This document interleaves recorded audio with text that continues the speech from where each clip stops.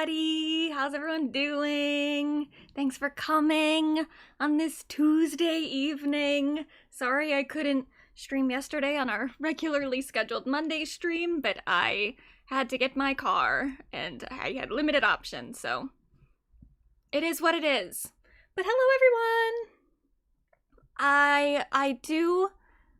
I have a few things up top, like one main thing that I'm gonna try to keep kind of brief because we do have a lot to talk about. We haven't done a public stream since before the Grammys, so we have to talk about the Grammys, then we have to talk about the Super Bowl.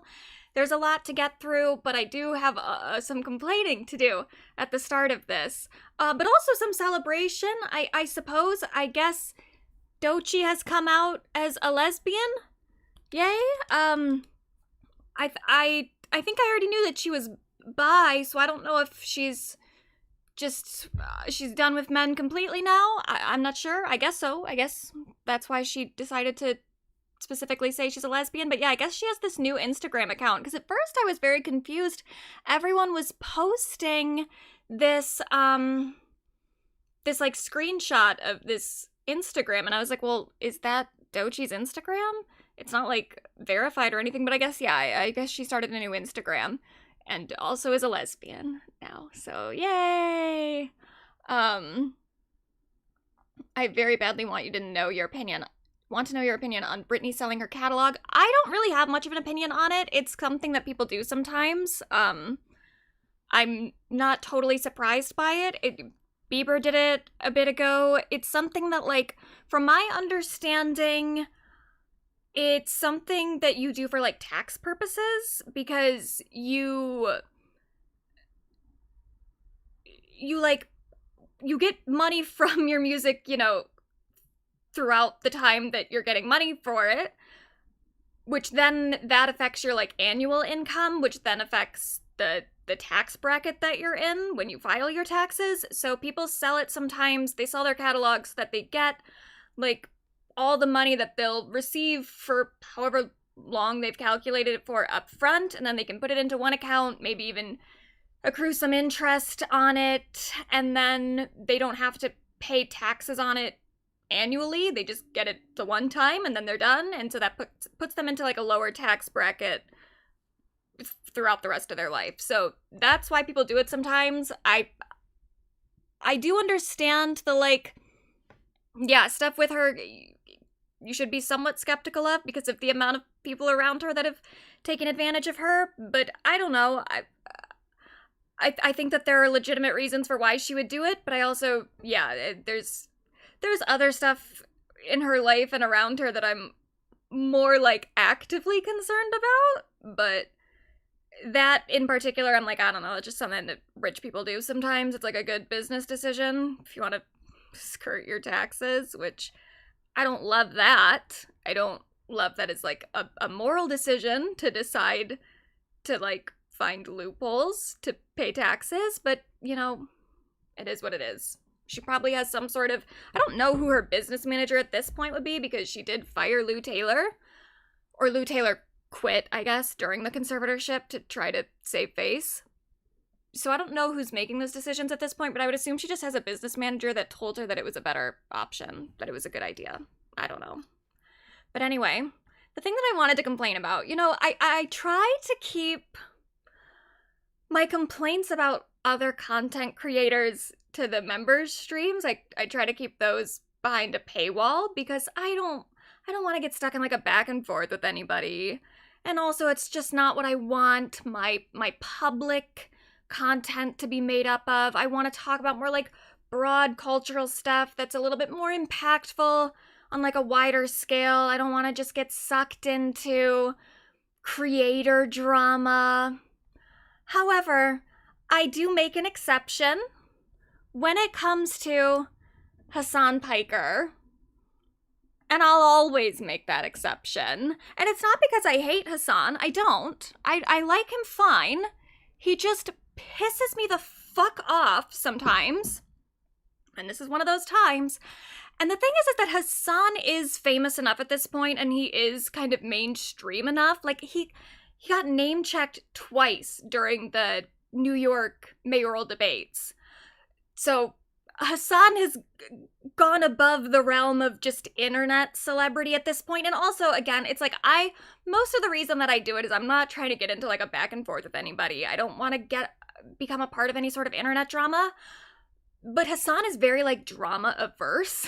So you could kind of just talk as much shit about him as you want and he like won't ever respond. Though I would love it. If he did respond to me, he'll never see this. But if he did, I would live for it. Because I do think that the thing is that I think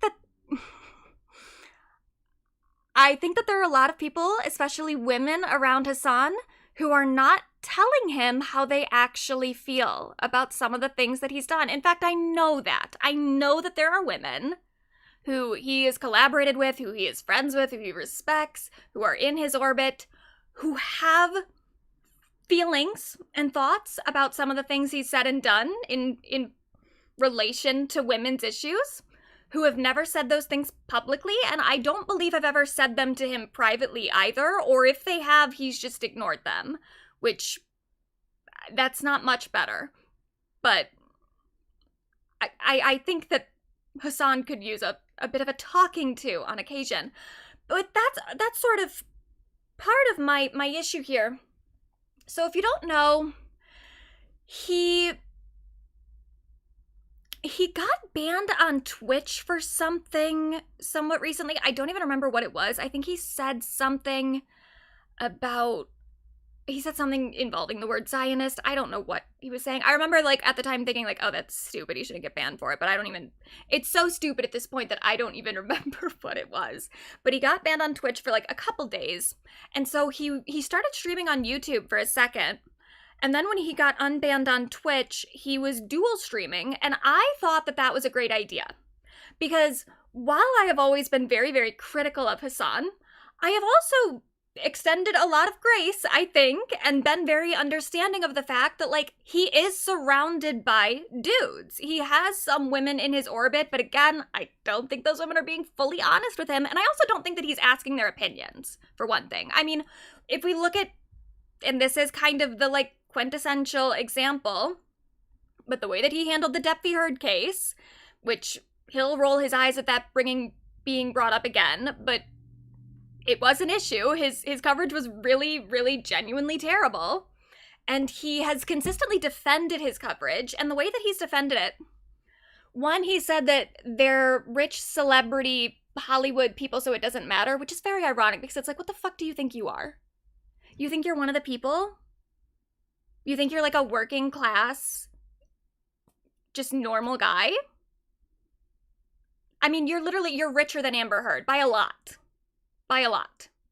You're also, if it weren't for the trial, you would be more famous than Amber Heard, because the trial is kind of the thing that made Amber Heard as famous as she became. And then also, you currently live in Los Angeles and hang out with celebrities. Amber Heard moved to another country. So, like, what the fuck are you? If Amber Heard is a rich Hollywood asshole that her celebrity status excludes her from being treated like a human being, and especially it doesn't even matter, like the empathy that he will not extend to Amber Heard is one thing. I think it's heinous, just as like a human being on like a human level. But beyond that, it's like, well, the trial actually was really important politically, and if you're a political streamer, you should care about that. But he doesn't. I mean, it took him years to even learn, like, the basics of Gamergate, and I think he learned it from, like, a Folding Ideas video, which I love Folding Ideas, but it is a little ironic, you know? That the one time that he decided to educate himself, he did decide to watch a man's video, but he didn't think it was important to learn about Gamergate, despite the fact that Gamergate was, like, an exceptionally important moment in our current, like, it set up a lot of the current ecosystem that we're currently in. And the same thing with Depp v. Heard. They're very similar. They're very impactful. The fact that he doesn't think that that's important says a lot about his priorities, that he doesn't think that things that affect women is important. And then also the other reasons that he refuses to look at his coverage, the excuses that he gives is that, one, he didn't even talk about Depp v. Heard that much in the first place, which is a fucking lie, by the way. I mean, yeah, he didn't watch it every day, He didn't watch, like, every moment of the trial. But when I went back, when I did the stream where we were reviewing his coverage, noticed a lot of different outfits. So I don't know, I don't watch Hasan's streams all the way through a lot of the time. I don't know if he does costume changes midway through, but I would think that the multiple outfits implies that there were many days that he was covering the trial. And I think that he just literally doesn't even remember. But then the third thing that he'll say is, like, the people who are criticizing him just misunderstood his position, which is very, very funny considering he, again, said that he didn't even cover the trial that much. So it's like, is it possible that you didn't cover the trial that much and you maybe actually don't know that much about it? And maybe your coverage was really bad because you were really ignorant and you never bothered to educate yourself? You can't have it both ways. You can't be like, I barely even talked about it and also everything I said was completely correct and I was fully informed the whole time. It's just stupid. But the thing I find really notable about it is when you compare the criticism that he's received from Depp v. Heard to the criticism, which, by the way, and the criticism he received is very light compared to what he probably should have received, because his coverage was really bad. Bad in ways that I genuinely don't even think that he knows, because I don't think he remembers. I don't think he's watched those videos in a very long time, even though they're still on his channel. I don't think he knows what he said. I don't think he knows what his actual position at the time was. He was literally, like, cheering when Johnny Depp won. And now he'll be like, I wasn't on either side. Which is still bad, by the way. The whole mutual abuse thing is still wrong. But he also, like, definitely that wasn't even totally his opinion at the time. Anyway, his opinion was really bad. His coverage was really bad. You compare that to FD Signifier, who did a video where he really didn't even make any sort of reference to Amber Heard, but there was a reference to her in the thumbnail, or maybe it was like his editor had put in like a visual reference or something in the video. I don't remember. But he had done so little compared to what Hasan did. And then FD Signifier heard the complaints from women in his audience, and just women in general. He immediately apologized, made like a post on the Depp Delusion subreddit. Then he made another video where he did shout my video out. Thank you, FD. But he also, in the video, the thing that I find very significant about it is that FD says something along the lines of like, I realized that I didn't know that much about the case, so I talked to the women around me, and I talked to the women I knew. I have never once heard Hasan say that. Really about anything, but especially about Depp v. Heard. And I challenge you, Hasan, if you ever do see this, ask some of the women around you. Ask Taylor Lorenz, ask Carolyn Kwan, ask them, sit them down, have them watch your videos of you covering, the videos that are currently on your YouTube channel. Ask them to watch it. See what they think. But I still have tried to extend a lot of grace to Hasan by pointing out the fact that, like, in the community that he's in, like, the, not his direct community, but, like, the political commentary space, the, like, streaming space in general on Twitch, it is a very, like, male-dominated arena. And so I just don't even think that he really gets that much interaction from leftist women, period. At all. And it's like he kind of can't when he's on Twitch, where like 75% of the demographics skew male anyway. There's a limit to the amount of like immediate feedback he can receive from women in his audience. Women who are in his audience that have told me constantly, they're like, I really want to like Hasan, but every time he talks about women, I have to turn it off. And then he also, like, I've heard from so many people that they've tried to say things in his Twitch chat before, and they get dogpiled by the other men in the chat, and sometimes banned by his moderators. So it's like, you literally, Hasan has no clue the amount that he's alienated women. Just none. He thinks he does. But he really doesn't, because he's genuinely not exposed to it. But when he got banned on Twitch, He came to YouTube, and I was like, oh, that could actually be like a really good thing. Number one, it's good for me, personally, because the streaming features on YouTube are a bit underdeveloped. And part of that is that there isn't as big of a streaming culture on YouTube, and also YouTube, it barely even fucking promotes streams. There are a lot of people who have watched my actual videos who don't know that I'm streaming, because YouTube just doesn't recommend the streams to them at all. And that's a little annoying. It's hard to, like, grow as a streamer. Not that I don't even consider myself primarily a streamer. I consider myself primarily a video creator, but you know, my videos, they take a minute. So I do like to do the streams, and I would like them to, you know, gain some traction.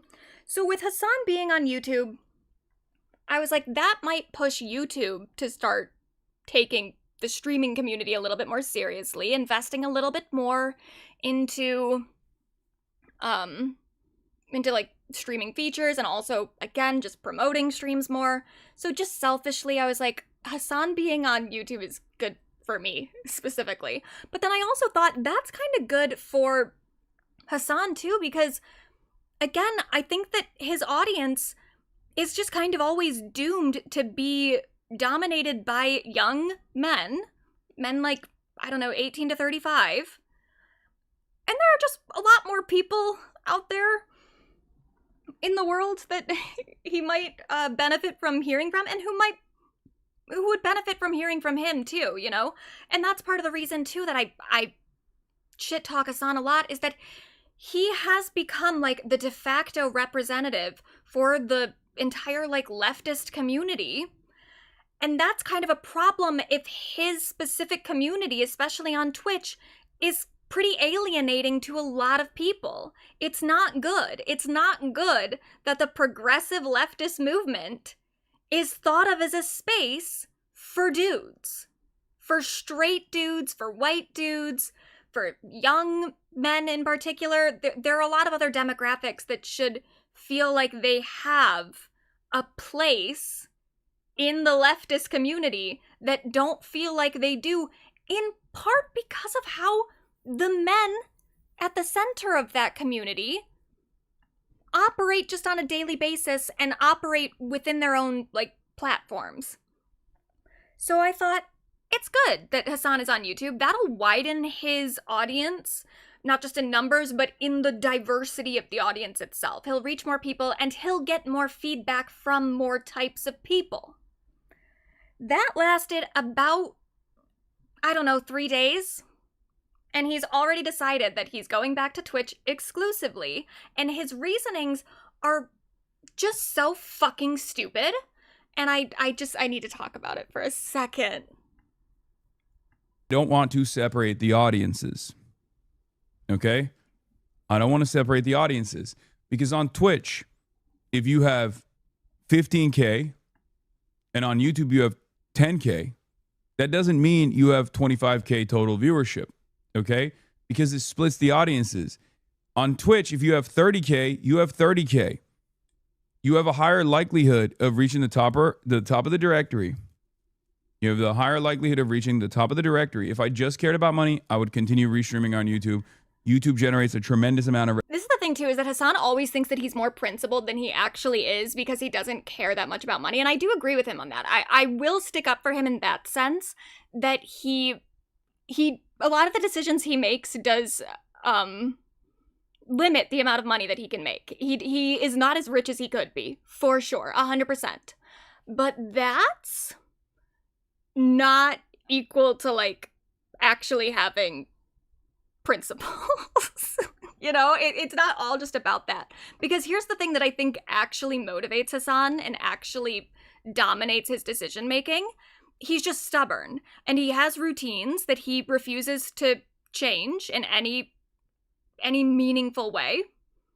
And so the reason that he doesn't want to stream on YouTube is because he just doesn't want to stream on YouTube. It's a new platform that he has to learn the kinks of, and he doesn't want to. He doesn't want to. He does things for clout. Yeah, but he even could get more clout. if he only cared about that. I think that there is maybe a little bit of like, you know, I don't want to psychoanalyze the guy, but I also do. I think that he maybe is on some sort of like OCD spectrum a little bit. There's some stuff that he said before where I'm like, oh, you really feel like you can't not do your routine. It actually causes a tremendous amount of psychological stress to you that maybe you should address. But here's what I just find really, really annoying about it. Likelihood of reaching the top of the directory. You have the higher likelihood of reaching the top of the directory. If I just cared about money, I would continue restreaming on YouTube. YouTube generates a tremendous amount of revenue. Okay? As far as reach goes, this is still my primary platform. Why? Why is it your primary platform? Why do you care so much about getting on the leaderboard of Twitch, specifically? Why is that the center of your entire universe is Twitch?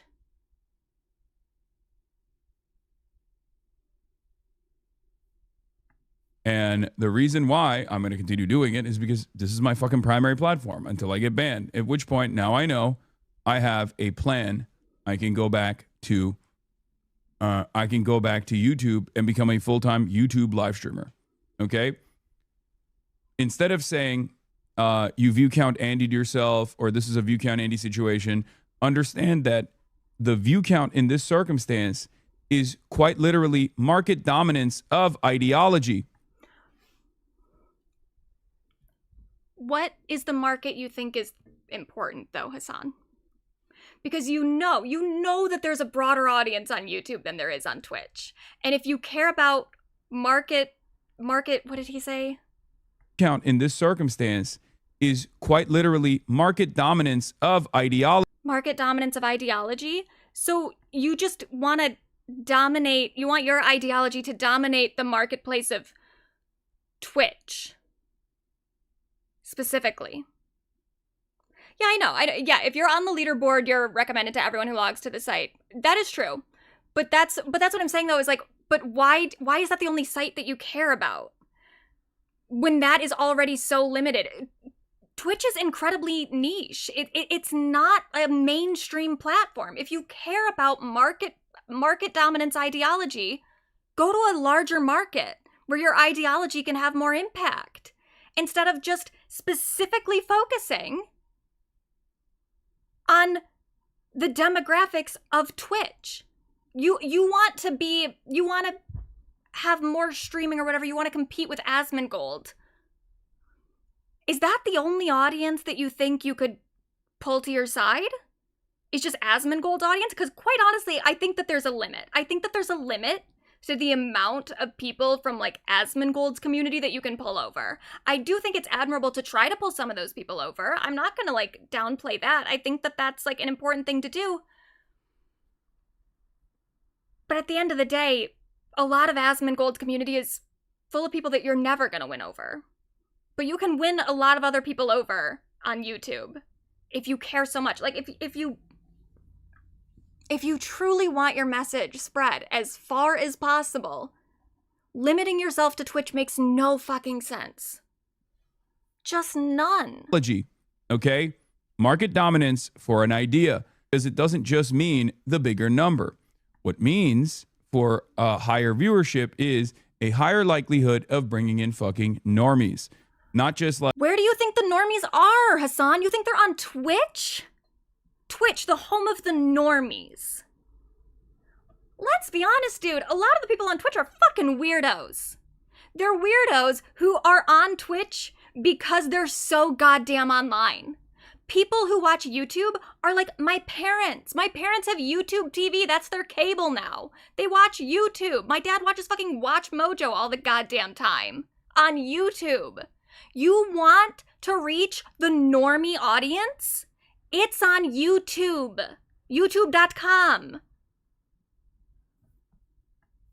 Like, not just creating a a tiny little community of gate-kept, esoteric ideology that is the most moral and the most perfect, but instead bringing in a steady stream of different people with different opinions that are just going, oh, this. So I'm going to stay on the platform that's 70% male, ages 18 to 35. Those are the different opinions that I would like included in my community. This is the top of the directory. Let me click on it. Because there are, when I say normie, I mean people who aren't socialists, man, okay? People who aren't fucking. Oh my God. And YouTube is full of socialists. Everyone who's on YouTube is a socialist.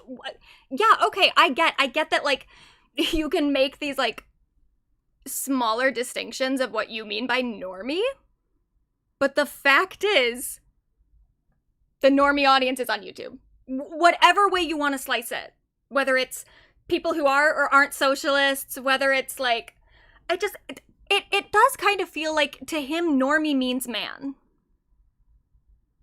And I hate to have that reading of it, but it's hard not to when he makes no effort to appeal to anybody else, anyone other than, like, straight, young, white dudes. Maybe sometimes, like, some men of color, sometimes, but even then he pisses a lot of them off too. But for the most part, normie is what a lot of Republicans would consider normie. Socialists who are still clicking on just chatting broadcasts. Okay? People who are not socialists but are on the fucking platform that are like, On the platform that you're on. Why is that all you care about? Why is that the limit of your influence? Let me click to see what's going on in the world. Let me see what's happening in the universe. Let me see. Oh, let me go and watch fucking Asmongold. Okay? Again, though. And also, here's the thing, too. I don't want to oversell this and act like Hasan is, like, the most important Twitch streamer. 'Cause he's not. But he also is a very, very important Twitch streamer to a degree that's, like, if he left Twitch, Twitch's relevance would take a hit. So his whole thing about, like, I'm stopping people from going to Asmongold, it's like, well, you're also contributing to the culture that makes Asmongold relevant. And I'm not saying that, like, that's totally bad, or that you even, as an individual, have that much power to stop it. But if you're that concerned about the leaderboard on Twitch, maybe you shouldn't be one of the people that's keeping that leaderboard so culturally relevant. If it's full of people that you want to siphon the audience from. And also, again, like, people will go onto YouTube. And it's not even just the streams. It's also the VODs. VODs have much longer, a larger staying power on YouTube. No one goes to fucking Twitch to watch the VODs. So yeah, okay, while you're live streaming, you might have a better chance on Twitch to siphon some views from Asmongold. But on YouTube, you also have a chance to reach people through the VODs, too, when you're not even actively streaming. And you already benefit from that, and I do think that that's, like, one thing, that's the reason that Hasan is as famous and as culturally relevant as he is because of the Hasanabi industrial complex, because he has people that take clips from his stream and cut it up and put it onto YouTube. YouTube is already an incredibly important part of his current relevance in culture. And he could grow that even more if he actually started paying more attention to YouTube as a platform. And here's the thing, though, that really pissed me off, because this was annoying to me. This was like, okay, I see where your priorities are. You actually don't want a normie audience. You want a normie male audience. You want a normie young, very online male audience. Here's what actually made me mad. This was on his Discord, I guess. People were posting screenshots. He said, going back to single platform streaming today, the limitations of DMCA and the audience separation makes it difficult to dual stream on YouTube at the moment. What limitations of DMCA? What is he talking about? I know that Hasan isn't this stupid. At least I don't think. Granted, I've been surprised before. But I don't think he's so stupid to think that, like, the DMCA only applies to YouTube. That, like, somehow Twitch is just magically not under the purview of the DMCA. He's not that dumb. So when he says limitations of DMCA, what he means is content ID. And that's a completely separate thing. And this is incredibly irresponsible messaging. Because you can get a DMCA takedown on Twitch at any point. At any point. You can also get a DMCA takedown on YouTube, and maybe you would be more likely to get a DMCA takedown on YouTube because more people watch YouTube. So you can get away with more on Twitch because there's a smaller audience. There's less people watching Twitch. But the thing that is really annoying is, like, okay, I agree. And when he started streaming on YouTube, I was like, he's going to have to deal with the content ID system for the first time while he streams. It's going to be kind of annoying. And I'm interested to see how he deals with that. And I was looking forward to it because he had an opportunity there to actually, like, really talk about YouTube's content ID system and talk about how it essentially bullies creators into not exercising their free speech. And instead of actually doing that, instead of actually, like, exploring it and talking about it and exposing it for what it is, he just decided that, like, it's too hard. I'm out. And it's just kind of pathetic. And it's really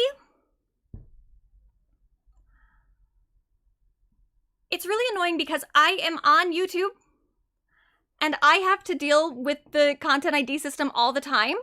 And I know how the content ID system works, like, almost philosophically, in a sense, like, psychologically, how it functions, how it maintains its power.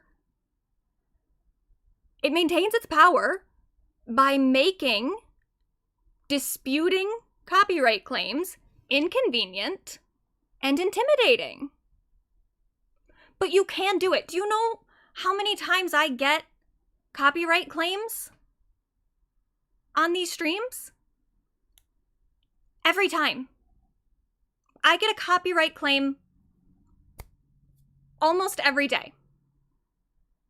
Or every day that I stream, which is like once a week. Once a week, I am fighting content claims.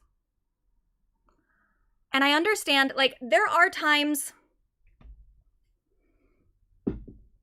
where you might get, and it's very rare, but there are times where you can get your stream, like, taken down while you're streaming. For the most part, though, you usually get the claims while the video is processing. So it's mostly affecting the VODs, and the VODs already don't matter that much on Twitch anyway. So, like, how much is it really affecting what he's doing?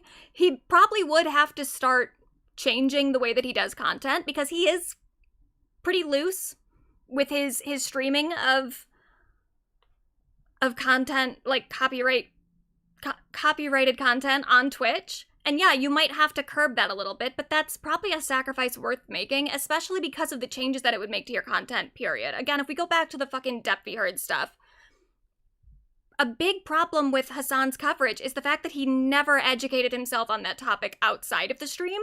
He just relied on his ability to watch, like, the live streams of the trial itself. He watched some, like, I don't even remember, like, Good Morning America rundown of events. So maybe, and there are just so many problems with the way that Hasan streams, period, and the lack of time that he spends off stream. He shouldn't be streaming the amount that he's streaming. It's really irresponsible in a lot of ways.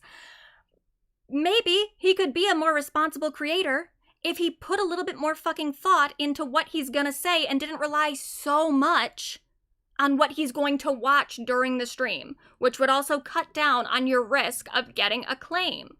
It's just, so much of his reasoning for not wanting to stream on YouTube is just that he would have to change his general fucking mode of streaming. He would have to adapt his behavior, and he doesn't feel like doing it, even if it would actually be better for the cause that he wants to support. He doesn't feel like it. But then also on top of this, it's like acting like the DMCA is something that only affects YouTube, and I get this is like a Discord chat anyway, so I'm not going to totally hold him to this as like a public statement, but it is just a frustrating thing of like, a lot of people feel like when they get a copyright claim that's it, that they've essentially gotten a DMCA takedown, and this rhetoric really is not helping that. When you're talking about the limitations of DMCA, something that affects all platforms, but does affect YouTube more because of the Content ID, and because of the fact that like more people are watching YouTube again, so there's more people paying attention to actually send the fucking DMCA takedown notices. But this whole thing, you're just you're perpetuating this idea that copyright claims can't be disputed, which they can. And they should be. If you're abiding by fair use, which maybe sometimes Hasan isn't, but if you are, dispute your claims. Dispute all of them. Again, I get claims on every single stream. I dispute all of them. How many times do you think I've been successful? 100% of the time. And I'm not saying that that's always going to be the case. You can get a strike on your channel, because ultimately it is still in the hands of the copyright claimant. But the thing is, when you dispute it, there's a few different stages. There's the dispute stage, which that is like, first of all, Content ID in general, everyone should know it's automatic. It's not a person claiming your stuff. It's an automated system. So that doesn't mean that it's over. That doesn't mean that you've gotten a DMCA takedown notice.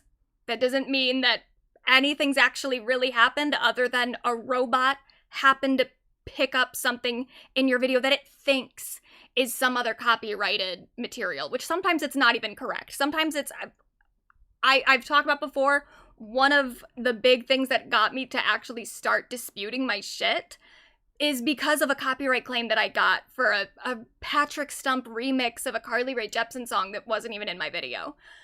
But it's an automated system, so you dispute it. Those disputes that in that first stage, probably about 70% of them get denied. And that's where a lot of people stop. They're like, oh, okay, it got denied. That's like a consequence-free stage, so you should always do that. If you have a claim, just dispute it. The next stage, if that gets denied, is you go to an appeal, and that's the stage where they really, really try to make you feel scared, and they tell you that if you appeal this and it gets denied, the video's going to get taken down and you're going to get a strike on your channel. And that's scary to a lot of people. Now, it is also important to mention that a strike, you need 3 strikes to get your channel terminated. And the strikes go away after 90 days. So even if you get a strike, it's not the end of the world. You're not automatically losing your channel. You might just have to be careful for the next 90 days. But they intimidate you with that. They intimidate you with the idea that you could get a strike. And so a lot of people don't ever appeal. But if you're definitely abiding by fair use, if you're definitely exercising your First Amendment rights with your commentary of a copyrighted work, most likely they're not gonna deny the appeal. They've never denied my appeals. I've never had one go to a stage where I got a strike. Ever. And I escalate to appeal whenever I can, which they only allow you to do when the video gets blocked. But I escalate to an appeal. It is still annoying because currently, or at least the last time I had to do it, they still keep the video down for the first 48 hours after you submit the appeal, which is really annoying because it used to just go back up automatically, and I don't know why. They keep going back and forth between the two, so it's possible that I'll get a copyright claim today that'll get the VOD blocked, and it'll be down for 48 hours, and it's shitty. It sucks. But again, it's like with him, the VODs don't even really matter that much to him in the first place. And again, if he's fucking dual streaming, the VODs will still be up on Twitch, so what does it matter at all? But okay, it sucks. I get it. It's something you have to deal with that you've never had to deal with before. But if you are actually within your rights, under the First Amendment, under fair use, you're probably not going to get denied with the appeal. Because the thing that happens after that is, like, the step beyond that is you take legal action. And the appeal is where, like, an actual human kind of considers it. And most people are not gonna want to risk it, even if they could, like, could steamroll you with their money and with their power. It's like, if you only used 20 seconds of a 10-minute video, it's not worth their time and their resources to even go that far. So most of the time, they're not going to deny you. And I do think that's something people should know. Because the entire system rests on the fear that people have of a DMCA takedown notice, which I don't even think Hasan ever got. As far as I'm aware, Hasan didn't get any DMCA takedowns in the few days that he was streaming on YouTube. So what is he even talking about?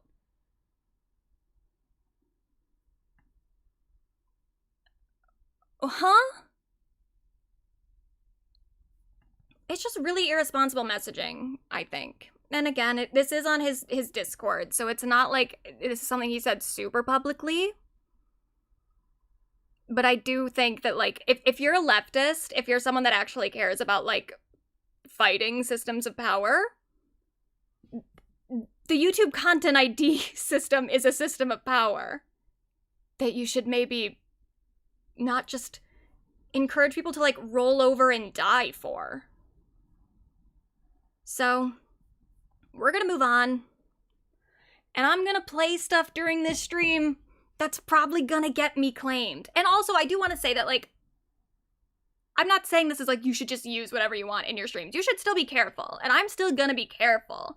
I'm still gonna, like, show clips very briefly. I'm probably gonna mute stuff when copyright music starts playing a little bit, but, like, you don't have to fully censor yourself, and you don't have to go to another platform.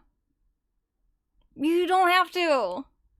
You can work within this system if you actually care about expressing, like, genuine commentary on a platform with a large audience.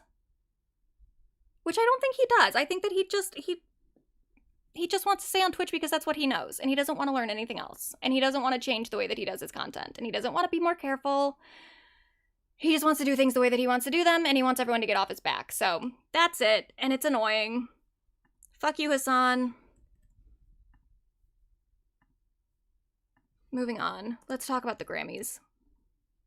So, we didn't talk about this. We kind of mentioned it last time, but we didn't go into it. But I do think it's worth mentioning here. So the glam bat guy, Cole Walliser, he had this whole scandal thing with, it kind of started as like a J-Lo thing, and then it turned into this old email that someone posted that he had sent, and it was a bad email. And then there's some other stuff, but he posted an apology, and I do love this statement. Although he apologized with a sympathy bun and revealed he is half Chinese. I didn't watch his apology video, but I guess he talked about his experience being half Chinese or something, and he did wear a sympathy bun. But so he apologized, but there was the whole scandal, and then he was not at the Grammys. He was notably absent at the 2026 Grammys red carpet after facing backlash for being rude to a potential client who he assumed was poor. And it was bad. I'm not going to defend the email at all. It was pretty nasty, but it does suck if that's really the reason that he wasn't invited to the Grammys, because the email was from like 2018 or 2019 too. It was from a while ago. But I don't know if he was actually fired or if he wasn't going to be there from the beginning. I do think it's a mistake to not have someone, because they just didn't have anyone at the carpet at all. It was literally just like the robot. And I think that kind of defeats the purpose. What a lot of people liked about the whole Glambot thing was getting to see them interact with Cole prior to doing their pose. You know, there would always be the TikToks and stuff that people would pour over to see how they were talking about their poses and shit. And I think that's why even the original Jennifer Lopez scandal came on, because people thought that she was a little bit too standoffish toward him. And it's just like something that people were paying attention to is like, how do you treat the Glambot guy? It was part of the whole thing. So I think the fact that he's not there anymore does kind of suck, just for the content of it all. And also, it sucks to get fired or get like not have your contract renewed or whatever it was that happened over an email you sent in 2018. That being said, the email was pretty bad. But oh well. But something I do think is funny. So during the whole thing, Joseph Kahn, who was the person who originally came up with the Glambot, he tweeted, "Do you want to operate a Glambot? Here's how you do it. Put your iPhone on a selfie stick, record in slow motion, swing it at someone really fast, stabilize it with editing software, slow it with a good app. Congrats. You just made $300,000 at a wedding." And then immediately after that, during the Spotify's Best New Artist I was about to say potty or something, party that they put on, Popgrave was there with their own, what they call a stun cam, and I think they literally did just take Joseph Kahn's advice, because they have kind of like a Glambot-esque thing happening. It's definitely not as technically impressive as the actual Glambot, but they're trying. They did it the whole night. Here's their little stun cam. I wonder how much that Joseph Kahn tweet actually contributed to this. Oh, there's Somber. I have decided, because my video of Somber, the stream video that I cut up and put onto the second channel, it has gotten a fair amount of views, especially for a channel that doesn't even have 3,000 subscribers on it.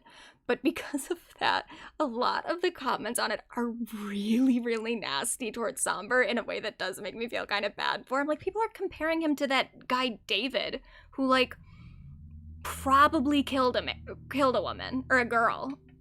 So I still have a lot of problems with the way that Somber is operating his entire marketing thing.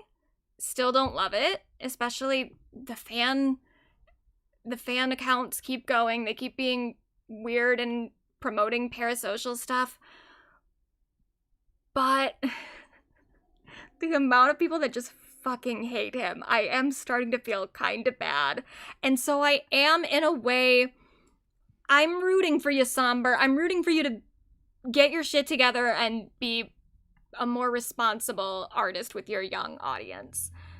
Because I don't want to hate you the way that a lot of people do. That was the thing, is that a lot of the comments were like, "Oh, I always knew I hated him, now I had a reason." I'm like, don't use me for that.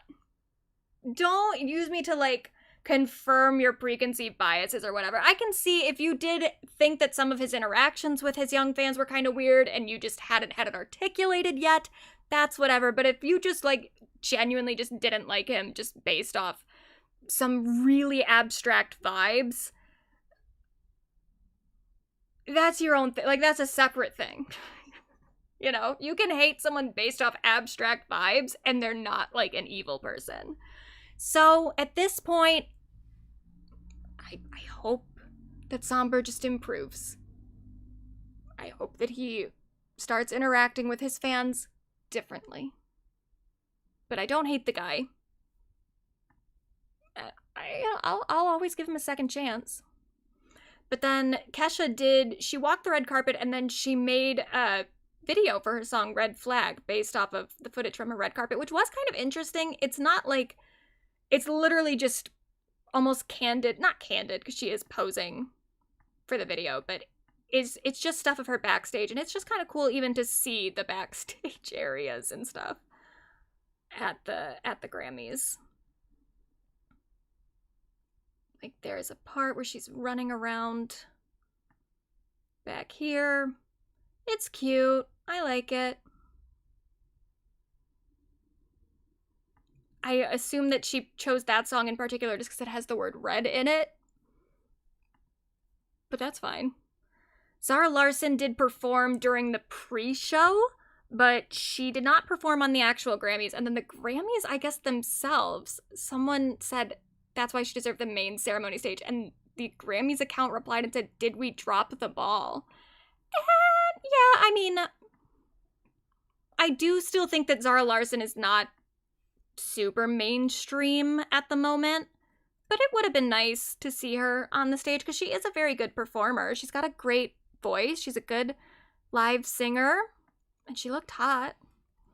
So yeah, I wouldn't have minded seeing Zara.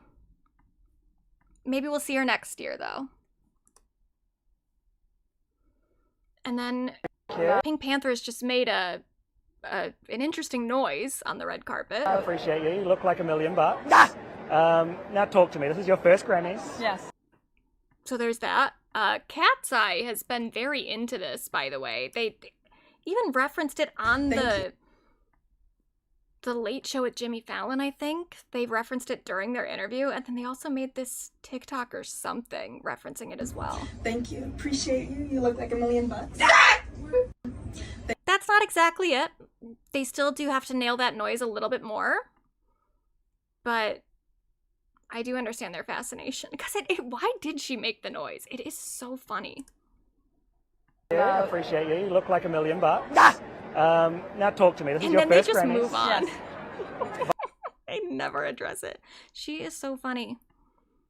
And then that Joy Villa lady was back. She's fucking always there. What is she? She's got Scientology kills, which, okay, yeah, sure. But she's still MAGA as fuck. Love Nicki. I've always loved Nicki. Those on the inside knew Nicki was secretly conservative. So when she came out, it was like, the Barbs already knew. I love Nicki Minaj. She's the queen for a reason. Do you think other people in the music industry might follow suit? I hope they do. I was hoping that there'd be somebody else. I mean, when they see black or brown or ethnic faces, I'm a black Latina woman, speaking out for Trump or, you know, America in general and not being the typical Democrat, it ruffles feathers. So she lost a lot of followers, but she gained a lot more. I'm hoping other people see that and think, okay, you don't have to think like the regular person. You don't have to be black and vote Democrat, Latina and vote Democrat. You can actually think for yourself. I stepped away 9 years ago. I walked away very publicly. Nicki Minaj has walked away, and it's fabulous. I mean, he got voted in for a reason. There are people who support Trump who are not all white people, and it's time America recognized that. Hollywood needs to recognize that. I love Nicki. Okay. Yeah, I mean, there are dumb people of every race. That is true.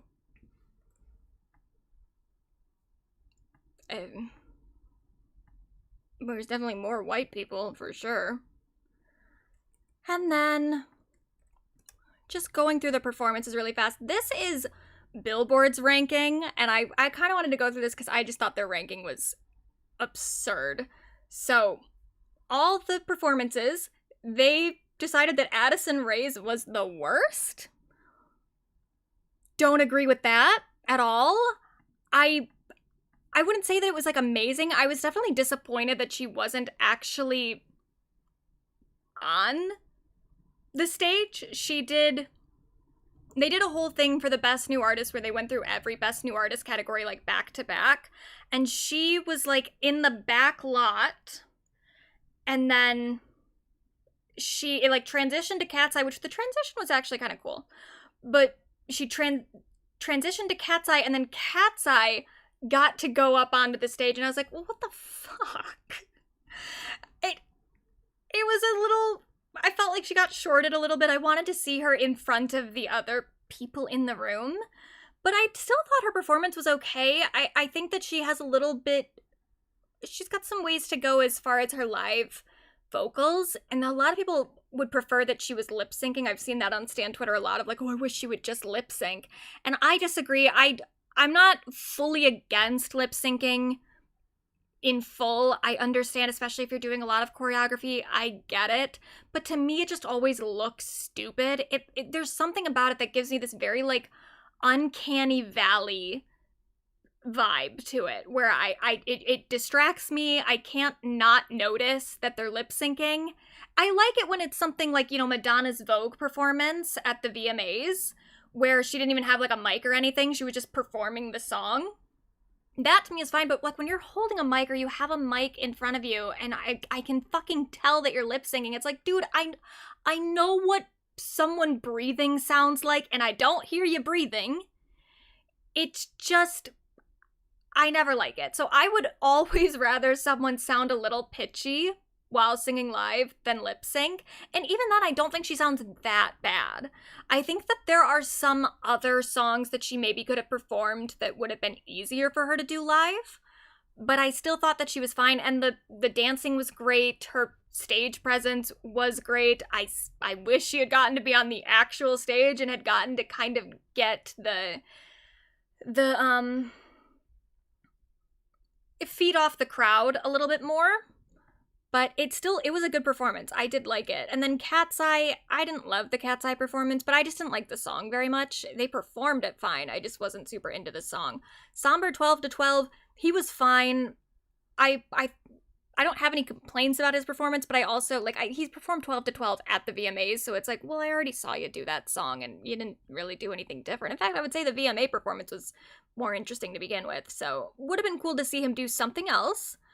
Bruno Mars, I just might, again, I don't really care that much about the song to begin with. It's fine. It is kind of almost like a wedding song in a way. It is a #1 on the Hot 100. It's a very agreeable song for a lot of people. If I heard it in public, I'd dance to it, but I don't care that much to need to hear it on the Grammy stage. But yeah, he did fine. Bruno's a great performer. He's got a lot of charisma. He's a good dancer. He's a good live singer. So yeah, it was good. The Marias, it was fine.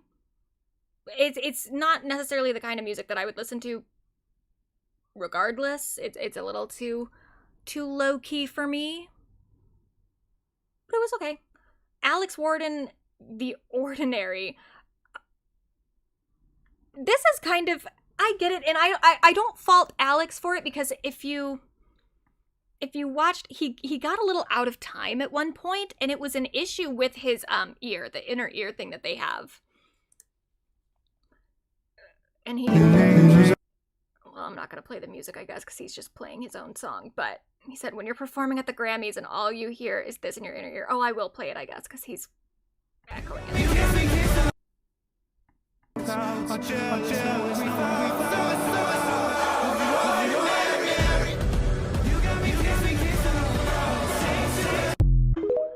But so his performance, it was a little messy.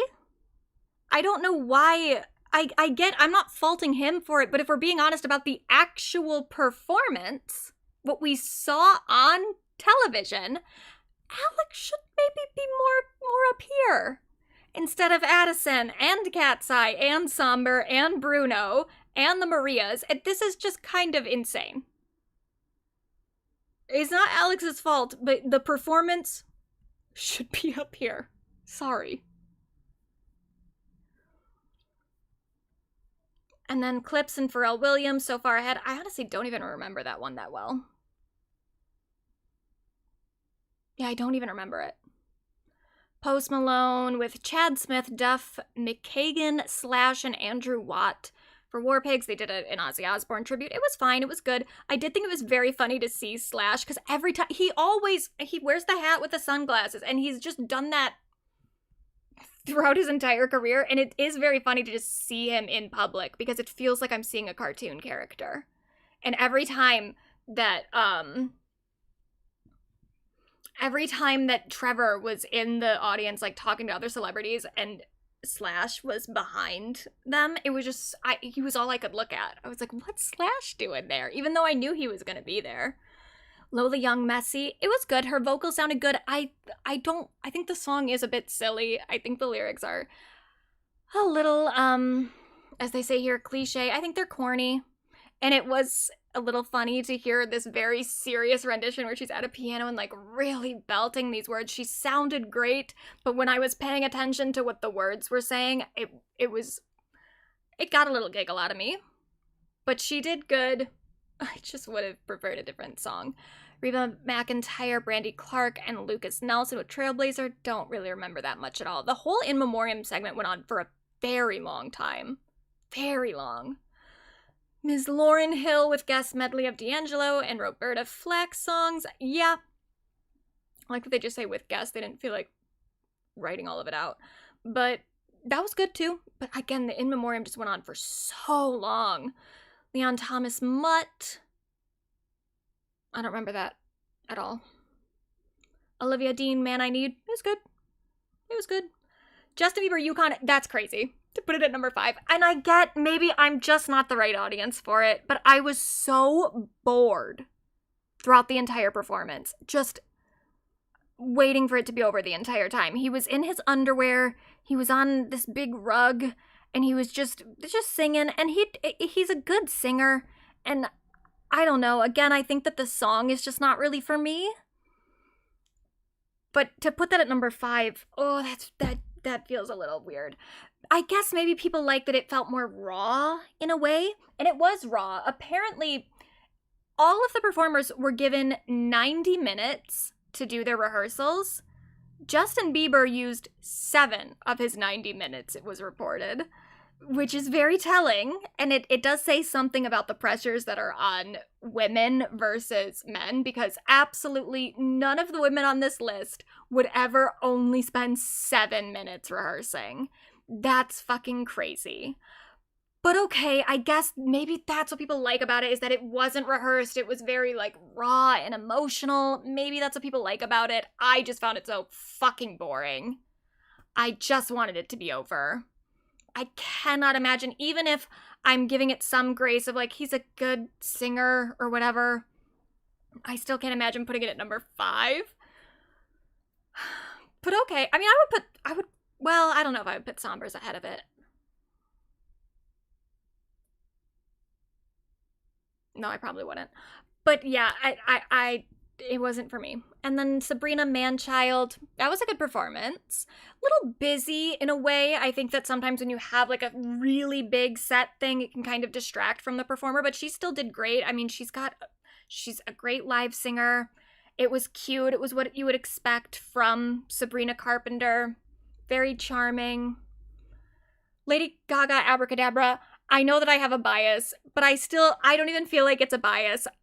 Because sometimes I can admit when I'm like, I am giving this more points because I'm a little monster. This, I'm like, I cannot imagine watching that performance and not thinking it was the best of the night. I just can't imagine it. It was so good. It was incredible. And yeah, she wasn't doing, and this is what I'm saying too about like, with Sabrina's, it could be a little busy. I still enjoyed it, but maybe I would have toned it down a little just to have more of a spotlight on Sabrina. Gaga, she didn't have huge set pieces. She did have like a big light thing behind her, and she had like a very interesting outfit. She had like a thing on her face that kind of looked like a lampshade. So that was kind of interesting. And then there was, the big thing was the cameras, the camera angles and the ways that moved. That was kind of more of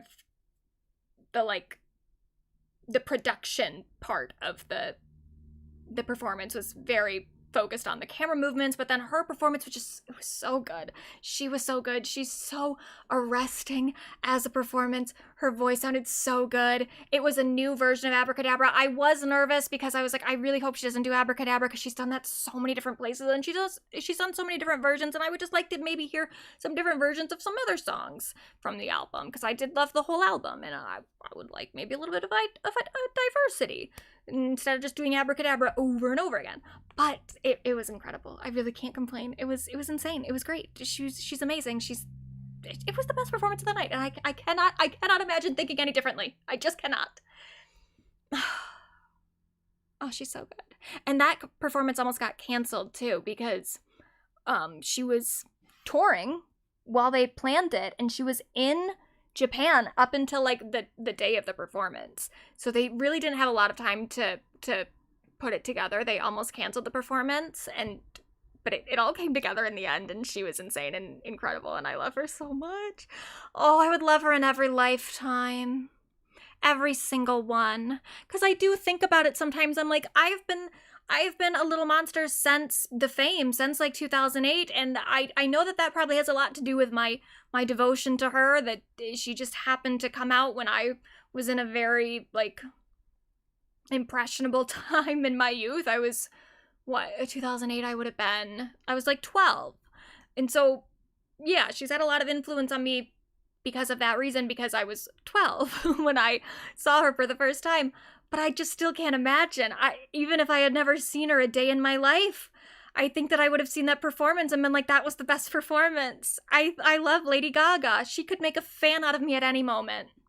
Maybe not during the Joanne era. Not then. But any other moment.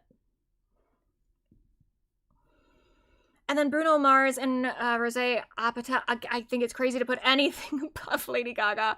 But I thought that performance was good. It was definitely... I had I went up and down with that song. When it first came out, I was like, I don't really care about this. Then, like, a day later, I was like, no, actually, I'm obsessed with this. And then I listened to it a whole bunch, wore it out very quickly. And once I wore it out, I was like, I don't ever want to hear that song again. I think it's annoying. But this version, they did more of, like, a kind of rock version, and I thought it was good. I kind of wish they would have put that onto streaming, because I liked hearing that new rendition of it. And then Tyler, the Creator, his performance was also very, very good. I'd maybe put him second to Lady Gaga. But it was very good. So, there we go. That was the Grammys. That was the performances. Now we go to the winners. So a lot of the winners were announced during the like pre-show thing. I don't know what they would have called it, because it was filmed, it was streamed on YouTube. I don't remember what they called it at the time. But they did most of the categories there. There were really only like 9 categories, I think, that they did on TV. And some of the categories that they chose to omit, I thought was kind of crazy. Like, they didn't do any R&B categories during the televised live stream. They did that all during the YouTube thing, which I thought was very interesting given the amount that R&B was definitely very present during the performances.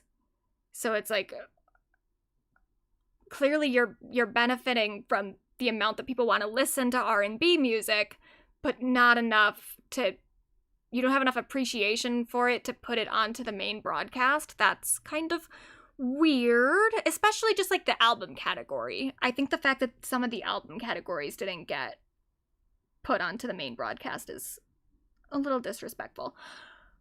But it is what it is. I did actually kind of...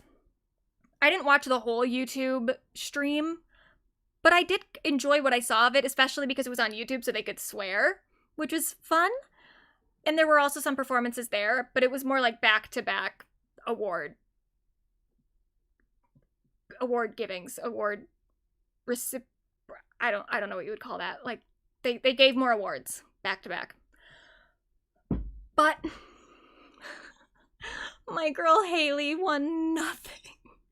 I was so sad.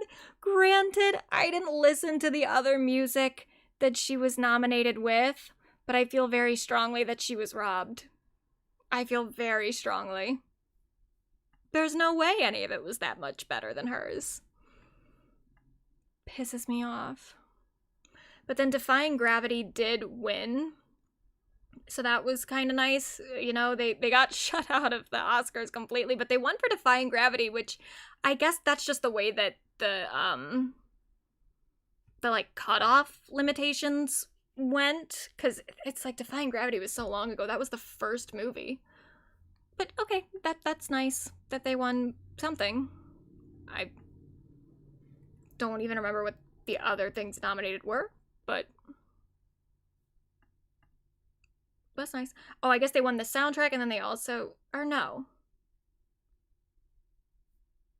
I think they just won for Defying Gravity? I'm not sure. But good for them. And then FKA Twigs won for Eusexua for... What was it? It was like... Dance Electronic Album. Absolutely deserved. That is the album that should have won. I would have accepted a Pink Pantheress win for Fancy That, but I really would have only accepted that because Pink Panther didn't get nominated for Best New Artist, because that's really the category that she should have won. But I'm glad that Twigs won for Eusexua. That is the album that deserved it the most. But here's Darren Criss pronouncing, or trying to pronounce, the album name. And the Grammy goes to Yuzua, FKA Twigs. Did I say that right? So sorry if I got that wrong. Yuzua? Yuzua, FKA Twigs. I don't even know what he's saying. Yuzua, FKA Twigs. Did I say that right? Yuzua? And okay, I'm gonna defend Darren here and say that, like, he for this one, because normally during the main broadcast, they just have one celebrity go up to present, like, one category. He was one of the people, there were a few people, but he was, like, one of the people that was announcing a lot of different categories, like, back to back to back. And he also had to do the transitions between, like, you know, announcing the performers and then announcing or transitioning from the performances to the next award category. So there was a lot going on. I think he was probably just in the moment. He had a lot of pressure. He saw a word that he had never seen before. He kind of panicked, and then he said Yuzua. So I'm gonna give Darren a pass on this one. But what I thought was crazy was that afterward, during the, like, press conference, one of the journalists asks FKA Twigs how to pronounce the album. And I'm like, okay, you definitely had time to look. You had time to, like, Google some sort of interview or something and see how it was pronounced. And also, you just have time to look at the word for longer than Darren had, you know? Just look at it. What does it look like it says? Does it look like it says Yuzua? No. Electronic album. Okay, now, did Darren Criss say it right, or are we all saying it wrong, the title of your album? Oh, it's called Eusexua. Yeah. And what do you mean, did Darren say it right? Darren clearly did not know if he was saying it right. Like, why would you ever take Darren's pronunciation as, like, a cue of, oh, I guess that's how we're supposed to pronounce it? No. Fucking look at the word. Sound it out. It's definitely not Yuzua or whatever Darren said. Darren Criss say it right, or are we all saying it wrong, the title of your album? Oh, it's called Eusexua. Yeah. Well, whatever it is, it's a winning album. Thank you. And how did it feel once you got up there? Well, whatever it is, it's Eusexua. Fuck off. That I thought was that was kind of disrespectful, especially when, like, she's in the moment of getting to talk about the album and getting to answer these questions. It's like, now you have to be like, none of us know how to pronounce the album. That's so rude. But she won, and I think this is, her first Grammy ever, which is crazy. She said, I know to a lot of people I may be new, but I actually have been doing this for a really long time. To any artist, don't give up, follow your vision, do you, because that's what will make the world fall in love with your art. And I love that. She also looked great. Of all the fucking all black outfits that everyone was wearing, I did appreciate that she wasn't wearing black. And I also just liked her hair. I thought it looked really nice. And she seemed really appreciative. So I'm happy for Twigs, and I'm happy for Eusexua, the album. And then Gaga did win for Abracadabra for Best Dance Pop Recording, and this is a category that only got introduced in 2024, and we're only three years into the category's existence. However, what a lineup. I mean, if we continue with this energy every year, this could easily be, like, my favorite category. Like, I won't even give a fuck about Album of the Year anymore. I'll only be thinking about, like, Best Dance Pop Recording. If we're comparing, if the songs that win this category are on par with Padam Padam, Von Dutch, and Abracadabra, incredible. What a category. This is the Grammys to me. And then we get to the actual ceremony. So Jelly Roll won for something, some, like, country thing. I don't even know. But he made a whole thing about Jesus.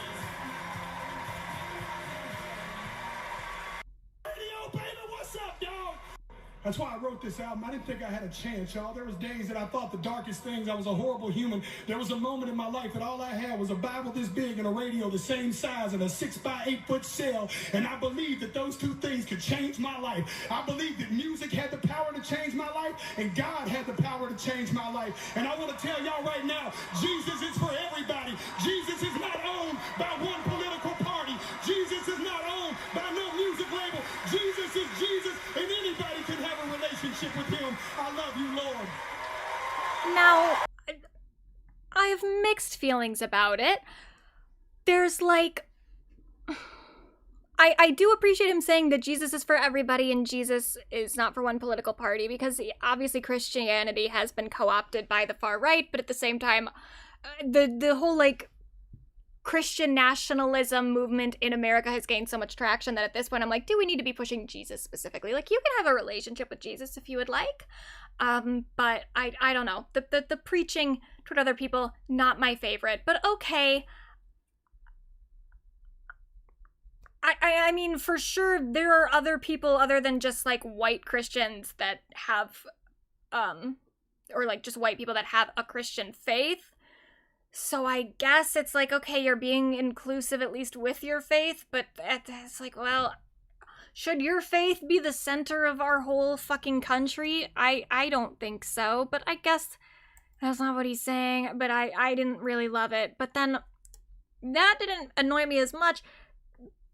He got asked about ICE during his press conference after his award, after his win, and this is what he said, and this is... I can't. Care to hear my opinion, man. You know, I'm a dumb redneck. I haven't watched enough. I didn't have a phone. Oh my God, this is months. so I've quiet. had one for 4 months. I apologize. I'm gonna play it, but this is unbelievably quiet. What the hell? I can tell you that people shouldn't care to hear my opinion, man. You know, I'm a dumb redneck. I haven't watched enough. I didn't have a phone for 18 months. I've had one for 4 months and don't have social media. I hate to be the artist that's that aloof, but I... Okay, so he said, I've had a phone for 4 months and I don't have social media. The ICE raids, like, the most news coverage that has come from the ICE raid in Minneapolis happened in January. So if you had a phone 4 months ago, you had access to see it. And also it's like, it's a huge news. No, you're not aware of it at all? At all? I've become so disconnected from what's happening, and I'm just not I grew up in a house of like insane pandemonium, and like I didn't even know politics were fucking real until I was in my mid-20s. What does that even mean? I didn't know politics were real until I was in my mid-20s. What did you what? I need him to break that. What did you think they were? In jail. Like, that's how disconnected. When you grow up in a drug addict household, you think we like have common calls. And that part I do kind of sympathize with, of like, okay, yeah, you maybe haven't been politically educated your whole life. You had some other stuff to think about. But you're rich and famous now. And you got a phone 4 months ago, so you're not aware of things that are happening at all. And you don't have to be politically educated to see a video of ICE shooting a woman in the fucking face and say, I think that's bad, actually. And also, in addition to that, if you have any understanding of what ICE is as an agency, I don't think it's that hard to be against them. It's about what's happening in world politics. Like, we're just trying to... It's not world politics, brother. It's happening in your country. It happened in Minneapolis. I mean, it's happening throughout the entire country, but like the videos that we are seeing that is like mostly being plastered across news sites, on TV, the things that people are talking about, it all happened in Minneapolis. So what your opinion of world politics has to do with Minneapolis, I do not know. Grew up in a drug addict household. You think we like have common calls about what's happening in world politics? Like, we're just trying to find a way to survive, man, you know? And I have a lot to say about it. And you're trying to find a way to survive. You're at the Grammys right now holding a Grammy. What are you talking about? I'm going to in the next week, and everybody's going to hear exactly what I have to say about it in the most loud and clear way I've ever spoken in my life. So I look forward to it. So that's very confusing too, of him doing this whole thing of like, no one should listen to me about politics, but in a week I will be speaking and I'll make it very clear where I stand. It's like, well, you could have made it clear right here, and you didn't need to do this whole excuse thing of like, I grew up in a drug addict's home and I don't know anything, I just got a phone 4 months ago. Either you know something or you don't. But then also, where is it? Where did his thing happen? It's been a week. That was on February 1st. It's February 10th. That was 9 days ago. Where's the big political statement? I didn't see it. Maybe I can't say I really follow Jelly Roll. But whatever speech he made didn't come across my feed whatsoever. Whatever statement he made. And then Olivia Dean did win Best New Artist. She said, I'm up here as the granddaughter of an immigrant. I'm a product of bravery, and I think those people deserve to be celebrated, which is nice. It's nice to especially like personalize it and, you know, put a human face to the thing that's being attacked right now, which is immigrants. I'm okay with this win. I kind of expected this win. She makes the kind of music that I think that Grammy voters like in the first place, so I wasn't surprised by it. I definitely would have rather Addison or even maybe Lola Young, but I'm mostly just glad that a man didn't win, because if Alex Warren or Somber had won, I would have been really annoyed. Leon Thomas, is he the other one who was nominated? That one, I don't know his stuff as much anyway, so I couldn't say. But I was mostly just like, no Somber, no Alex. That was all I cared to say. But this was fine. Lola Young did win Best Pop Solo Performance. Again, she won it for Messy, which is not my favorite. Not my favorite song, but I did like her album a lot, and I do like Lola Young, so I'm happy that she won something. I very much relate to this song, Messy, Lola Young.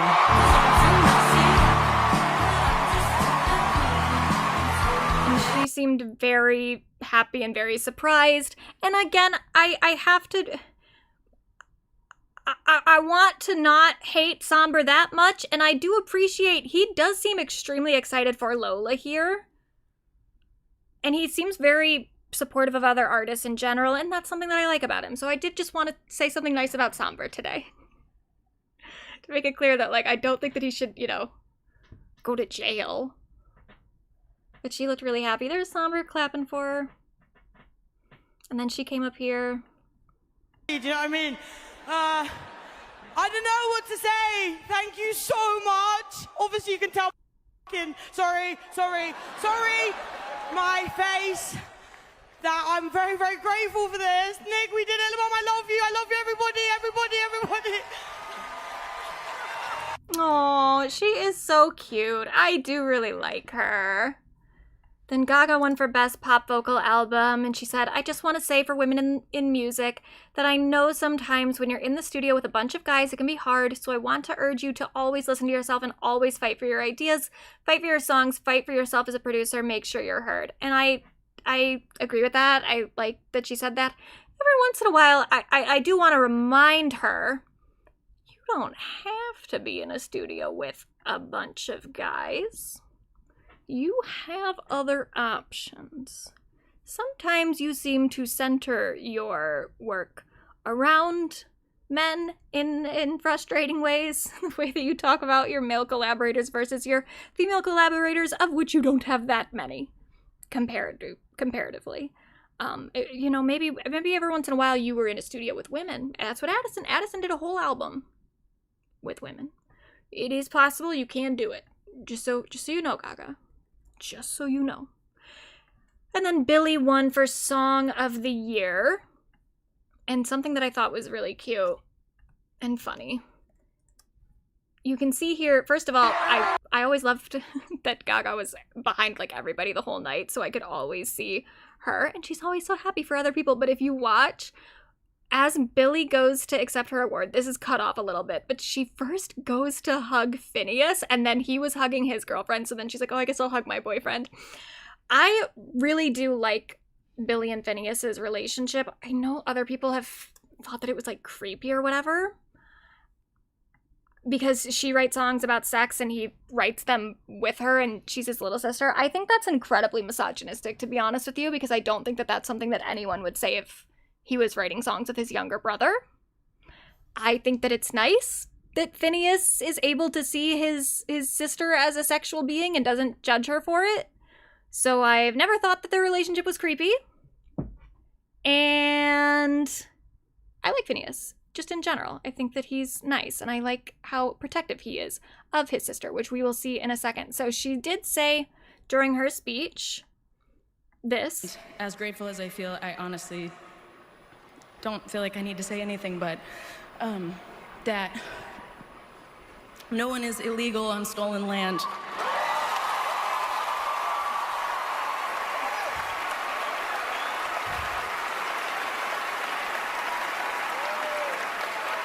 And yeah, it's just really hard to know what to say and what to do right now. And I feel really hopeful in this room, and I feel like we just need to keep fighting and speaking up and protesting, and our voices really do matter, and the people matter. And I say sorry. Thank you so much. I can't believe this. Now, I did know immediately. I think I get what she's saying about the no one's illegal on stolen land, and I think that that's an important point to remind us that most of us, even if we were born in America, we come from an ancestry of immigrants, because unless you are specifically from like a Native American lineage only, you got some immigrant in you. And I think that's an important point to make, but I did know immediately, I was like, oh, people are gonna use that in a bad way. And they did. So there were people who have like shown up at Billy's house saying, And we think we should be given out. Billy, let us in, please, Billy. We are here because this is stolen land, Billy. And we think we should be given access to your quite lovely $3 million mansion. just disgusting. Awful. And then Kevin O'Leary also said something about it. He said, shut your mouth and just entertain, which... Why don't you do that? You're literally standing next to the President of the United States at his press conferences. Why should Billy shut up and not you? But then Mark Ruffalo responded, saying that exact thing. He said, Kevin O'Leary, why don't you shut the fuck up? It's hilarious. You will go on any show and talk shit about any number of things and smugly expect us to listen to you, but you will dig into a real artist that dwarfs anything you dream of doing for actually saying something that resonates with hundreds of millions of people the world over. It's astounding the fantasy double standard Kevin O'Leary lives in. You played yourself well in Marty Supreme. Very true. And then Phineas also responded. He's been defending Billy quite a lot. So he said, you can't do both. You can't say that it doesn't matter what musicians or celebrities say or think, but then talk about it for days. You're out here making it matter. I'll keep speaking up, especially if it keeps bothering you. Correct. And then he also said this, which I forgot. Honestly, I forgot how young Billy is. He said, seeing a lot of very powerful old white men outraged by what my 24-year-old sister said during her acceptance speech. We can literally see her names in the Epstein files. I forgot that she's 24. She is so young. And then, oh, this one's gone. He also responded to some other TikTok or something too. I love Phineas. And I like his relationship with Billy. So that's where I stand on that. And then SZA and Kendrick Lamar won Record of the Year for Luther, and then Cher, when she announced it, said Luther Vandross, like the name of the person. And a lot of people are making fun of her for this, but first of all, she is like 80 years old, for one thing. And let's also remember that whatever little like lapse in cognition she might have from time to time, because there was a whole thing, they brought her out on stage and then they were giving her some award too, and so she seemed to forget that she was even doing the announcement for Record of the Year, and she like started to walk off, and then Trevor had to pull her back on. It was awkward, and then she also was looking at the teleprompter for the winner instead of opening the envelope. It was a little awkward, but she's 80 years old, and let's remember that whatever cognitive problems, not problems, but like you get older and stuff gets a little fuzzier. I still think Cher is quite a lot more with it than probably a lot of members of Congress. So if this is the issue that we're running into on the Grammy stage, what are we running into in our government?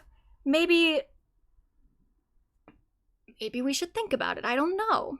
But also, it's like, okay, she said Luther Vandross, but isn't the song named after Luther Vandross? It's just named Luther, but it's Luther. It's about Luther Vandross. So, yeah, and the song samples Luther Vandross, and he's listed as one of the songwriters. Yeah, she might have. I don't know. I would have to, because I would assume that the song title is maybe a little bit larger, so that I would think that that's what she was looking at primarily. But it's like it's not like Luther Vandross is irrelevant to the song.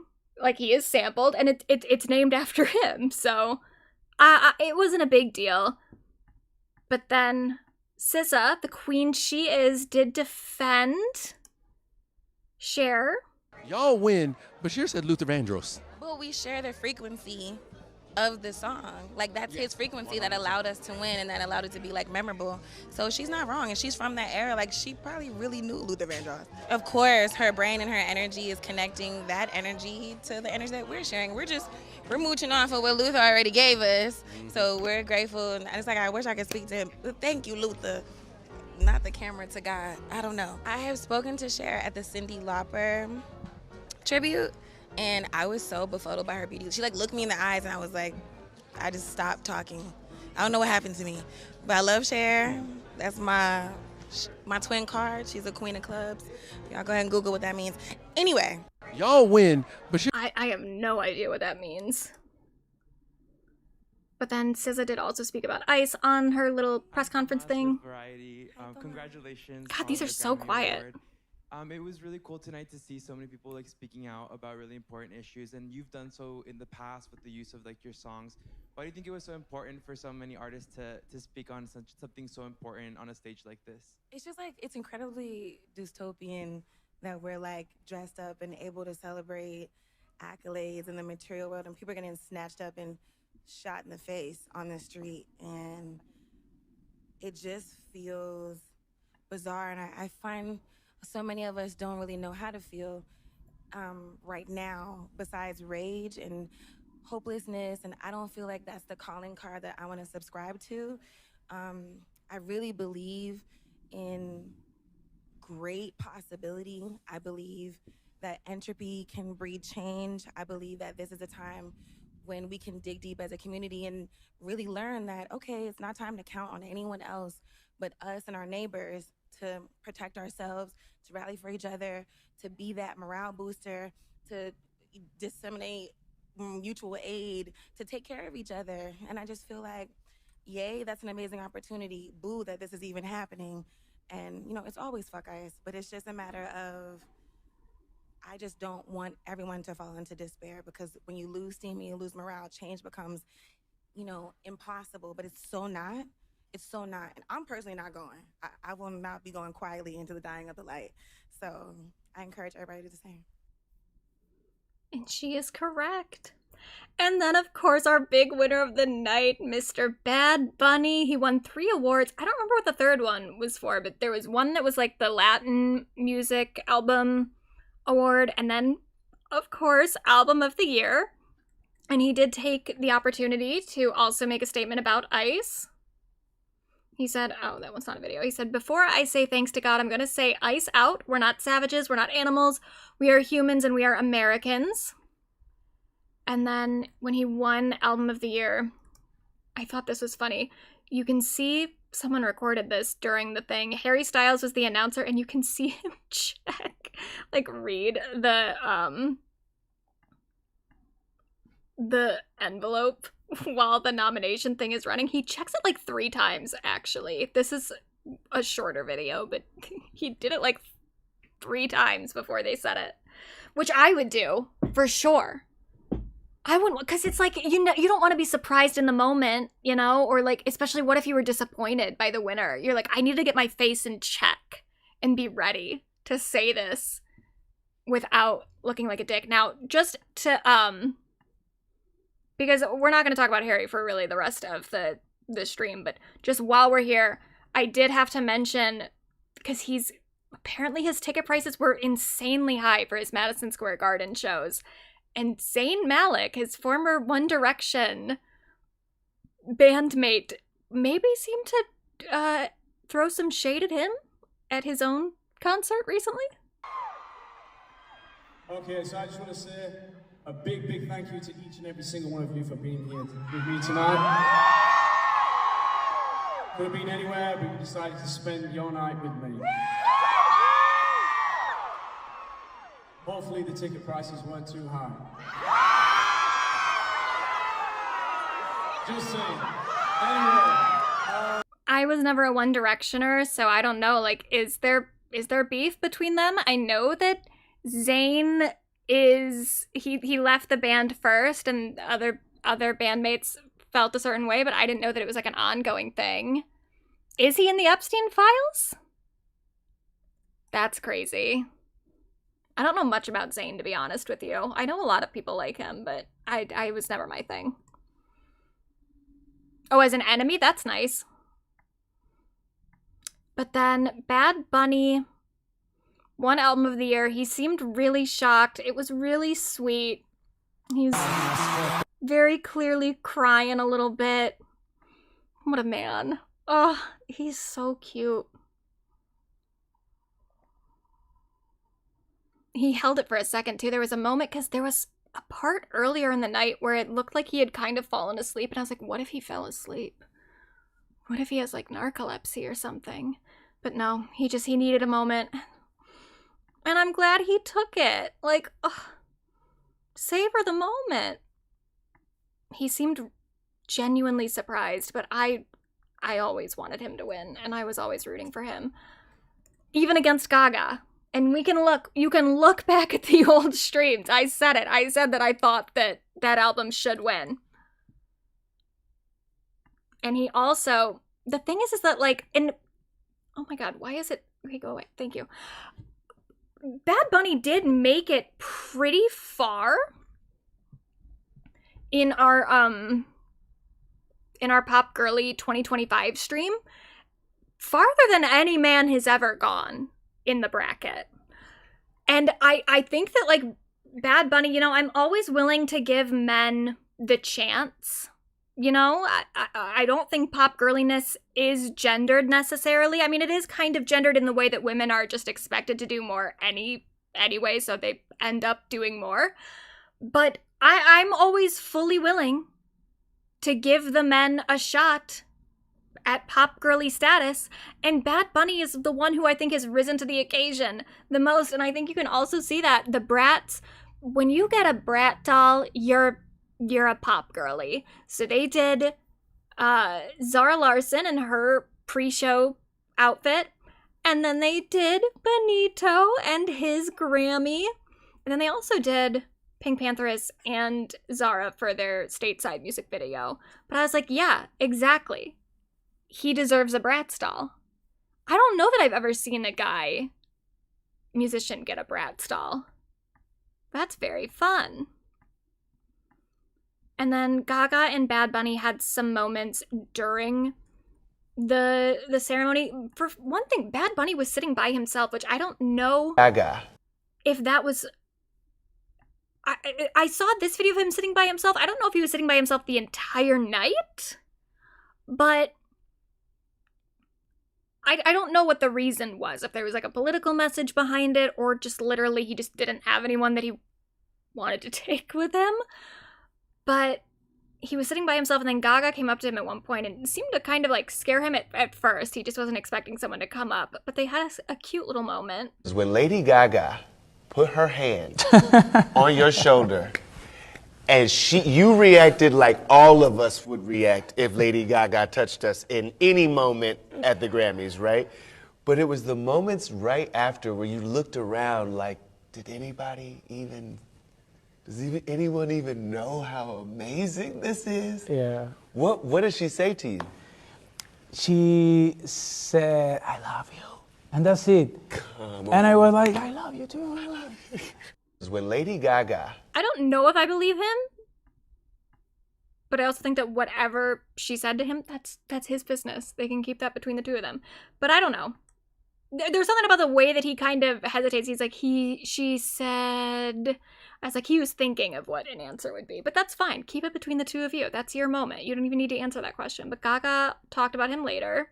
I saw tears in your eyes when Bad Bunny won. Oh, yes. I'm just so happy for him. And, you know, what he means to people is so incredibly important. He's a brilliant musician and human being. He's so incredibly kind. And I thought what he said was incredibly important right now and so inspiring. What's happening in this country is incredibly heartbreaking. And we're so lucky to have leaders like him that are speaking up for what is true and what is right. I saw tears in your eyes when Bad Bunny won. And I loved that because Bad Bunny, one of the first things I knew about Bad Bunny before I'd even listened to his music, I knew that he was a little monster. And I felt very connected to him because of that, because obviously I'm a little monster. So it's like we're the same. We're a part of the same tribe. And that's, you know, that's kind of what fandom sometimes separates us in many ways, but it also brings us together. So I've always somewhat like identified with Bad Bunny just in that way of like, we have the same queen. So we are the same. But it was very cute to see them together at the Grammys. And spoiler, Gaga does show up at the Super Bowl, and I was very unsurprised because I have been, and I know that Benito, Bad Bunny, I know that he has wanted to collaborate with him, or he has wanted to collaborate with her for a very long time, and I've always been frustrated by the fact that there was no official collaboration between the two of them. So I figured that the Super Bowl would be their like big moment to officially do something together. But even just seeing them together at the Grammys and seeing her behind him and cheering for him, I was like, oh, that in itself means a lot. But we'll come back to Bad Bunny in a minute. Trevor Noah,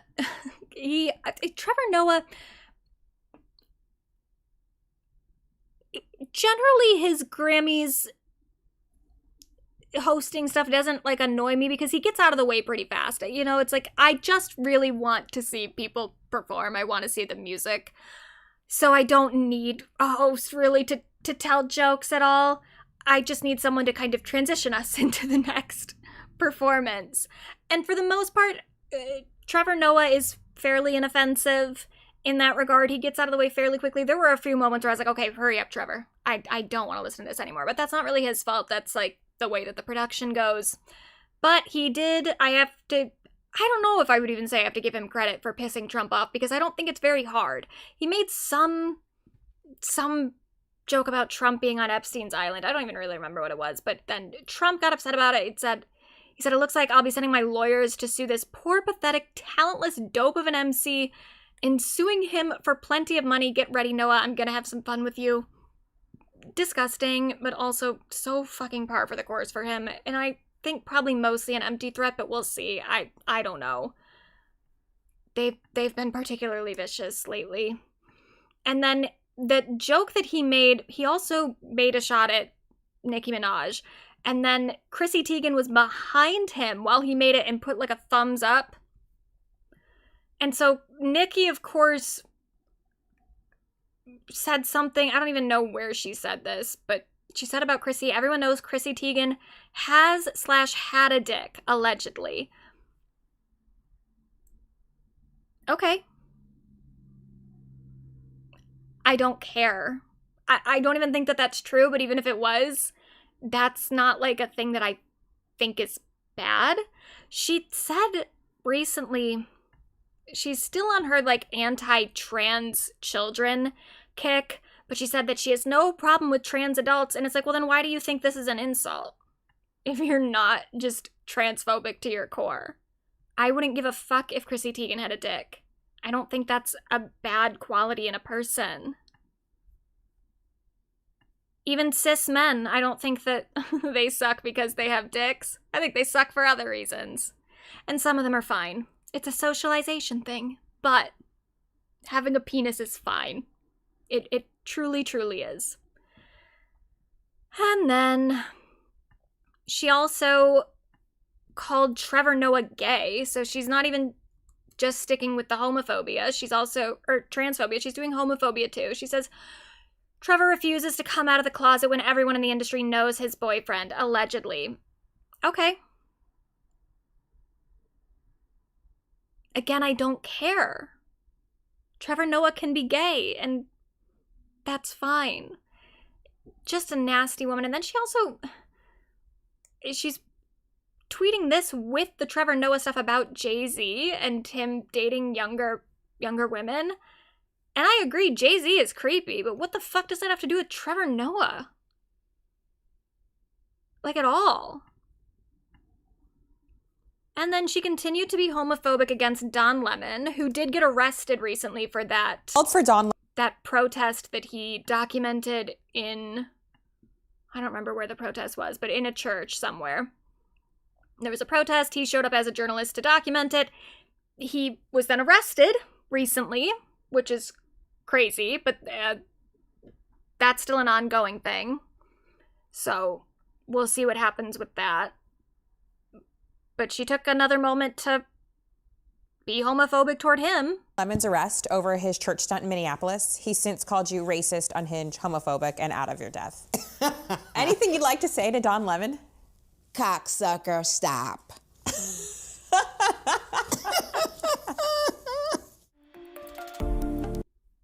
Just disgusting. I saw this tweet though, this was kind of funny. It says Nicki trying to get the gays to buy her album in a few months. Word of endearment. Right. Like, what's How up, lucky. cocksucker? Yeah. You're lucky if When you're I've a been gay sucking man a and cock, you're. worse things could happen to both of us, frankly. Oh my darling! Thank you. If you're a gay man of a certain age and you're lucky enough to suck a cock, I think this is good. Good morning, cocksucker. That's right. Good How luck are you, to you, cocksucker? Yes. Hope you cocksuck today. That's right. Yeah. I thought cocks. But yeah, I don't think that's how she meant it. And then she also called out Lizzo because Lizzo had made some TikTok or something calling out, not even really calling out Nicki, but just saying that, like, we're probably going to see a rise in celebrities supporting this administration and supporting fascism. And she's right about that. I mean, everyone knows I'm not really a huge fan of Lizzo, especially recently, but she's right about that. And then Nicki said, Fat Lizzo lost 300 pounds just to sell 300 albums. So now she has loose skin and a flop album and a weird charge. Sheesh. She's just mean. She's just not nice at all.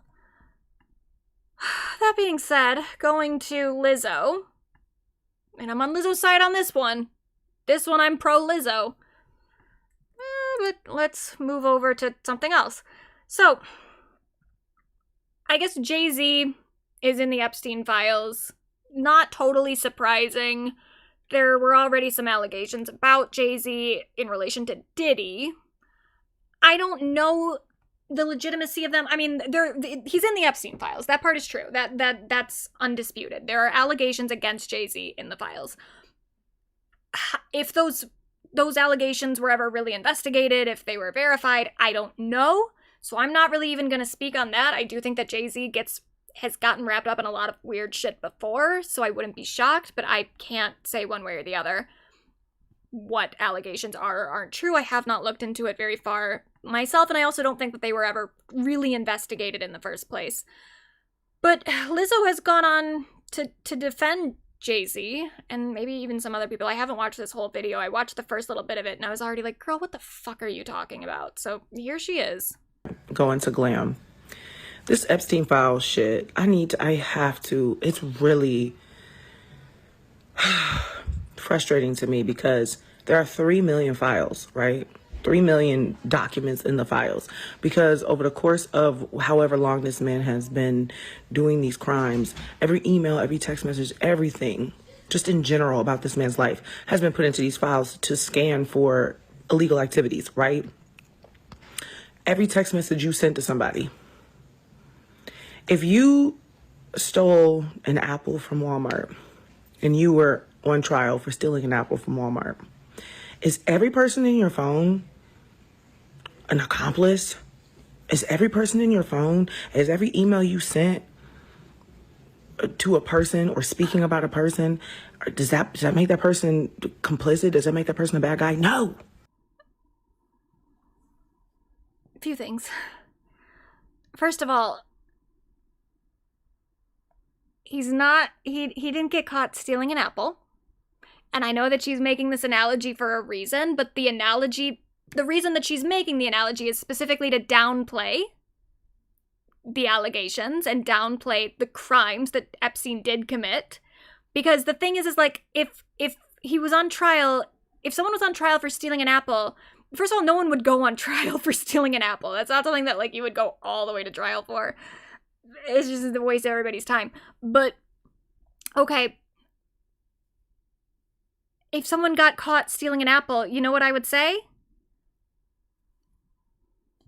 Nothing. I just wouldn't even care. The reason that people even care in the first place is because he was trafficking women and girls. He was sex trafficking them. So different crime altogether, which increases the seriousness of the investigation, which means that people want to investigate even deeper. And also, it's still not an apt comparison, because if you steal an apple, that's one individual crime. That is completely different from a crime that involved an actual conspiracy. That by nature of the crime involved many other people.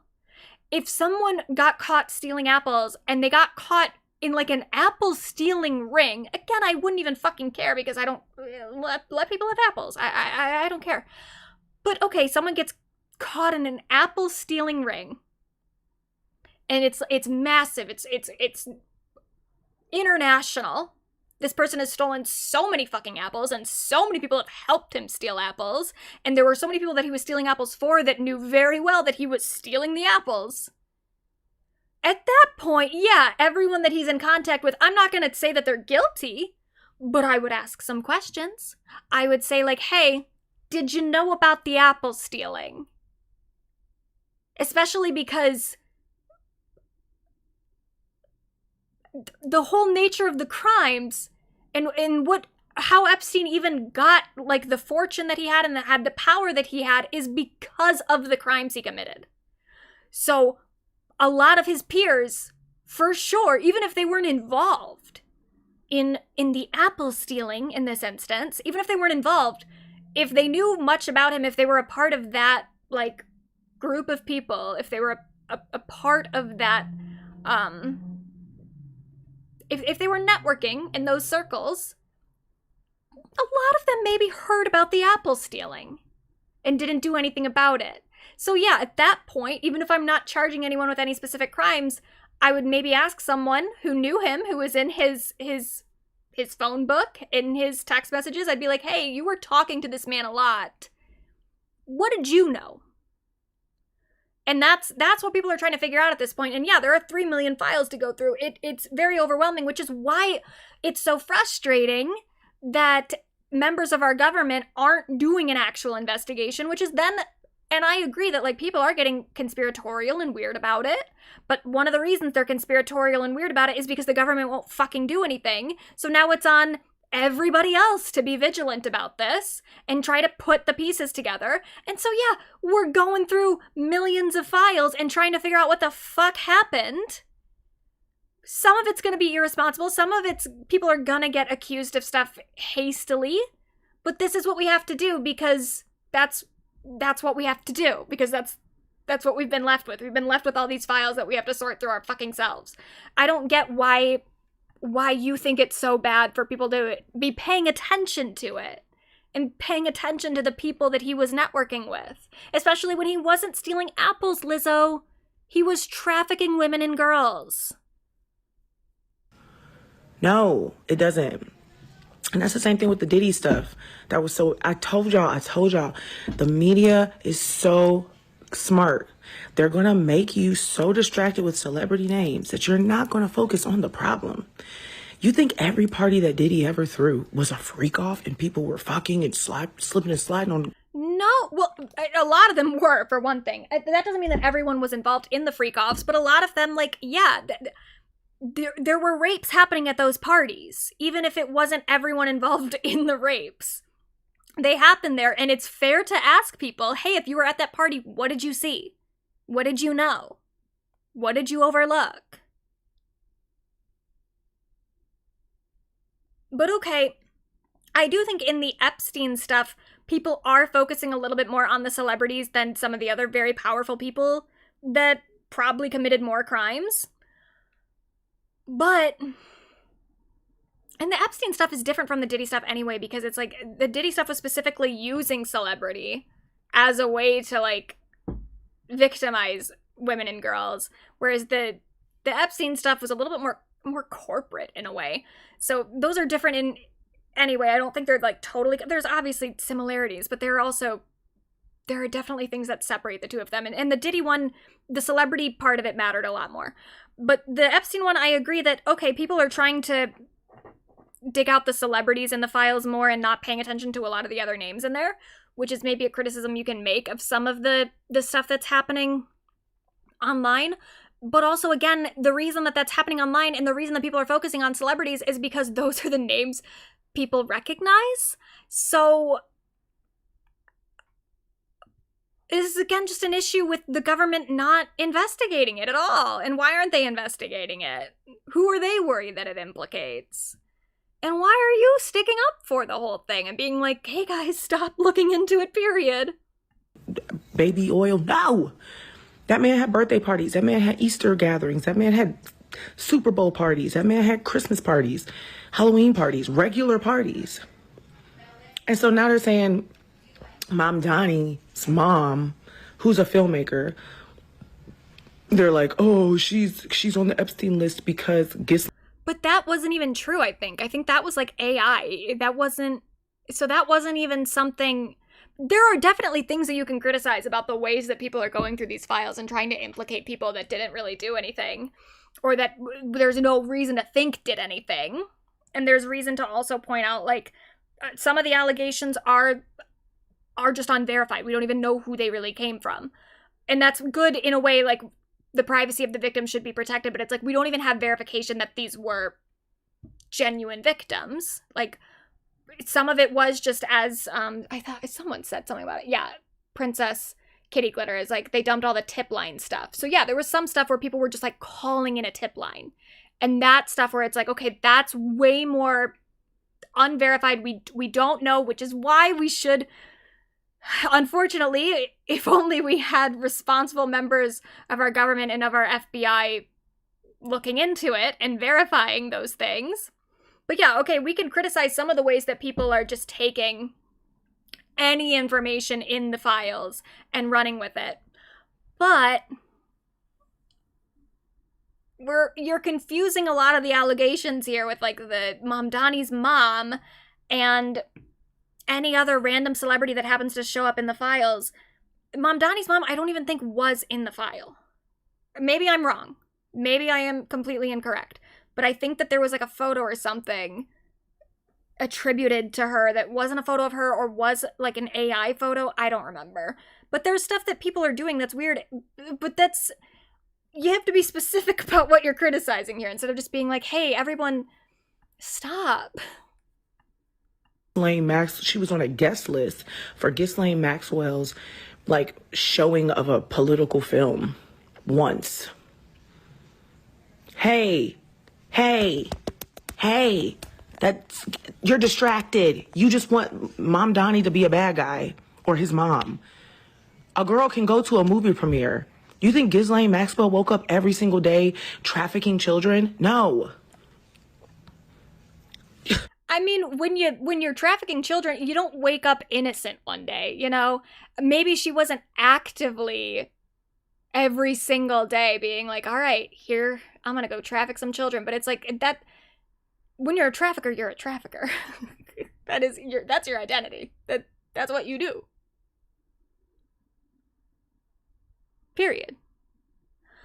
So, yeah, the associations with Ghislaine Maxwell or with Jeffrey Epstein, it's worth looking into, but also some of this stuff is not just people mentioned. There are allegations in some of these things that are not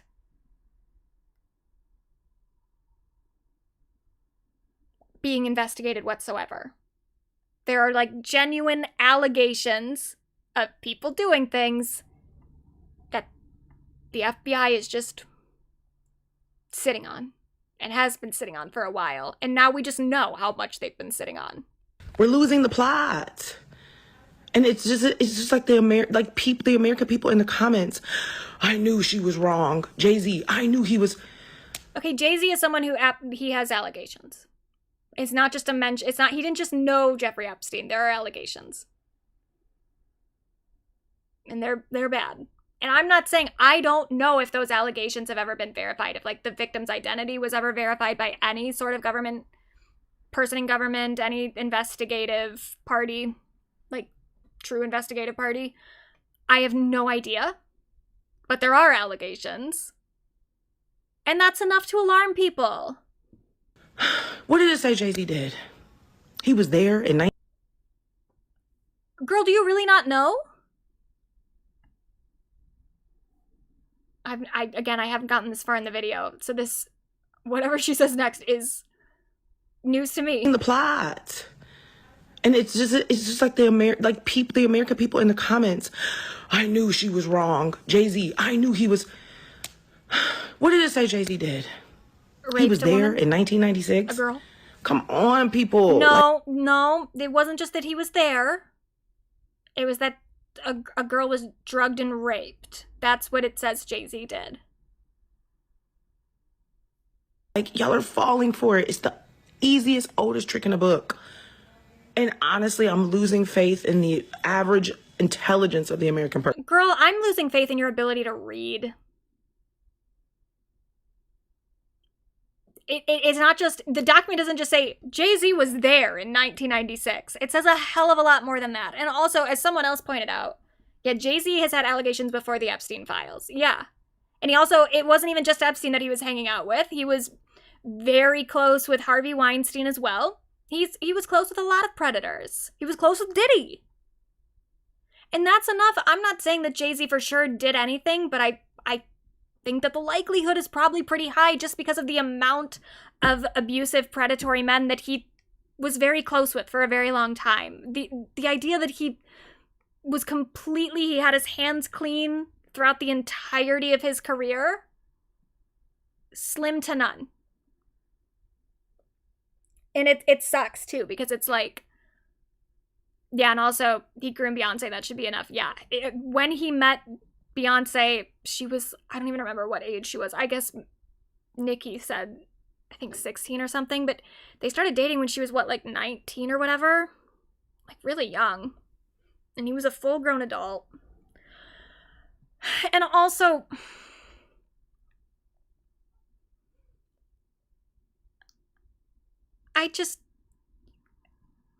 should we maybe just wait to see if we have any other evidence or something before you start defending him? This is the whole point. It's like an investigation's supposed to investigate. I'm not saying lock him up now. I'm saying let's look further into this. Someone should look further into this. I don't want to be the one to do it. I would rather like a reputable government agency just do its job. Not that they're really that reputable. They fucking suck. But ideally, we have government agencies that are responsible for this kind of investigation into this kind of crime. But they're not doing their job, so yeah, some people are looking into it themselves. Person. Because, come on, just because somebody's name is mentioned in a 3 million document file. That's just... I mean, she's twisting information and leaving information out the same way that she does for her own fucking case, so I guess I shouldn't be surprised. She continues to act like the charges against her have been dropped when they haven't been, so I'm not shocked that she's acting like Jay-Z doesn't have actual allegations against him when he does. Of a person's life who's been lived over crimes who've spanned decades, doesn't mean that every single person is an accomplice. He could be mentioned. He referenced Jay-Z once. He was like, oh, we could learn from Jay-Z's business model. No. I don't know if she's actually just that ignorant that she actually doesn't know what's in the files, or if she really is just this much of a bullshitter. I'm almost inclined to think she's this much of a bullshitter just because, again, of the way that she's dealing with her own case, the allegations against her. And the way that she's tried to misrepresent what her victims, her alleged victims, have said that she did. Why are y'all... Where's the crime? Well, raping women is a crime. Just so you know. You also... Sexually harassing them is a crime, too. That might be worth keeping in the back of your head for the next time. Focus! Anyways, y'all. I just, yeah. I really don't fuck with her at all. At all. And then we have Chapel Roan taking a very different approach to the things that she sees in the Epstein file. She just yesterday left her talent agency, which was led by Casey Wasserman, because Casey was in the Epstein file. He was, I guess, flirting with his flirtatious emails with Ghislaine Maxwell. I didn't see those. I don't really know exactly what he did. But she said, I hold my teams to the highest standards and I have a duty to protect them as well. No artist, agent, or employee should ever be expected to defend or overlook actions that conflict so deeply with our own moral values. I have deep respect and appreciation for the agents and staff who work tirelessly for their artists, and I refuse to passively stand by. Artists deserve representation that aligns with their values and supports their safety and dignity. This decision reflects my beliefs that meaningful change in our industry requires accountability and leadership that earns trust. Yay! Love it. Thank you, Chapel. The thing that... Obviously, there's bigger problems here, and I hope that if Jay-Z did do anything, that he is held legally accountable for it. But just selfishly, my pop stan heart is like, fuck, this is really gonna fuck up the Act 3 release, isn't it? I can't listen to an album from a woman married to that man if he was raping women and girls. And I really wanted that album. That was the one I was the most excited for, was the rock one. Men ruin everything. Moving on to a much different topic. Taylor Swift released her Opalite music video on February 6th. She released it at first as a Spotify and Apple Music exclusive, which is interesting because, as we've talked about, YouTube is no longer submitting their stuff for the Billboard charts. So any streaming that happens on YouTube, particularly through music videos, doesn't count for Billboard anymore. And I was interested to see how that was going to affect the larger music industry, especially the music video industry. And maybe, I guess this is probably what we're going to move into instead of... I do think people are probably just going to care less about music videos full stop, which is very upsetting to me because I love a music video. But we're probably also going to do this more too, that Spotify and Apple Music will start getting exclusives, because if you stream a music video there, that counts toward Billboard. And I guess they do now both have some music video capabilities, so I have to say, as someone who uses Spotify, I don't like the way that the music videos are like integrated into the format, like the general, I don't know, you would call that like the infrastructure of the app, the digital infrastructure. I don't like it. It's kind of hard to like navigate where like a music video is versus the actual song. And I also couldn't play it on my TV. So for the first 2 days that this video is out, I just didn't even watch it. I started to watch it on my phone and I was like, I'm not watching a fucking video on my phone. I want to put it on my TV. But my TV downstairs, the Spotify app on that one, for whatever reason, just wouldn't play music videos. So I was annoyed. I was really annoyed. And it did come onto YouTube later, 2 days later. Both of these released at 8 in the morning, by the way. Why? Why would that be the time that you release a video? I don't know. But I don't want to keep complaining about Taylor Swift because I do like her. And I feel like the complaints about her are getting just exhausting. But this is exactly what I'm talking about when she's on Stephen Colbert and she's like, people want me to go away, but I don't want to. I want to keep making music and I shouldn't have to go away. I'm like, yeah, okay, that's fine. You can keep making music and you can keep making music videos, but it's like the fucking countdown. You had to do a countdown for the music video, and then you had to specifically put it onto Spotify and Apple Music to try to get the most streams possible to get a number 1 on Billboard. Like, don't you have enough? Why can't you just release the video? Why do you care so much about always having a number 1? At this point in your career, when you've accomplished so much and you keep breaking all these records, it does just seem like you are just in it for the, like, competitive nature of it, that you just want to beat other people.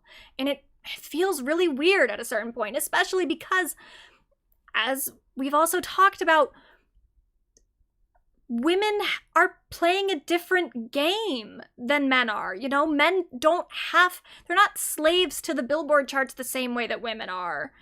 Halsey can't even release an album at this point because her label thinks that her last album didn't sell enough records, and that's not something that happens to men with as much frequency.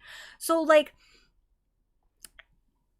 when we do this whole thing about would you be making these complaints about her if she was a man, it's like, if she was a man, she would have never had to do this in the first place. It would have never even mattered. Men can have bad albums. They can have albums that don't chart that well. They'll still get nominated for Grammys. Their record labels will still fund their next eras. They don't even have real eras. They just have albums. They don't have to do like a whole album cycle. They don't have to do a full era where they change their outfits and they have like a new theme for their videos.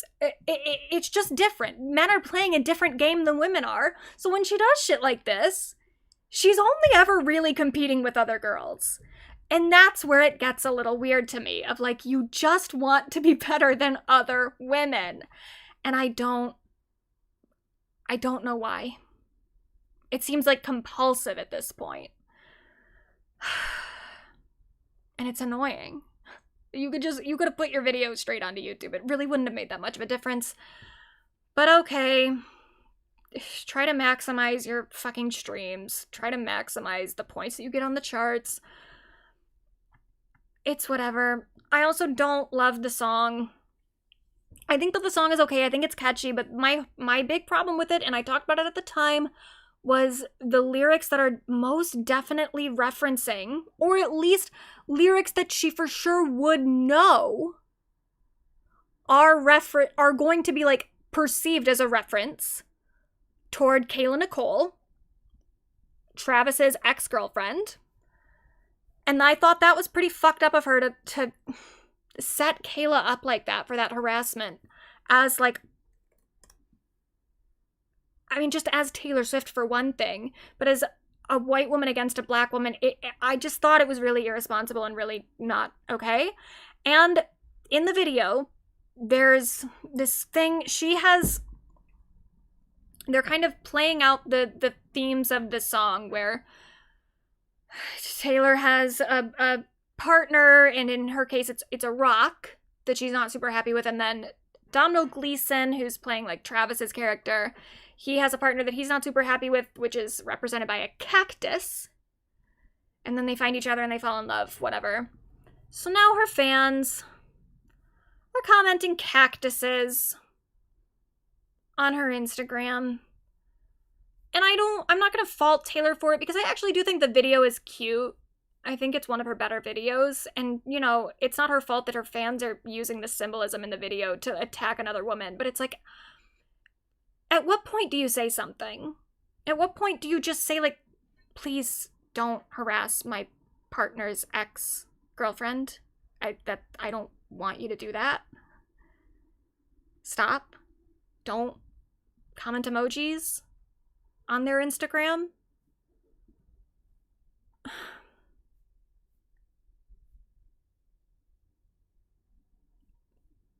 At some point, she has to take some amount of responsibility for what her fans are doing when she's never telling them not to do it.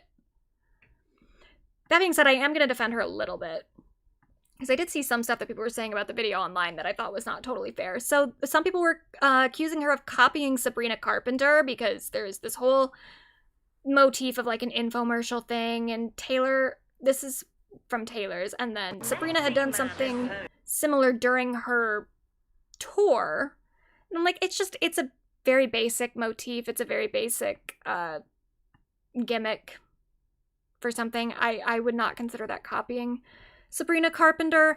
And then other people were again saying that, it says, after watching this music video, I'm convinced Taylor Swift is suffering from a mental illness where she has this weird obsession with acting like she's still in high school. There's nothing in the video that's about high school. Like, the character in the video is definitely a grown-ass woman. So I don't know. I mean, I would make this, I do think that Taylor is a little too fixated on high school a lot of the time, but this is not an example of that. It's just not.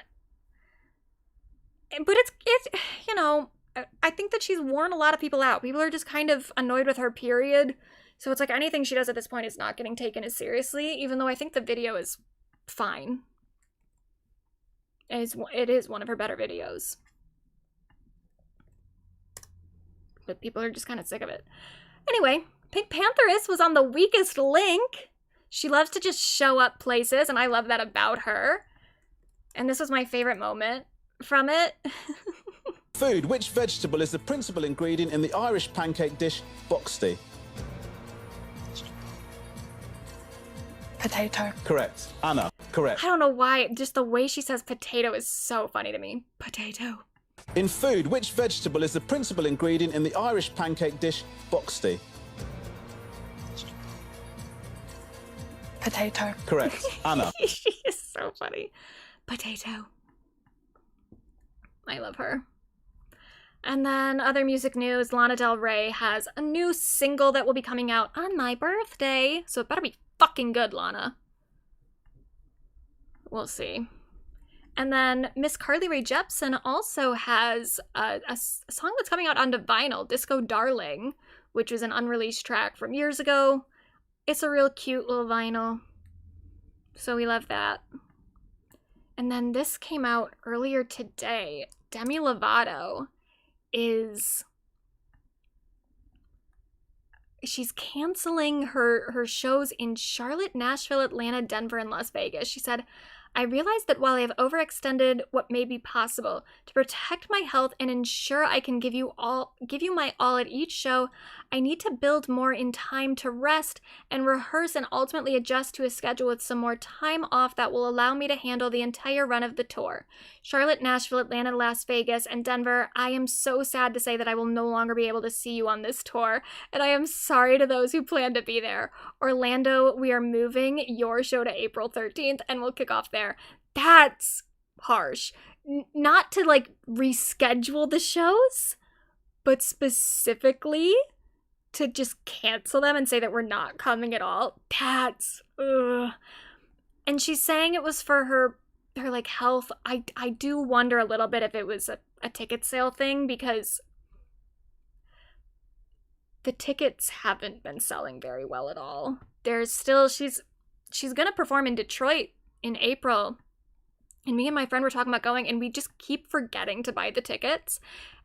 And then every time we're like, well, maybe they're still available, and then we look and they're like, oh yeah, they are still available. We're like, okay, well, we'll buy them later.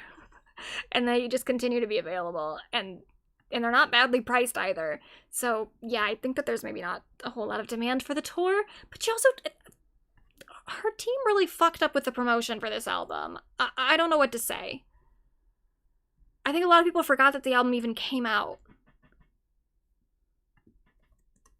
And then Gaga, she did a YouTube brand cast performance almost a year ago now, less than a year ago, because the album came out in March, but it was just performed at the YouTube thing. It was never like live streamed anywhere, so everyone kind of thought that that was never going to get released, but now the professional footage is getting it's surfacing online, and I don't know where from. I don't know if it's her team that's leaking it or what, but it is online. You can find the whole thing, and it's great. It's very good.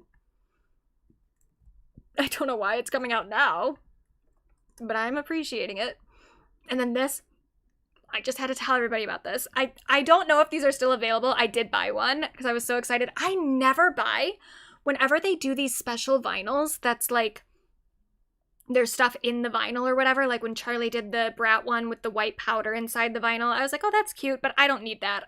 If I'm gonna make a purchase decision based on like a special edition sale, it's usually for the cover, not so much for the, as much as I think people should stop doing album variants with their covers, they should just stick to one. If there are multiple covers available, I will pick the one I like the best. I never buy the one based off the actual vinyl, but this one I loved. This is Slater's Worst Girl in America vinyl filled with dirt. I love it. I bought it. I pre-ordered it. I'm so excited. I'm so excited for this album too. It looks, I mean, not looks, but it's gonna sound so good. She's already released so many songs from it, or at least 4. But that's a lot at this point. People don't do full fucking single campaigns anymore. She's released 4 songs and every song is so good, and she's already teasing a 5th, and the 5th one sounds so good too. Oh, this is gonna be my album of the year. I already know it. This is gonna be my album of the year. Oh, and I'm gonna love that dirt vinyl. And then Charlie XCX has been doing a lot of Wuthering Heights promo, acting like she's, people are like, oh, they have her promoting Wuthering Heights as if she's acting in the film, which is kind of similar to how Miley had done the Avatar press, but to be fair, she wrote a whole fucking album for the movie, so like, a little different, but it is funny the amount of press she's doing for it. And then there was also this podcast controversy where she was on Jason Bateman, Will Arnett's, and Sean Hayes' podcast, and they asked her about her plan to have kids. And so a lot of people have talked about this. I don't want to fully relitigate it. It is gross and weird the way that they talk to her. Well, I'll play the clip. To have more than one kid, or would you like to have a kid that has the same sort of experience as you, where it's the only child and then you get to just kind of nurture and protect and... I actually don't really want to have kids. No, none. So- You don't? Wait, why? Yeah. You know, who knows? That could change. By the way, it's none of my business. It's like I love like the fantasy of having a child, like Yeah. naming it sounds so fun. But Right. I'm like, that is exactly a sign to me as to why I should not have one. The fact that that feels like the coolest part about it. Right, I'm right. like, maybe I'm not ready. You know what Right, I mean? But you know, all that could change if you might I mean, I'm sort of, I guess I'm backing into giving myself a half-assed compliment here, but my wife here we go. did not want to have kids. So the story goes, so she tells. And she said once we started going out and she was like, okay, I think I can have a kid with this guy. So Yeah. you might find somebody. Well, I'm married. So There you go. Yeah, I gotta and- read a newspaper one of these days. You know, it's okay. No, that's why you're here. I was enjoying. I knew immediately like where you were going to go. I knew my response. I was really looking forward to it. So But maybe don't your worry. next husband, you're gonna want kids. exactly. Wait, let me finish, Charlie. Yeah. It is weird the way that they just immediately think that they don't even ask, like, do you want kids? They just go into when you have kids. It's gross. And then for Jason to be like, well, you know, my wife didn't want to have kids, but then she met me and then she realized. It's weird. It's awkward. It's not as bad as I thought it would be from when I just saw the like transcript of it. Hearing them say it sounds a little bit less weird. But it's still very weird. Now, the one thing that I found out that I will defend them on, because I thought it was crazy. I was like, she just got married last year. You didn't do any research for the podcast at all? You don't know that she had like 2 weddings last year? I thought that was crazy, but apparently that's like the shtick of the show. There's 3 of them, and then one of them will bring on a guest that they want to talk to, and then the other 2 don't even know who the guest is before they like start doing the podcast. So I think Jason Bateman literally wouldn't have had time to research Charlie and find out that she had just gotten married. So I'll defend him on that part. That the lack of research is a feature of the podcast, apparently. It's not a failure in this instance, but it is still a crazy clip. And I hope that they think about it. I hope that they grow and learn from this. Wasn't this podcast nominated for a Golden Globe, by the way? Anyway, moving on. Let's talk about the Super Bowl. So, Green Day did the warm-up, the opening song. They did American Idiot, which I saw people saying that, like, oh, they weren't political. I was like, well, American Idiot is a political song. But even before that, they did a Spotify Super Bowl pre-show thing where they specifically, like, they said if you're an ICE agent, quit your job. Which, well, I'll let Billy Joe take it from here. Out to all the ICE agents out wherever you are. Quit that shitty job you're at. Because when this is over, and it will be over at some point in time, Christino, Stephen Miller, Jane Vance, Donald Trump, they're gonna drop you like a bad fucking habit. Come on this side of the line. I'm like, I don't know that I totally want them on my side, because I think a lot of the people who signed up for that job in the first place signed up for it because they wanted to have power over marginalized people. Not totally my type of crowd, but yeah, you should quit your fucking job. It's disgusting. And, you know, I guess there's a redemption arc for anyone who makes the effort to pursue one, I suppose.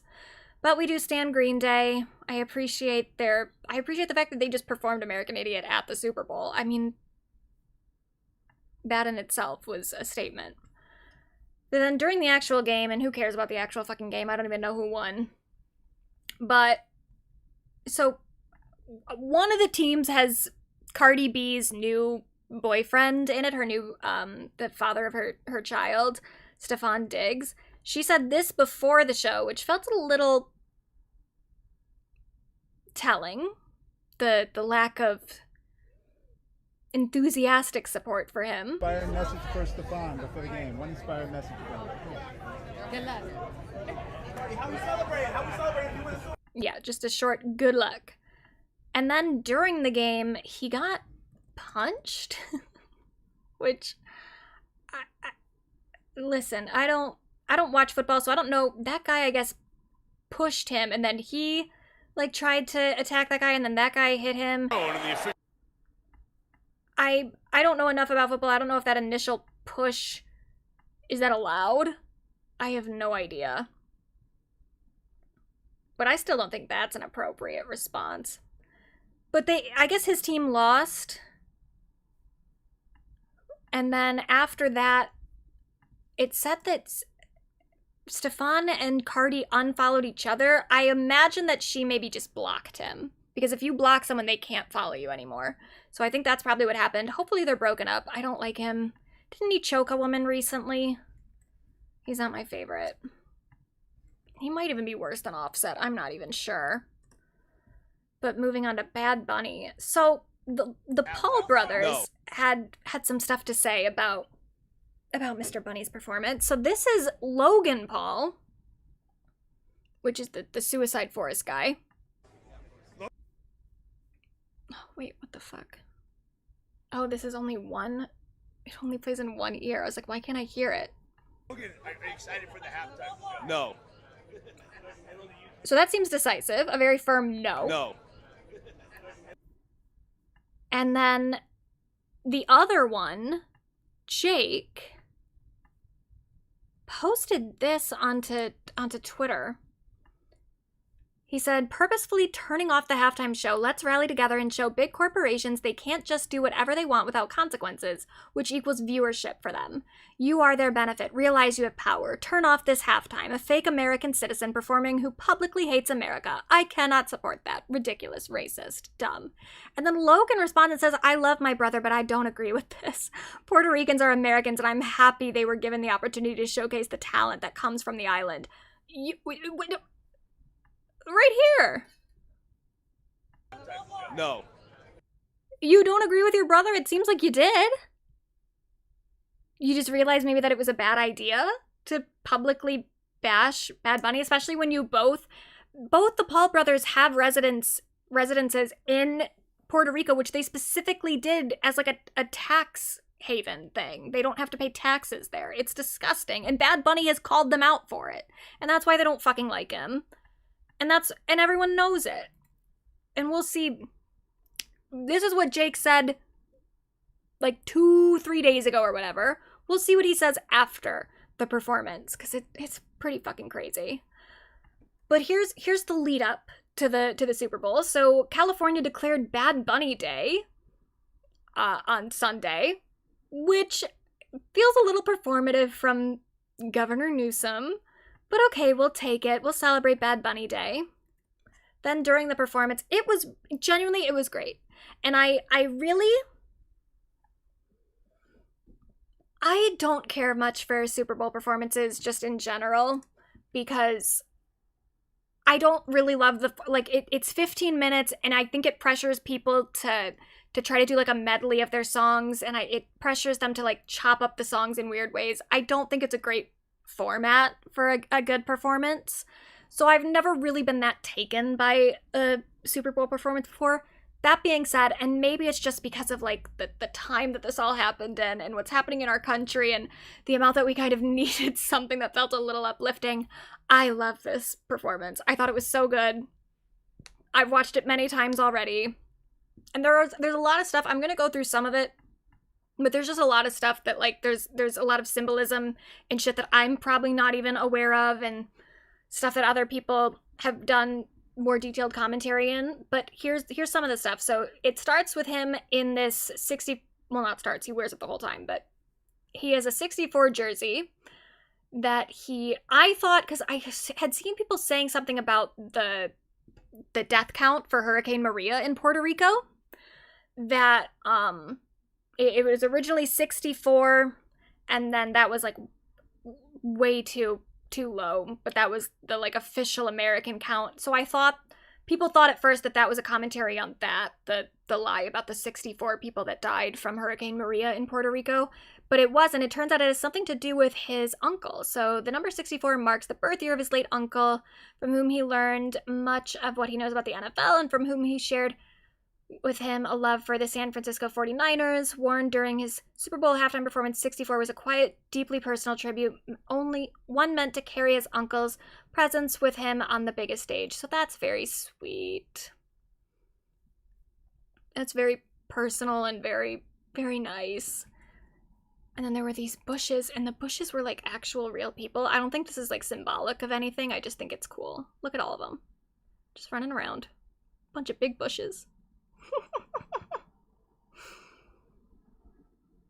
Oh, I would love to be a big bush. And then he had a little house, a little casita, with some Latino actors, celebrities, and also some influencer, Alex Earl, that I've never even heard of, but I guess she was there too. But we've got, if you go down the line, there's Cardi B, there's Karol G, and then Pedro Pascal's over there, and Jessica Alba's in there too. Where is she at? Oh, she's like right on the corner. There's Jessica. Right there. I feel like there's way more you could have put on that set. But, you know, that's a good little group. And I love a Jessica Alba. I love to see Jessica. I feel like we don't get to see... What is she doing? I know that she had that soap brand that I'm assuming she's still running. But has she been in any movies recently? I don't feel like I've seen Jessica Alba in anything at all for a while. But I loved her. One of my favorite movies when I was a kid was Honey, which now growing up I think maybe is probably a little problematic, but I loved it. I was obsessed with Honey. Oh, you have to be at least 5'7" to be a Bush? Fuck. I couldn't have been a short Bush. And then there was also these sparking power lines, which is a reference to the power infrastructure in Puerto Rico, that sometimes the island just goes without power for a while. And that's something that Bad Bunny has talked about in his song Blackout, or The Blackout. That's what it translates to, which is what he was performing on these power lines. That was cool. There was also this taco truck that was a real business.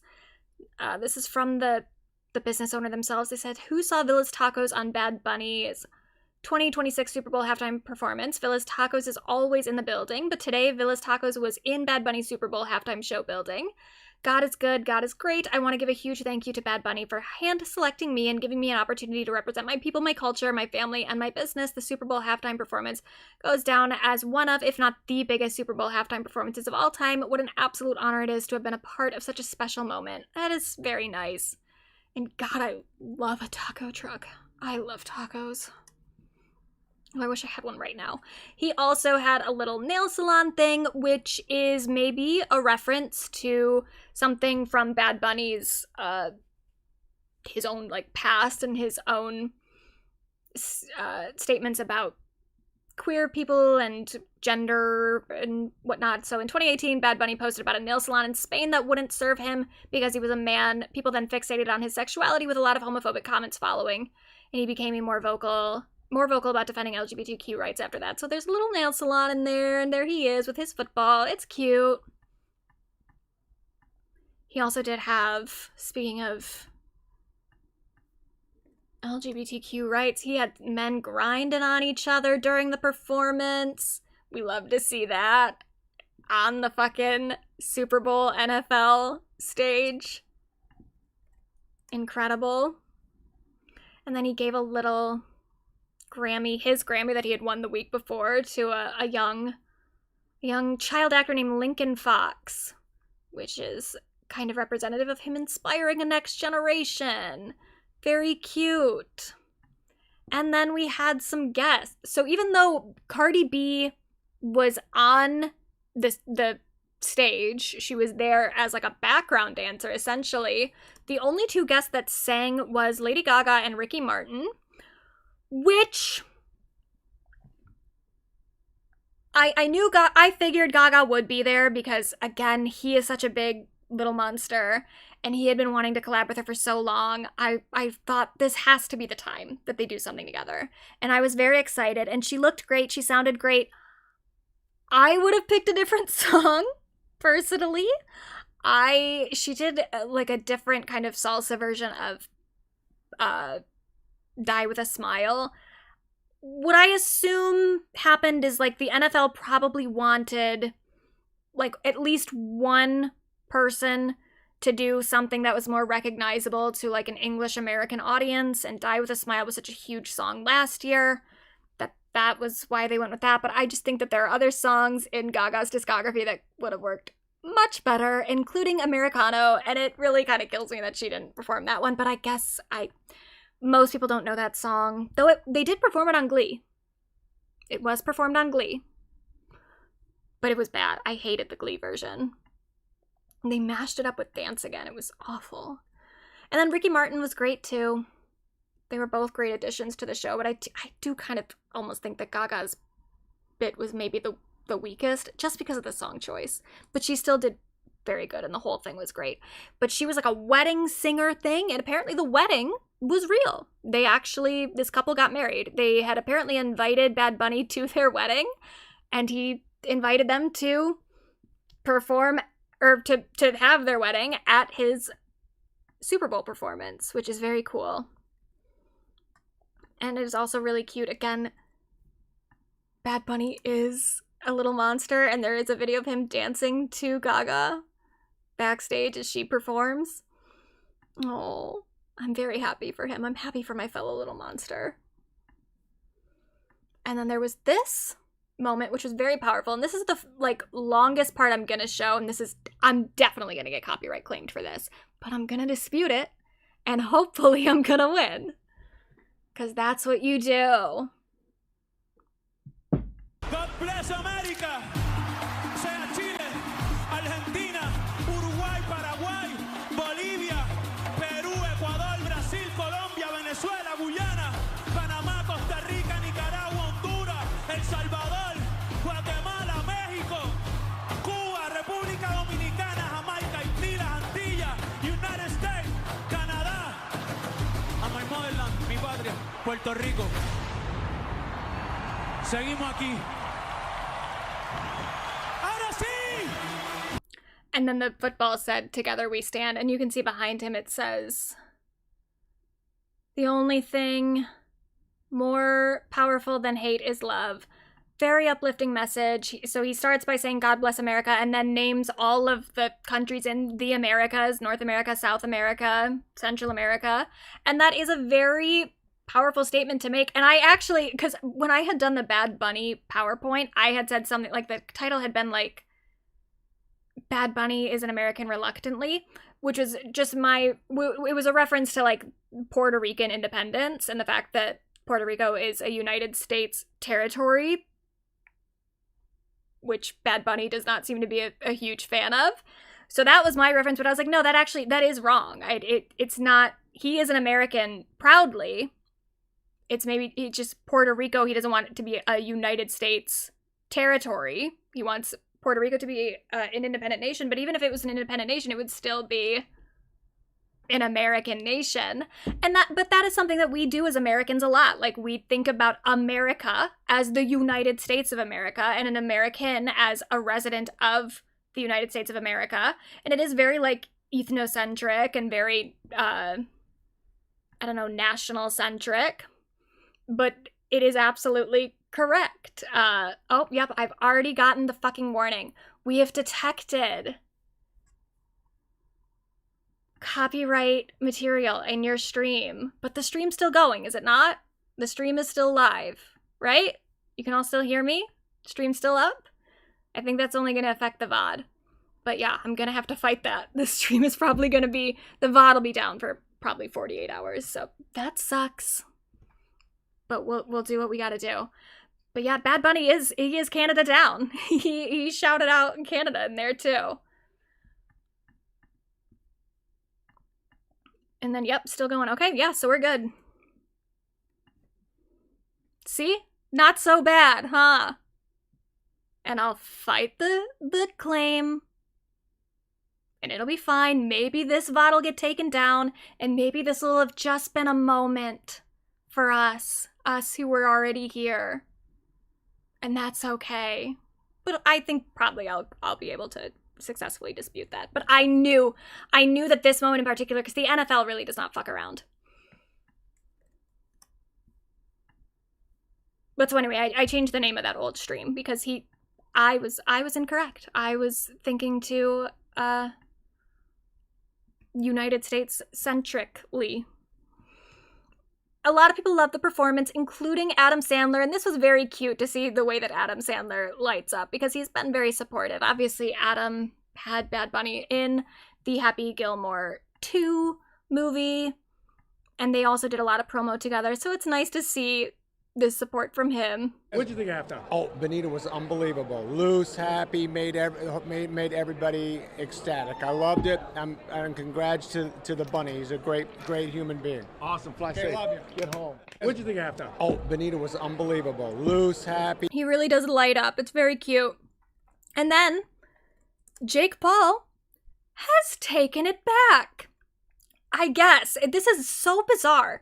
So he did this whole thing where he said, purposely turning off the halftime show, let's all rally together, blah, blah, blah. And then he said, guys, I love Bad Bunny. IDK, what happened on my Twitter last night? What the fuck? What, like, you got hacked? What? What are you talking about? You went into, like, another state? Are you gonna claim that you have, like, multiple personality disorder and that was one of your alters or something? You don't even know what happened, that wasn't you? You typed that. What are we talking about? You're a racist. You're a piece of shit. You're gross. And then he also said, the problem with my tweet is the word fake being misinterpreted. He's not a fake citizen, obviously, because he's Puerto Rican, and I love Puerto Rico and all Americans who support the country. Mauricio Bunny is fake because of his value and criticism of our great country. What? When did he criticize our country? Like, did he criticize maybe the way that the United States handled Hurricane Maria and the fact that we are holding the territory of Puerto Rico almost kind of captive? But if you care about Puerto Rico so much, maybe you should care about that. But also, he said he's a fake American. So yeah. What was misinterpreted? What an idiot. Oh, and then I guess he's upset about him publicly criticizing ICE. Disgusting. ICE is an abomination. Ew. To clarify, I wasn't calling anyone a fake citizen because they're from Puerto Rico. I live in Puerto Rico and I love Puerto Rico. I have used my platform to support Puerto Rico time and time again and will always do so. No, you've used your residence in Puerto Rico to get out of paying taxes. It's disgusting. So there it is. There's the Super Bowl. Bad Bunny fucking killed it. Even Jake Paul has to act like he loves Bad Bunny now. Like 4 hours after criticizing him and saying that he's wrong for criticizing ICE. So stupid. But that's the power of Bad Bunny. He's just too good. He's too fucking good. And he was incredible. But we are going to move on. We've got one last thing. And this... So we've never done a tier list before, but I did want to do a tier list because... The fucking ads at the Super Bowl last night were, or not last night, but 2 nights ago, were atrocious. They were just full of celebrities, and I think at this point in our culture, we've let celebrities get away with too much in terms of their support of brands and corporations and insurance companies. And I think at some point we all need to go back to calling celebrities who do gratuitous advertisements sellouts. It's gone too far. So, I have a tier list for us. We have 5 categories, and I think that the YouTube poll will only let me do up to 4. So you guys are just gonna have to like write in the chat like where you want everybody placed. But we have our list of celebrities down here who all did ads. A lot of them are for the same ads, so we can do a lot of these in a group. But we're gonna watch a little bit of the ads, a little bit, because the thing is, I want us to really focus. Don't get taken by the advertisement itself too much. I want us to really focus on like, does it even make sense for this celebrity to do this ad in the first place? Are they a sellout for doing it? This is us ranking celebrities on a list of sellouts. Why did it change my colors? I had this down here. This needs to be red. So this down here, well, let's start at the top actually. So actually slay is our category for like an ad that was actually like kind of decent. Like, there's really only one in here that I think could get into this category. This is like a PSA, something that actually is somewhat for the common good, something that's okay. Forgiven is like an ad. Oh, shit. Forgiven is for an ad where it's like, it kind of makes sense for this celebrity to do this commercial. Like their brand is at least kind of related to this. For instance, like someone who's maybe somewhat of a style icon doing like a clothing advertisement, that makes sense. If it makes sense for the brand, if it makes sense for what people are interested in them for, okay. Embarrassing is for, it's for ads that are just kind of embarrassing, of like, why would you even do an ad for this particular thing in the first place? It doesn't make sense with your brand. It feels very random. It is definitely just a cash grab. And that's kind of embarrassing. Shame is like, you should feel bad for doing this. You should feel shame. But it is still better. Fuck. Why is this so hard to use? And then the final one, shame is above first to the guillotines. And that, for legal purposes, is a joke. But this is for someone who, like, fucked up so bad that it's like, oh no, that's actually, like, objectively, it's bad what you're doing. You're just promoting something that is, like, kind of evil. So we're gonna start, well, first, so we're focusing on celebrities. They're the people that are actually in the tier list. And technically the Tate McRae one, that's not a, hers was not a Super Bowl ad. Hers was, like, actually an ad for the Super Bowl. So it's fully different, but I did need to include her. But before we even get to that, we do have to talk about the fucking Ring ad. So there was this ad that the Ring did. The Ring, like the camera ring for your security over your door, your house. They had this ad for this new AI technology thing called Search Party, which they advertised as something you'll use to find a lost dog, but is essentially just using all the Ring cameras in a neighborhood to, like, surveil the movement in that neighborhood. It's very dystopian, very weird. This is what they said about it. And using a dog, they're trying to argue that this can help people find lost dogs, and it is just the perfect fucking thing for them to try to sell this with. So they're saying that this can be used for dogs. I think you can probably use it for pretty much anything, any person that you're looking for. But a dog is a way to sell it, because a dog, everyone loves their dog. They're a member of the family, but they're also like a possession. You know, they don't really have a whole lot of personal autonomy. So if a dog runs away from you, you have to get the dog back. If a partner runs away from you and you're looking for them, maybe there's a larger story behind that. Maybe it's not super good for you to find your partner, but could somebody use this technology to do that? Maybe this is a great little tool for domestic abusers. Maybe this is also a tool for, like, ICE agents or some shit. I mean, the whole Savannah Guthrie, right before we went live, there were some developments with that, with her mother missing. In that case, apparently there's now this new video that's come out from a Nest camera. Not the Ring, but a Nest. Same basic thing. The FBI got a hold of this footage from the Nest camera that they got through, like, the back end of Nest, even though technically that video was supposed to be deleted. It was, like, long ago enough that there was no reason for the Nest to still have it.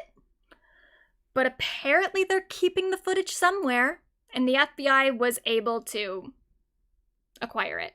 And that's a little alarming, especially with what's going on right now in our country and the people that our government is absolutely tracking and trying to locate for very nefarious purposes. It's awful. But it says millions of dogs go missing in the US every year, and options for finding them are often painfully limited. Our Ring team saw an opportunity to use our community and technology to help, so they built Search Party. When a pet owner posts about a lost dog in the Ring app, nearby participants' outdoor Ring cameras in the neighborhood begin looking for potential matches. If yours spots what might be the missing dog, it lets you know. You see the photo alongside footage from your camera and then can choose to share the video with the pet's owner.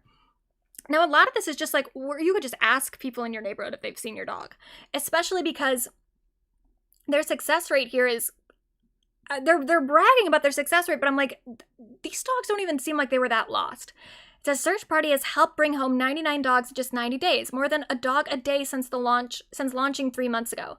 Ring customer Kylie was blown away by Search Party after her dog Nix was found by a neighbor's camera just 15 minutes after slipping through a tiny hole he dug through her backyard fence. So it's like, okay, he was gone for 15 minutes. He probably didn't even get that far, even without this Ring Search Party thing. If she had just gone around and asked her neighbors, like, hey, have you seen my dog? Eventually, she probably would have just found the dog with or without the Ring camera. It's very weird for the surveillance aspect of it. and everything that can come along with that, the way that that can be abused. But also, on top of it, there is something very weird, too, about... It kind of seems like a convenience thing of, like, now you don't have to talk to your neighbors. There's a lot of stuff in these Super Bowl ads that seem very, very geared around discouraging people from actually forming any real sense of community. You know? Like, don't go out to eat. Get all your food delivered on Grubhub. Don't go into a restaurant where there are other people. Get it all delivered to you. Get all your groceries delivered to you, which, of course, there is, like, accessibility stuff with that, where those things can be useful. But so much of the stuff that's being advertised is built around some form of, like, personal isolationism. And it's very weird that, like, all these instances, like, when a Ring customer and military veteran named Kurt, it's like, what the fuck do I care if they're a military veteran? What does that have to do with the story? Realized his service dog was missing after, I guess maybe the fact that he's a service dog. After jumping his fence, he worried he might have lost her for good. He quickly initiated a search party in the Ring app, asking neighbors to help locate her. Later that day, he got a notification he was hoping for. Lainey was found. So it's like the dog was lost for less than a day. It was just still in the neighborhood. Just go around asking your neighbors. Go up, put up signs, and your neighbors will look for them. You probably didn't need the Ring camera for that. You just needed, like, to rely on your neighbors. The whole thing is very gross and weird. And then there were also a lot of AI ads throughout the whole night. So this one, again, we're not going to put in the tier list because this does not involve a celebrity. But here's a Svedka vodka ad with these robot creatures that are just all AI. And it's like, just why? Is it that much work to just film a fucking ad? I know, yeah, okay, filming stuff does take a lot of time and effort and money and resources and shit, but it's gonna look better than this. Why? Just put a vodka bottle on a white background and be like, buy our vodka. Why would I want to buy something from a robot? That's not even real. It's not even like a CG. No one made this. Oh, it's gross. But let's go. Let's talk about the Tate McRae ad. So she did an ad for specifically Team USA for the Olympics, the Winter Olympics that are happening now, and also for the Super Bowl. And that's a little weird because Tate McRae is Canadian. And normally, listen, I'm not even going to say one way or the other. I'm not Canadian. I don't have any part of this. I will say that, like, even as an American in the current moment, as someone who was born and raised in America, I would feel weird about doing an ad for anything that's like Team America at the current moment. I feel very weird about the state of not America, I guess I should say, but the United States. I feel weird about it. And I understand that, like, obviously the athletes and everything, they've worked very hard. I wouldn't want to, if someone does do an ad for Team USA, I'm like, okay, whatever, I get it. Like, you don't want to punish the people who worked hard to get there. But in this particular moment, Trump is trying to annex Canada. Trump is trying to make Canada the 51st state of the United States. So, as a Canadian, I do think that I would maybe feel a certain way about one of my own doing an ad for the United States. And I also saw, yeah, I have seen a lot of people, she's from Alberta. Alberta never fails to embarrass us. I've seen a lot of people saying that on Twitter. I don't know anything. I've never even been to Alberta. I don't know what that means, but I've seen a lot of people saying it. So, yeah, I can't decide how much of a sellout she is for this, but I do think a lot of Canadians are not happy. I have to say, though, I think the ad is just fucking weird, so I'm gonna play some parts of it, because it's just, I think it's bizarre. Oh, hi. I'm a bit lost. Tate McRae? It took me a while to even understand that part, because I guess every time she talks to the owl and it goes, who? she's interpreting that as like WHO. I didn't even get it for a minute. I was like, why did she just say her name like that? Tate McRae. I was like, what is even happening? Tate McRae. It's very odd, even the way that she says it. Nobody. Nobody's girl, that is. So that's a reference. It says who, and she says nobody. Nobody's girl, that is. And then she winks, and the wink is a little weak. Like, you can see the other eye is pretty closed when she does that. And that's fine, you know, not everyone's a great winker. Some people got it, some people don't. But it's just a little awkward. I'm trying to get to Milan for an amazing opening ceremony and meet Team USA. Then it's the weekend with America's best skating for gold and Lindsey Vonn's epic comeback. Then back to the States for the big game, Super Bowl 60. I also don't know, she makes the joke about Nobody's Girl, which is her song. Is that a song that so many people know will even understand the reference? I'm not sure. But then this part... Okay, I'll just ask someone else then. I forget it.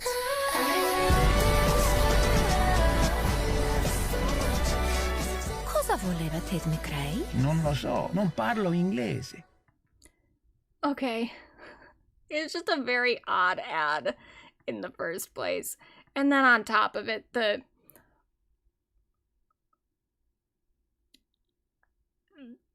whole Canada-USA relations aspect is not good. So I leave it up to you. What are we saying? It's definitely not going to actually slay. Is she forgiven? Is this embarrassing? Is it shameful? Or is it first to the guillotines? First to the guillotines to me seems a little harsh, especially because of some of the examples we're going to get to later. I feel like I would put it in embarrassing. But... oh, snowy owls don't even sound like that? I wouldn't know. Let me find some of the waiting music. Though I don't know if it's gonna play for you guys. We'll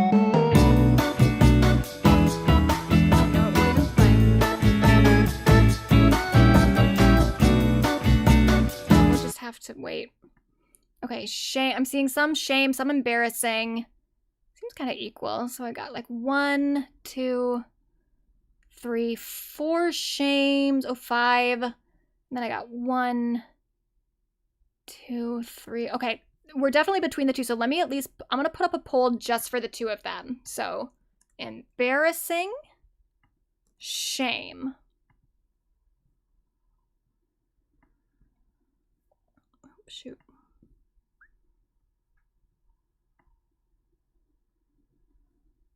Okay, so we're definitely more in the embarrassing camp so far. Okay, I'm gonna try to get the the elevator music to work. One time that I tried to do that, it crashed the stream, but we can resume the stream, but I might be gone for a second, so just be prepared for that. I might leave for like a second.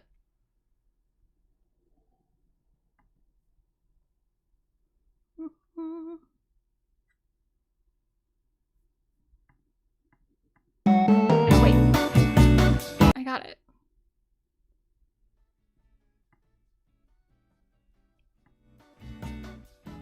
Okay, I got it.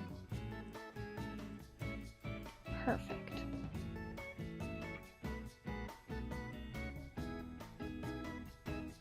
Okay, we're gonna go more embarrassing. Okay. Sounds good.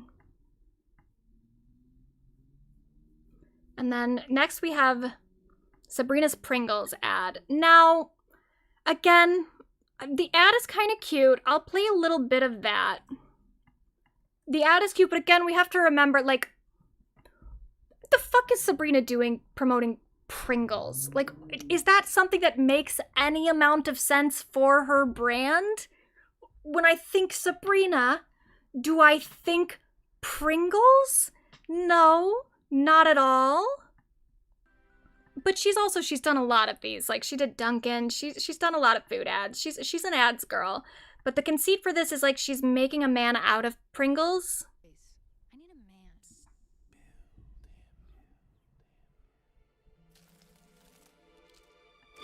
Oh, sorry. Turn it up.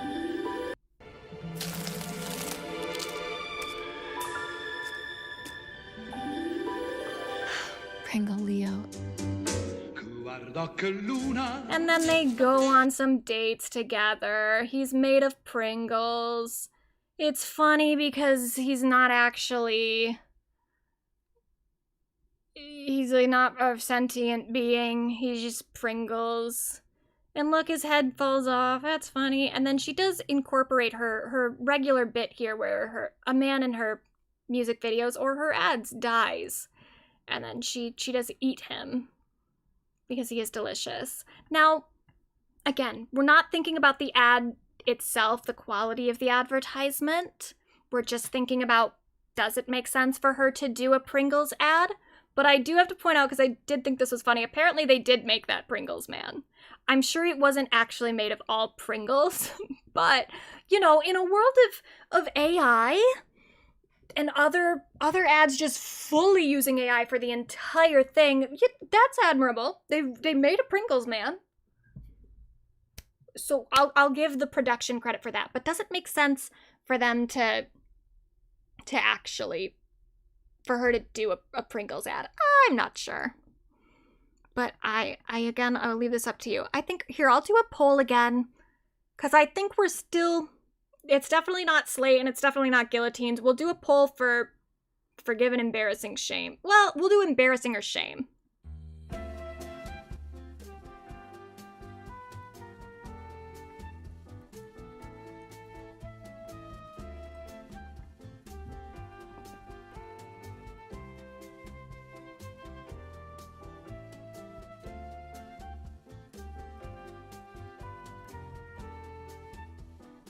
Yeah, embarrassing. I agree. Because I definitely think that, like, especially if we're putting Tate into embarrassing, it's definitely not worse than Tate's.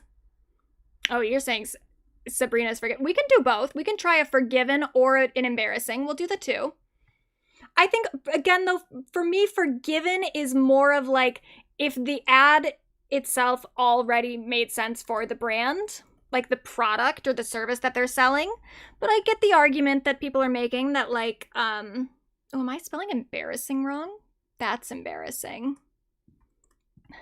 I forgot an R in the actual tier list. But I get what people are saying, that Sabrina does do just random stuff sometimes. Okay, we're going more forgiven.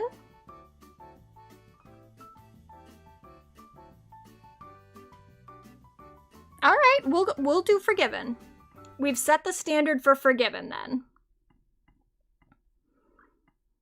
And then next we've got, so all of these people down here, we've got Ted Danson, Ben Affleck, Alfonso Ribeiro, Matt LeBlanc, Jasmine Guy, Jason Alexander, and Jaleel White in a Dunkin' Donuts commercial. Now, Dunkin', this is why I separated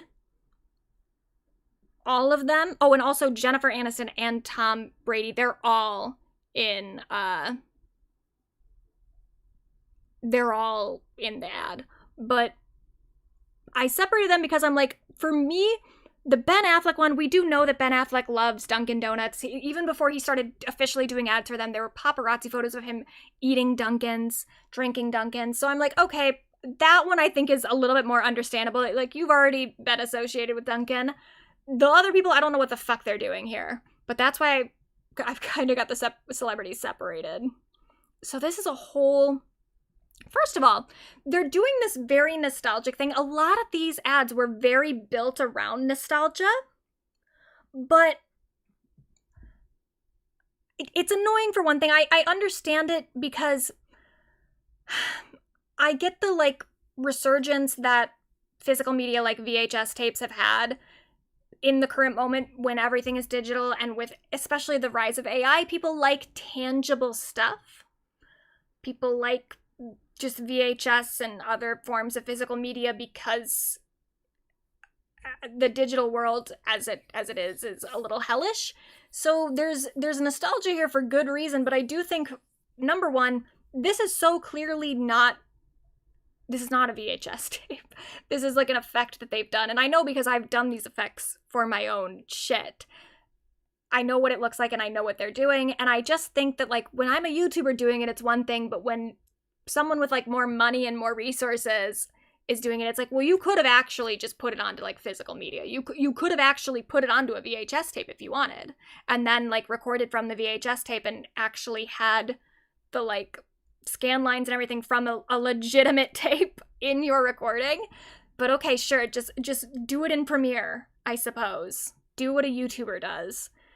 But then on top of it, it's extra embarrassing because it's like, well, the nostalgia a lot of people have for physical media has to, again, do with where we're at in our current digital media, especially with AI. And this ad is using AI. It's using AI to do like de-aging stuff, which I think is not as bad as like the Svedka vodka ad use of AI. Because this is like taking something. I'm assuming these actors were at least on the set, right? They're not just fully making new actors. They're de-aging them with this AI technology, but it looks very weird. It's very uncanny valley. Better version of Good Will Hunting was made as a sitcom with a real genius in the lead and some other actors. Yeah, so the whole thing is based off of, it's Good Will Hunting, which they've got Ben Affleck playing the lead, which he's in the movie, but he doesn't play that character. That's played by Matt Damon, so it doesn't even really totally make sense. But and then they're putting Good Will Hunting and a whole bunch of 90s sitcoms into the same thing. For what reason? I don't even know. They've got a little theme song here.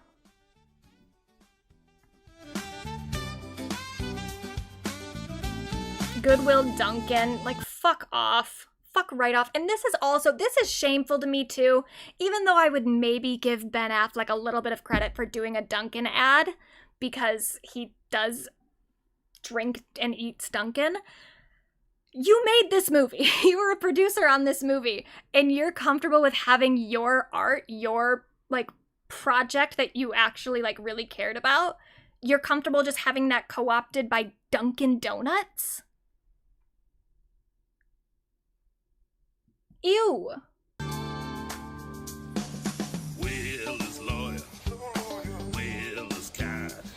I'm skipping past their whole little fucking intro thing.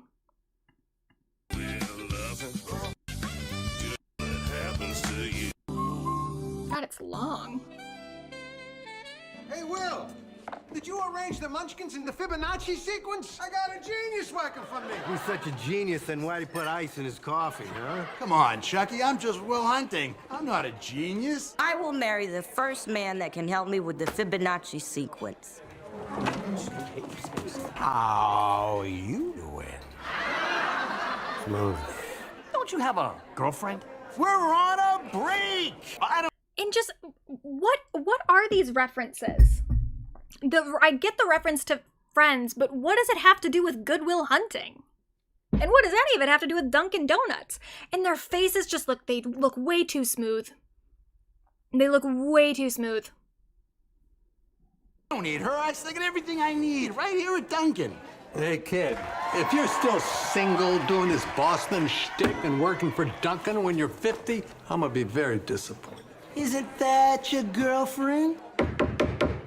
And I don't know who should feel more ashamed. Like, Ben Affleck, who actually did have a career outside of the 90s and maybe should be above this, or all these actors who did peak in their sitcom days and just decided to make that their entire professional identity. I mean, both are pretty shameful. You like donuts? Yeah. I hate the way that look. There is something like there are moments where it doesn't look that bad to me. But then there are other moments where the AI de-aging, it gives a little, it's an uncanny valley thing where it's like there's something just a little off about it. Just the way that they move, the smoothness of the skin, it looks odd. You like donuts? Yeah. Yeah, like the way, right there, the way that he goes, yeah, the facial expression doesn't fully make sense. You like donuts? Yeah. I know. Well, this is my new boyfriend. How you like these nuts? I'm Tom.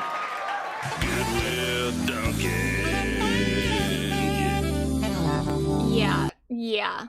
Gross. Okay. All right, so what are we doing? So, first of all, let's think about Ben Affleck as an individual, because he does have more of a working relationship with Duncan. So are we putting Ben into maybe forgiven, or is it still embarrassing and shameful? I think like the Duncan part to me is it's almost forgiven, but then the fact that you're bringing Good Will Hunting into it, that to me puts it more toward embarrassing or shameful. So, yeah, I really don't understand what just happened. I don't really either. I don't think it actually even makes sense. But shame at least for Ben. We're doing Ben shame. We'll do shame the Affleck. We'll do a poll for embarrassing or shameful for Ben. Oh shit. Oh, apparently I can't do that at the same time.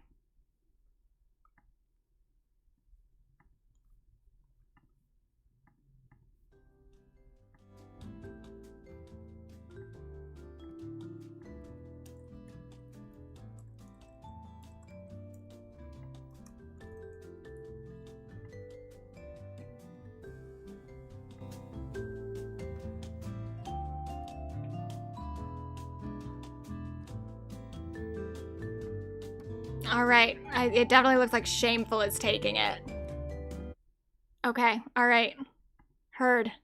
So if that's shameful for him, I think it's probably shameful for everyone. Or do we feel like everyone else is a little bit more forgiven because they didn't write the movie that the Duncan commercial is built off of? I think they're all probably shameful.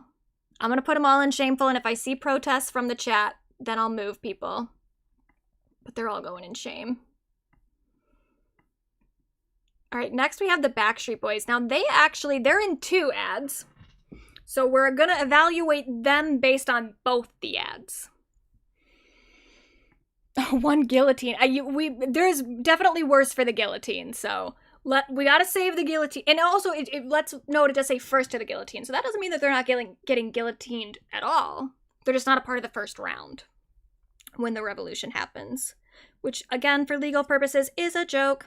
So I'm actually gonna show you a video of other people watching one of the first ads, or I don't know which one came first actually, but one of the ads. Here's one of them that the Backstreet Boys were a part of. They're not in it, but their song is used. Everything you need, you better rock your body now. Everybody, yeah, rock your body. This whole ad, everybody, rock. Yeah, that was bad. That was real fucking bad. And then they did another one for T-Mobile, and this one also has MGK. So MGK we're gonna separate from the Coinbase ad, the cryptocurrency ad, but he is still included in the T-Mobile. But Backstreet Boys are in both. We surprise people at the T-Mobile store to tell them why it's better over here. If you think sell plans just a phone.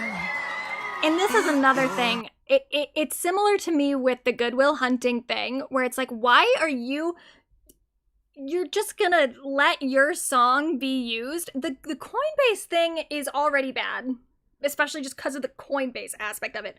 But to then change the lyrics of your songs to be about T-Mobile? Ew! I'm gonna play a second of it, but this is definitely gonna get claimed, so I'm probably gonna try to cut it a little quickly. Backstreet's back. To make it clear, I at T-Mobile, it's better here. Hit the Now nasty. So they're singing their song about T-Mobile, and then at the end, MGK does come out. We also had a second surprise. Where's the Backstreet Boys? It didn't go as well. Tell me why it's better here. Okay, so let's decide. With Backstreet Boys, I think we have to, our options are between shame and first to the guillotines, I think. So I leave it up to you.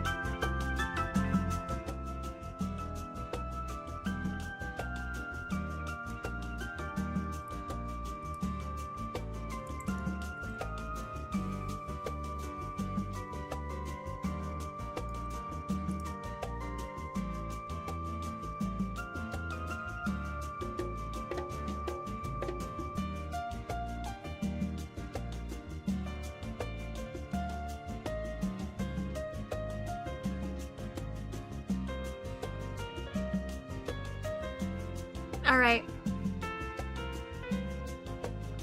To the guillotines you go, boys.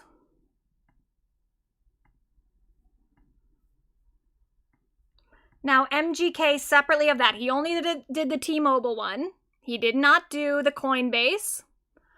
But T-Mobile is also not great. I mean, the fact that our communication with one another is built upon the a handful of companies like T-Mobile, Verizon, etc. Not cute. So I don't love a T-Mobile association either, but it's better than crypto, I suppose. So we're going embarrassing, shame. I think I can do up to 4 options. But he's not forgiven for sure. So let's do embarrassing, shameful, or first to the guillotines.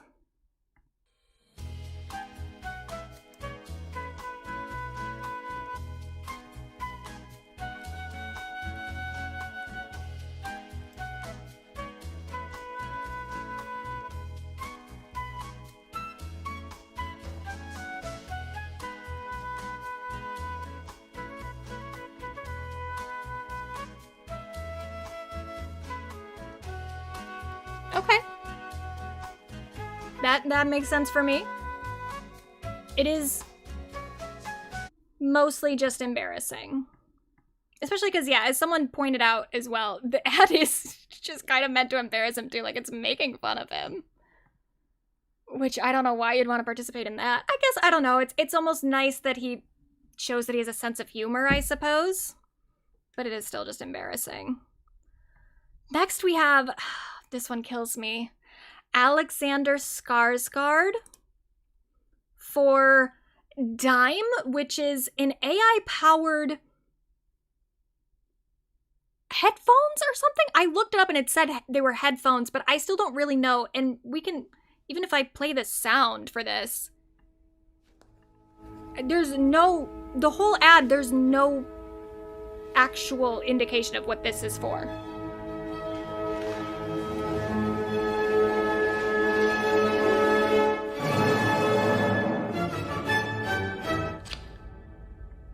So it's an AI-powered headphones. First of all, it's terrible SEO. Dime. When I searched it, I just was receiving stuff about just like dimes. And that says something too. Like 10 years ago or something, a lot of slop was built around SEO, search engine optimization, what comes up first in a Google search. Now people don't even really fucking care about SEO. They'll name shit like Dime or HBO Max becoming just Max. People don't care about SEO anymore because Google doesn't really work anymore. So what does it fucking matter? But it's an they're AI-powered headphones, and here's the thing. When stuff gets advertised as AI, sometimes it is just a marketing thing, and I'm like, okay, well, the product actually is fine. There's the way that they're defining AI here is very loose, so I don't really know that it's necessarily bad that they're AI-powered headphones, but I also don't know what the fuck they do. What is the difference? What does an AI-powered headphone, what could it be doing? What do you even want your headphones to do that would involve AI? I just want them to play the thing that I hook them up to? What? I don't understand what this is. So I guess we're going... It's like I can't even really make any sort of moral argument about it because I don't know what he's selling. But it's definitely not Forgiven. So we're going embarrassing, shameful, or guillotines. Here we go.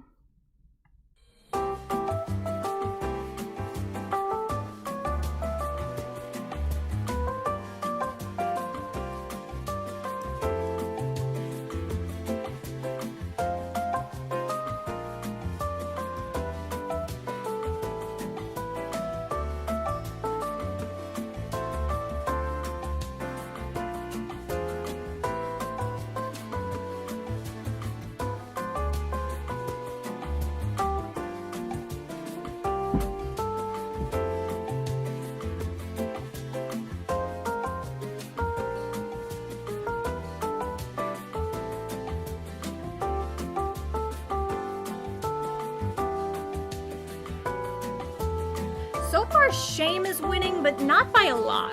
Definitely not as much as some other categories have won their... Other ads have won their categories.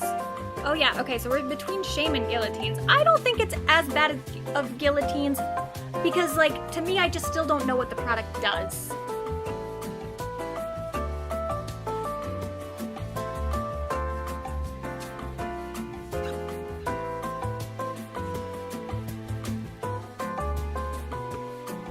Alright, I think we're gonna call it Shame.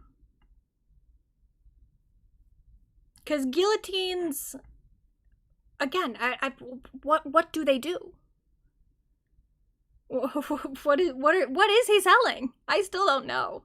I would almost even personally put it in embarrassing, just because I'm like, it's just embarrassing to be selling a product that is so fucking vague and unclear. Now we have Doechie's Levi's commercial. I'm gonna say straight up, I forgive her. I think this one's fine. Because it's a clothing item, she is kind of a style icon, so it just goes through, there's a bunch of different people wearing jeans. And Levi's does have that history with Beyonce as well, where they were one of the first clothing brands to support Beyonce when a lot of other clothing brands were not taking Destiny's, not even just Beyonce, but Destiny's Child, were not taking Destiny's Child seriously because they were they were black musicians. So Levi's has that history there as well. For me, this is Forgiven, and she also just looks good in it. So it goes through all these people wearing jeans, and then it comes to Doechii. Get up off that thing. Time to beat that bitch. Ah, she looks good. I forgive her. But where are we thinking? Because definitely it's not. I think if Sabrina is Forgiven, then that to me makes sense. So I'm gonna we're putting Forgiven. We start the music.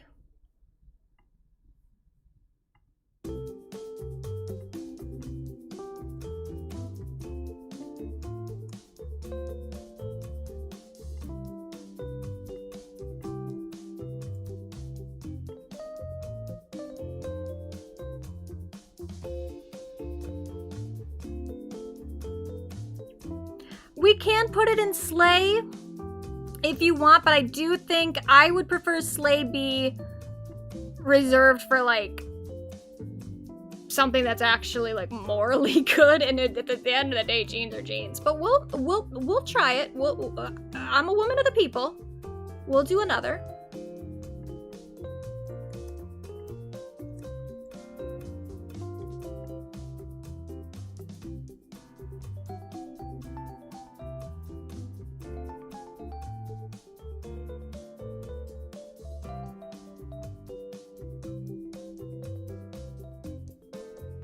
It's close so far. Get your votes in, everyone. Your votes count.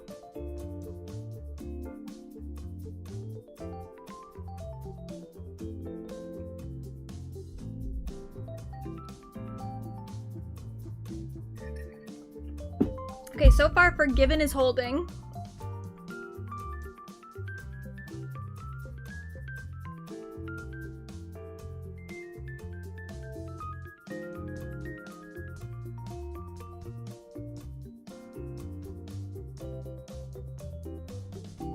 All right, I'm gonna call it for Forgiven.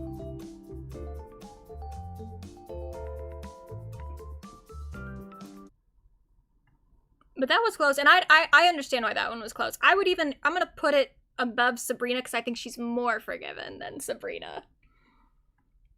And then next we've got Wegovy with Kenan Thompson, DJ Khaled, Daniel Brooks, Anna Gasteyer, John C. Reilly, and Danny Trejo. This one's bad. I'm not even gonna play the whole thing because I just think Wegovy, if you don't know, it's like an Ozempic thing. It's basically, now they're selling it as a pill. It's just a weight loss thing. I think that anyone who's doing a prescription ad, it's just automatically at least shameful to me. A lot of countries don't even allow you to do that. So instead of playing the whole ad, I'm just going to play the side effects. Don't take if you or your family had MTC, MEN2, or if allergic to it. Tell your provider if you plan to have surgery or a procedure, are breastfeeding, pregnant, or plan to be. Stop taking and get medical help right away if you get a lump or swelling in your neck, severe stomach pain, or any of these allergic reactions. Serious side effects may include pancreas inflammation and gallbladder or severe stomach problems. Call your prescriber if you have any of these symptoms. Wegovy may cause low blood sugar in people with diabetes, especially if you take medicines for it. Call your prescriber if you experience vision changes or heart racing at rest. Side effects of nausea, vomiting, and diarrhea can lead to dehydration, which may cause kidney problems. That's not your car, is it? Ask your prescriber about once daily Wegovy pill. Get started for $25 a month commercial insurance or self-pay $149 a month. And what happens when you stop taking it, by the way? Do we really know yet what happens when you stop taking one of these weight loss medications? This is gross. All right, we're doing guillotines. Makes sense to me. There you go, guys. All right, next we have, and this is again where I have to remind you, let's think in terms of like, does it even make sense for these people to be selling this product? Let's not get too taken by the ad itself, because I'm not gonna lie, this ad is kind of fun. But this is Andy Samberg and Elle Fanning doing an ad for Hellman's Mayo. Nobody in the meeting stood up for me, and I was like, okay, guys, like, I led this project. I was born in this deli. What? I didn't say anything. I was born in this deli. My best friend was that baloney. That is until I met you. I'm not gonna play the whole thing because again, it's copyright, but he's doing a cover of Sweet Caroline about Hellman's mayonnaise, and Elle Fanning is just also there, and then she really doesn't even talk until the very end. Which tastes so good. If you marry me, the curse is broken and I can leave. No, thank you. Yes! Just why? Just why?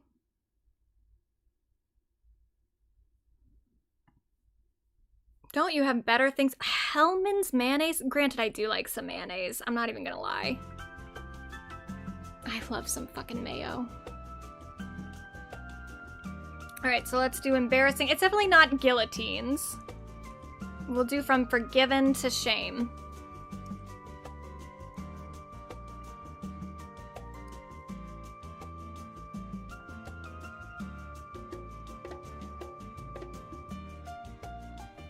I guess we should, let's start off, okay, I know other people have probably already started voting, but think about, let's do Andy first and then we'll do Elle. Because I do think they're maybe at different degrees. I think Andy at least is a little bit, he has a sillier persona, he can maybe get away with a little bit more. Elle is like, you're an actress, you're like a serious actress. The fuck are you advertising mayo for?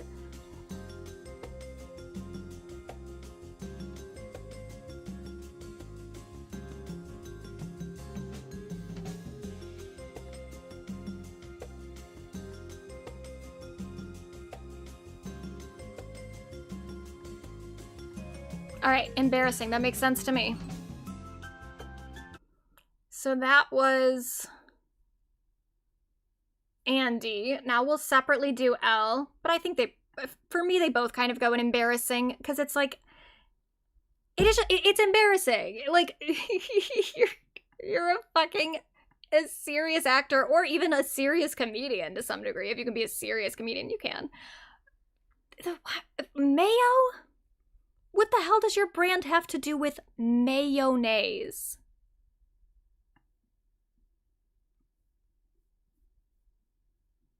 But with Elle, it's maybe a little worse because she is like a serious actor.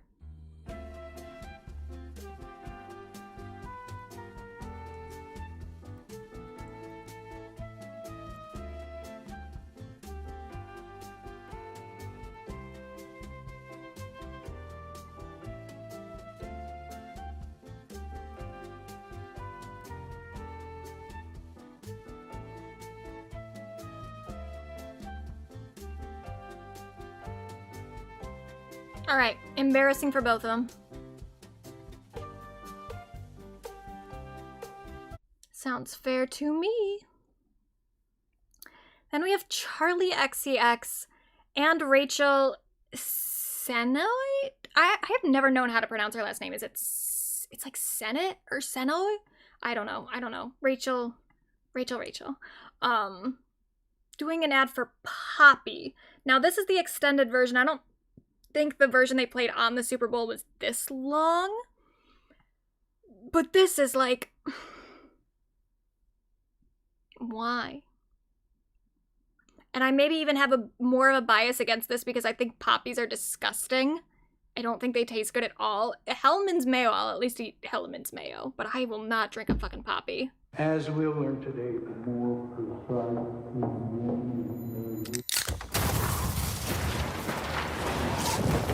It's like vibes. Vibes? Vibes.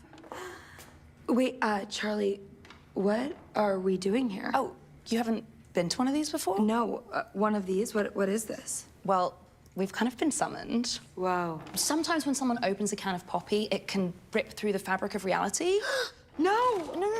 Try not to think too much about it, babes. It's like kind of a vibes thing. Vibes? Actually, I'm kind of surprised that this is your first time. Well, you know, I've been, like, really busy. I've been abroad a bunch, so it probably knows that. That's probably why I haven't been summoned. Totally. Obviously. Yeah. Wait, so who opened the can of poppy? Oh.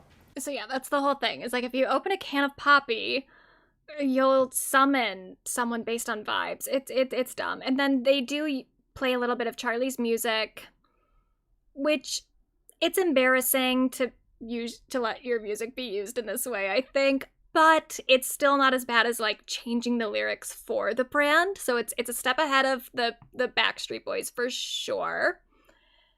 And then it really does remind me though, this is a totally separate conversation, but when I was a kid, and I don't know if anyone remembers this, but there were these Mary-Kate and Ashley dolls, and they would advertise them like this. Mary-Kate and Ashley are really cool. It would be so much fun to hang out with them. We can! They're twins, looking so cool. Mary-Kate and Ashley gonna have fun now. Riding horses with Mary-Kate, she hits the trail with style. Ashley loves to dance ballet. She turns and twirls all day. Now we're getting in our PJs for a sleepover. Party time! Did we hear sleepover? Cool fun with Mary-Kate and Ashley. Mary-Kate and Ashley dolls come with 3 outfits at I literally thought when I was a kid that if I bought the Mary-Kate and Ashley dolls, that they would show up at my house like that. Because kids are dumb. And that's something we should all keep in mind.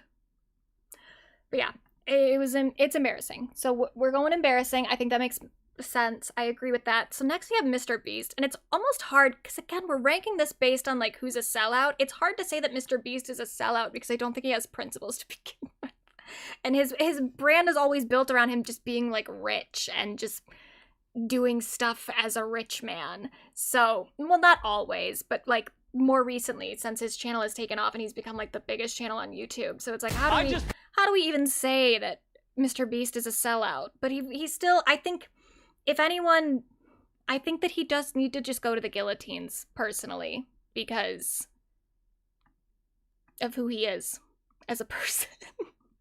And this is just another extension of that. I think that Mr. Beast's entire brand is guillotines ready. So, I'll let him say what it is. Put $1 million inside this vault. And one of you, yes, you watching, will literally win it all. You'll just have to solve a series of puzzles, some playing in front of your eyes right now. But it won't be easy. Good news, you'll have Slackbot, the powerful new AI from Salesforce to help you decipher the puzzle. So yeah, it's another AI thing. It's something about this puzzle that he's doing, and if you complete the puzzle, then you will get $1 million. And I'm not going to show you he does a fucking QR code at the end. I'm not showing you the QR code because none of you are doing it. None of you are doing it. But yeah, okay, yep, 100% voted guillotines. Yeah, okay, we can call that one. That's where you belong. I'm even gonna put you. I'm gonna put you above the Backstreet Boys, because the thing this column was kind of made for you. They're your guillotines. Next, we might have another guillotine. This is Chris Hemsworth. Oops, shit. Doing an Alexa Plus ad. So this is another AI thing. It's specifically like almost making fun of the people who think AI is scary, but doing it in a ridiculous way. I can't. And your car will be here in 5. Perfect. Look at this little beauty I found in the garden. Nice snake, Chris. Hey, whoa, what is that? On your Alexa Plus. That she's not living here. That is full-on AI. One minute we're all buddies, then the next minute she's trying to kill us. Now, Chris, how exactly would I do that? A million different ways. Maybe I'm taking out the trash. The door's jammed. Take a closer look while I pull up a tutorial. A little to the left. So that's the conceit for the whole ad. And then they also have a fucking AI bear, or at least it looks like an AI bear to me. Maybe it's CGI, but I think that they did this with AI. Look at this bear. I sent you is here. Oh, it looks awful. Lowering shades. And they also don't even understand. You notice how wide this is? They did specifically like a wide frame advertisement. For what fucking purpose? To make it look more like a movie? Fuck off. Yeah, people are saying guillotines. I think I would have to agree. I would have to agree. Because especially it doesn't even tell me what the product does. Like, okay, Alexa Plus. Tell me what the Alexa Plus can do that the regular Alexa can't. They just make a whole point of being like, oh, isn't it funny that people think AI is scary? It's like, well, yeah, I think AI is scary. Not necessarily for these reasons. I don't think it's gonna, like, physically kill me. But I think it's scary for other reasons, especially with how unregulated it is. And can you actually tell me what your product does? The hell? All right, so he's got sent to the guillotines. This one makes me sad. This is the saddest one that I think maybe deserves to go to the guillotines, because it's just like, why? I like this guy, but you can't do an ad for fucking Wells Fargo, dude. Like, Wells Fargo, a bank. A bank. A bank that I owe money to because I fucking took out a private loan when I was 20 years old like an idiot. I'm ready to get bangs. I saved enough to take my mom on a cruise. What's all this? It's Wells Fargo. They like to celebrate when the customers save. Wells Fargo, the bank, likes to celebrate when the customers save. They don't fucking care. They want to take your money. That's the whole reason that you would have a bank, is like you want to have people's money. Oy. Okay, so he's definitely, I don't think he's forgiven for sure, but we'll start at embarrassing and we'll go down to shame and guillotines, because I hate to do it to Marcelo. I really do. But Wells Fargo?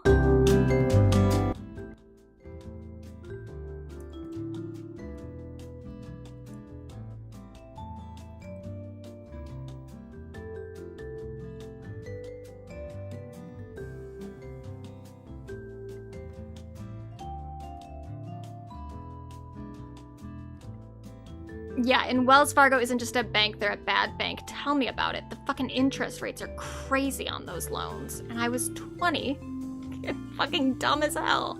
And I'm still paying it. Oh, a lot of people are saying shame, but I think this is guillotines. Wells Fargo.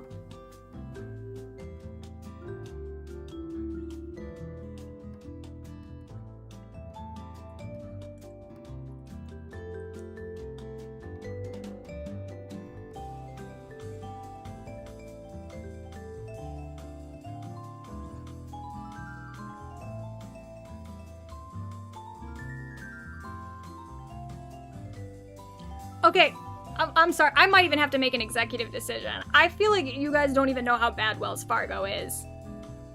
Let's be clear about what Marcelo is advertising here. Wells Fargo refuses to reimburse customer after $814,000 abruptly drained from bank account, triggering battle for life savings.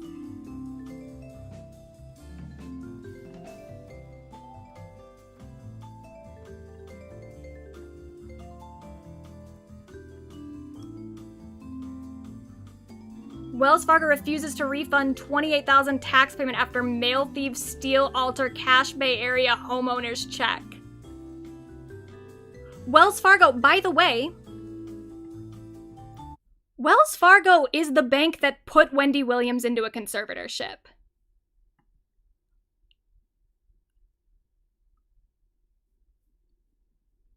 We still think that that's just shame. Enslaving Wendy Williams? I'm gonna let you guys vote another time because I am a woman of the people. But Wells Fargo is evil.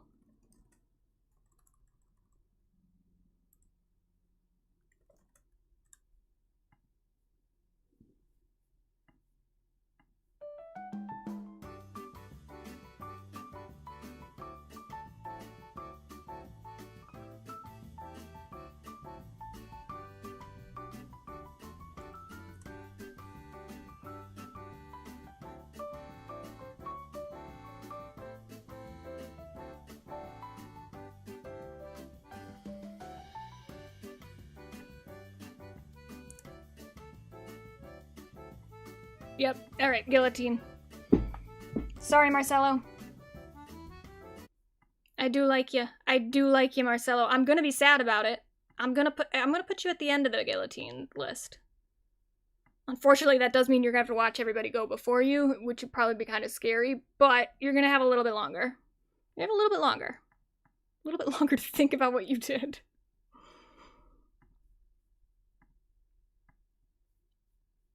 All right, and then we've got Bowen Yang, Scarlett Johansson, and John Hamm for Ritz crackers.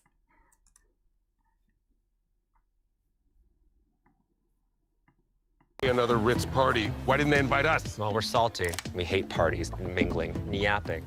They do have all the Ritz crackers, though. That salty, buttery flavor. Let's go for 5 minutes. I'll only go if my feet don't have to touch the sand at all.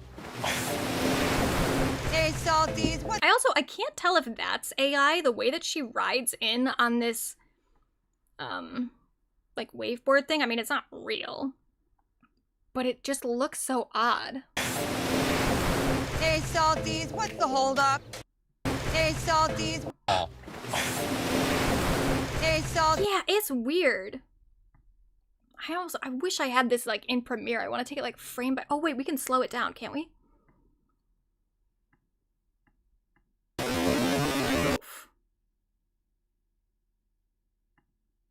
I don't know. Maybe not AI, but just it does look odd. And just what are they doing? Just salt or Ritz crackers? Oh shit.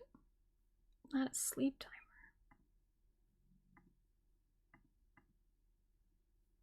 timer. Wait. Not me. Let's go, Scarlett. Wait. Not What's the holdup? It's party time. The holdup is... Wait. Not me. Let's go, Scarlett. Loved by everyone, even the saltiest. Ritz party! loud. So loud. Put it down a notch. Yeah, I think to me this is just embarrassing, but I'll leave it up to you guys. It's just like what Ritz crackers.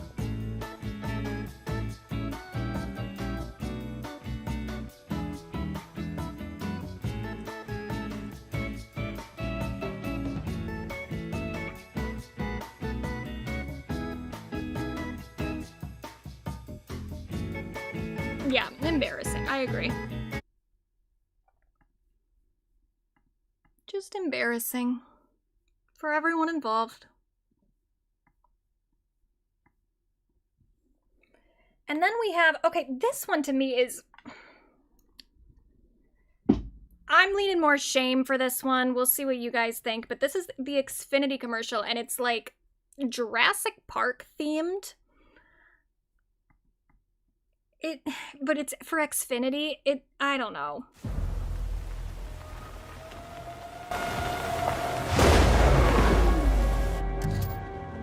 What did I touch? You didn't touch anything. Again, they've done some like de-aging stuff to their faces. I think there's parts where it looks a little bit better and worse. So they recreate Jurassic Park, but they do it as like the park is successful. They've completely just changed the point of the movie, and it's successful because of Xfinity for some reason. We're stopped. Fences are failing all over the park. I guess I didn't include Samuel in the tier list, but I also don't know, because this is definitely, they're using AI to do the de-aging, but I don't know, because I watched, and I'll pull it up, but I watched like a behind the scenes thing, and the only people I even saw there was Jeff Goldblum, Laura Dern, and Sam Neill. So I don't even know if all these people are even here, or if they're just using like old footage, or using maybe AI for some of it. John. I can't get Jurassic Park back online without... Whoa, this place is awesome. By the way, you should have plugged this in.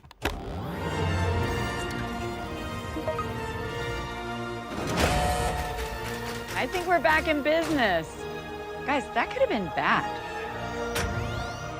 So we're good. Well, this is going to be a lovely weekend.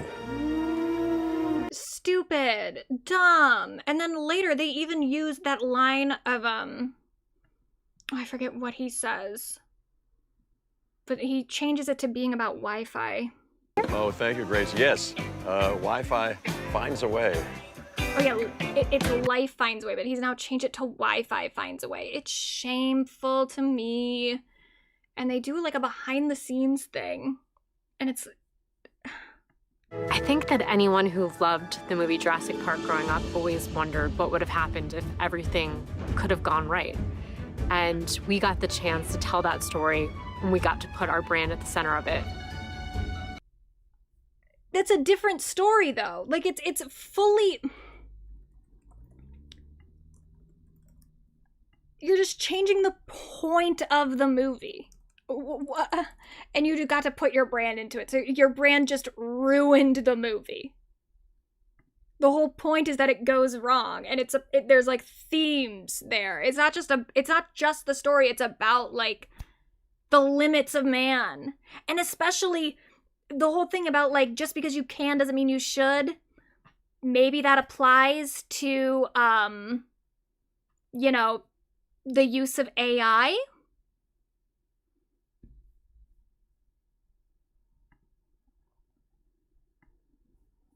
I gotta turn that thing back on.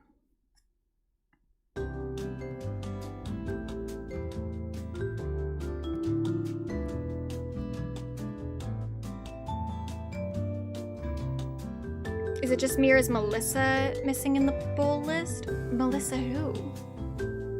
What Melissa? Thanks for the $2.79. Oh shit, sorry. Shame, yeah, I agree. It's shameful. We'll put it there.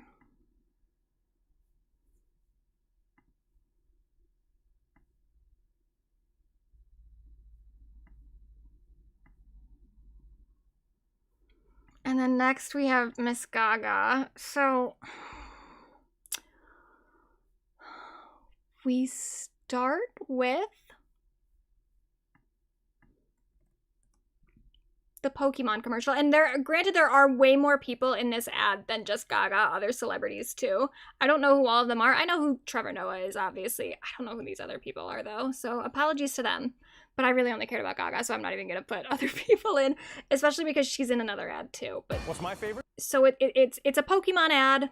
They're asked what their favorite Pokemons are. So here's what Gaga says. Has a 12-octave vocal range. Can be calm. Powerful. So cute. She has a 12-octave vocal range. Can be calm. Powerful. Estilo como yo. 닮기도 한 것 같아갖고. He would improvise on the spot. Just Jigglypuff is my favorite. Jigglypuff, Jigglypuff. Every single time you met a new Pokemon, it felt like you met a new part. There she is with Jigglypuff. Uses her voice to love language. Sa loyauté, sa rapidité. She uses her voice to protect herself. It's homey, you know? Totally. That's why I love it. My favorite is Eevee. Mi favorito es Arcanine. Gengar. Jigglypuff. What's great? So what's your favorite? So that one I thought was okay. I was a little bit, just like as a little monster, every time she comes out with like a new thing that she's apparently into every now and then, and I'm always like, are you? I've been a fan since 2008 and I've never heard you say the word Pokemon. But I love it. I think it's cute, and if that's true, the thing is, just because of the fact that she's never said anything about Pokemon, I'm like, is that really your favorite Pokemon? Do you actually know, like, do you know other Pokemon? Or was that something that other people told you? It's like, oh, Jigglypuff uses her voice. So that one is, that's the most appropriate one for you. I don't know. I would like to have it a little bit, to be more assured that she actually beats it, because I would love to know if that genuinely is her favorite Pokemon. Just, parasocially, and, as someone who's interacted with Pokemon media myself, I would like to bond over that. Now, so that one I'm like, okay, between Forgiven and maybe even Slay for me. The thing is, we're not only evaluating her off of one ad. She did another one.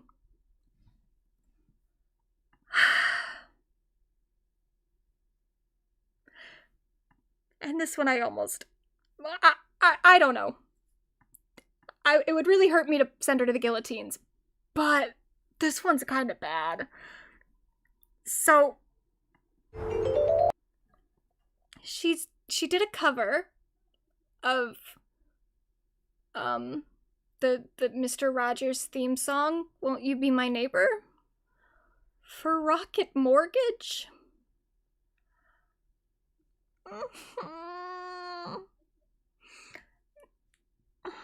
It's a beautiful day in the neighborhood. Beautiful day for a neighbor. Would you be mine? I know it's hard, sweetie. Could you be But you'll still see Dad. It's a neighborly day in this beauty wood. And this ad also exploits a missing puppy. For what fucking reason? What does this have to do with mortgages? wanted to live in a neighborhood with you. So let's make the most of this beautiful day. Since we're together, we're Oh, Melissa McCarthy did a telenova for the Elf brand. I didn't even see that one. During the Super Bowl? I didn't see it, but I can look it up and try to add it. This was gross to me. It's one thing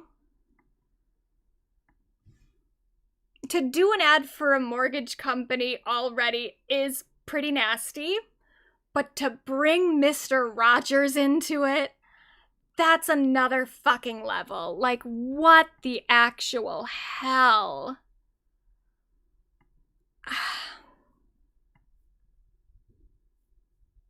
But I leave it up to you.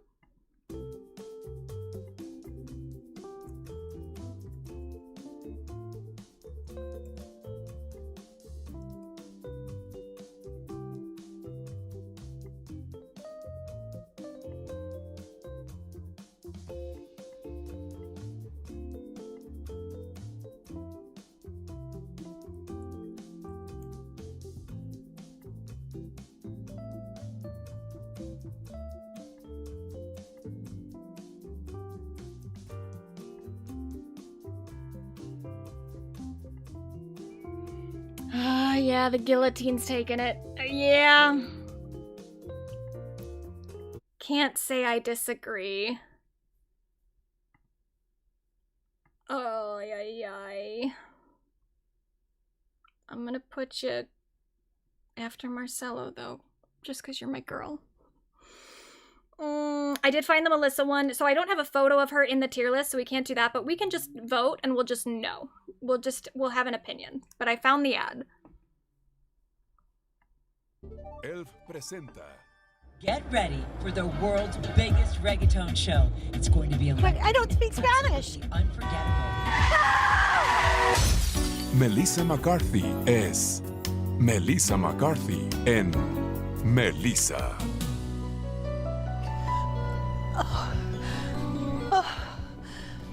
Doctor, what day is it?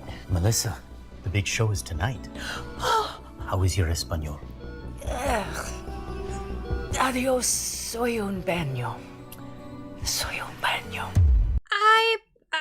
To do this during Bad Bunny's Super Bowl is a little weird to me. It does feel like you're a little bit making fun of Spanish-speaking entertainment, but I don't know. Maybe I'm reading too much into that. But it's a little weird.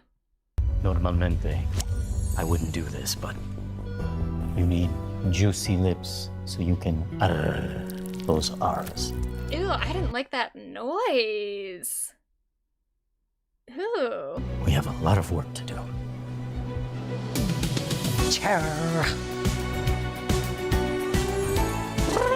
Vamos. Sombrero. Yeah, okay. I've seen enough. We can just vote on this. Definitely not slay. I'll say that. Well, let's factor in. We've got the Spanish-speaking part. We've got the beauty industry part too. We've got the fully like what the why aspect. So, okay, let's make a decision.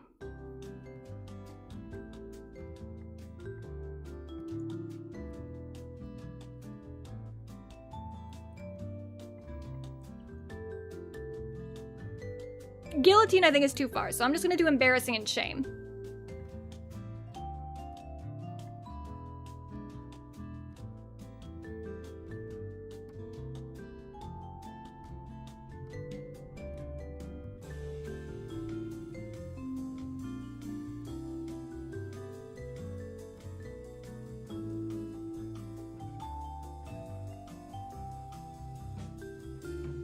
Alright, shame it is.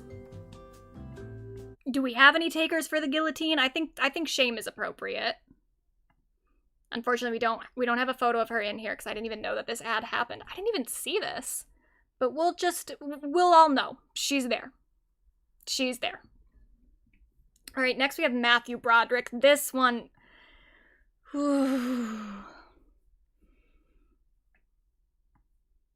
This one is interesting. This is for Jen Spark, it's another AI thing. Jen Spark, give me the day off. I'm skipping work today. You should too, Stu. Okay, I'm gonna start it over because I had the volume a little low at first. Sorry, I have to go back and forth between the music and the ads. Jen Spark, give me the day off. I'm skipping work today. You should too, Stu. First of all, fuck you. Fuck you. What do you mean you're skipping work today? You're an actor. You don't just skip work. You have like a schedule. You go to set when you have to go to set, and maybe sometimes, yeah, there's other stuff involved. There's other maybe like meetings and stuff that you have to go to, but for the most part, you don't have a 9-to-5, Matthew Broderick. You don't have a work to go to when you're not doing a new fucking acting thing, when you're not doing a goddamn commercial for an AI company. But this is also so nasty too, because it's like, AI is the thing that's like actually, it's taking people's jobs a lot of the time. And so being like, oh, take the day off work, it's like, no, that's not a vacation. It's not just like a fun, they did my work for the day. You could lose your job. You could lose your livelihood because of AI. Let's not treat it like it's this cute fucking thing of like, oh, just take the day off. Take your life off. Take all of the money that you earn from your job and get rid of it. That's what's actually gonna happen to people. Fuck you, dude. We don't even need to play the rest of this. He can just go fuck himself. So we're doing shame or guillotines. I think probably, I think I know the answer, but I'll leave it to you.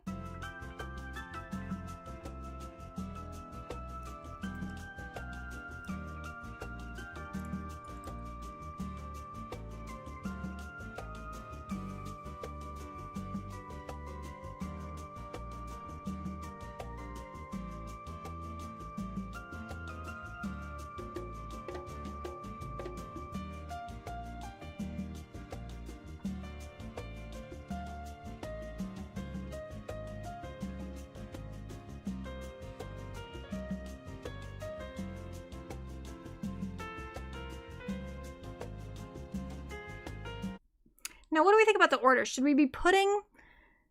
Is Matthew... I'm putting Gaga and Marcello at the end. I'm putting Mr. Beast at the front. How do we feel about the Backstreet Boys with the crypto versus the Wegovy people versus Matthew Broderick and Chris Hemsworth? Because they both did AI. The Chris Hemsworth one wasn't as bad because I'm like, I guess there's maybe some uses of AI in like an Alexa thing that like could be okay, but like this one, that to me is way worse. The like acting like it's just gonna help you with your job when it's gonna take your job.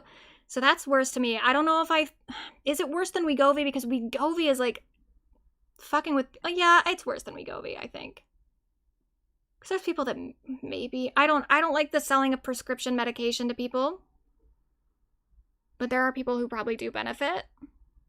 So I guess I would put it above that.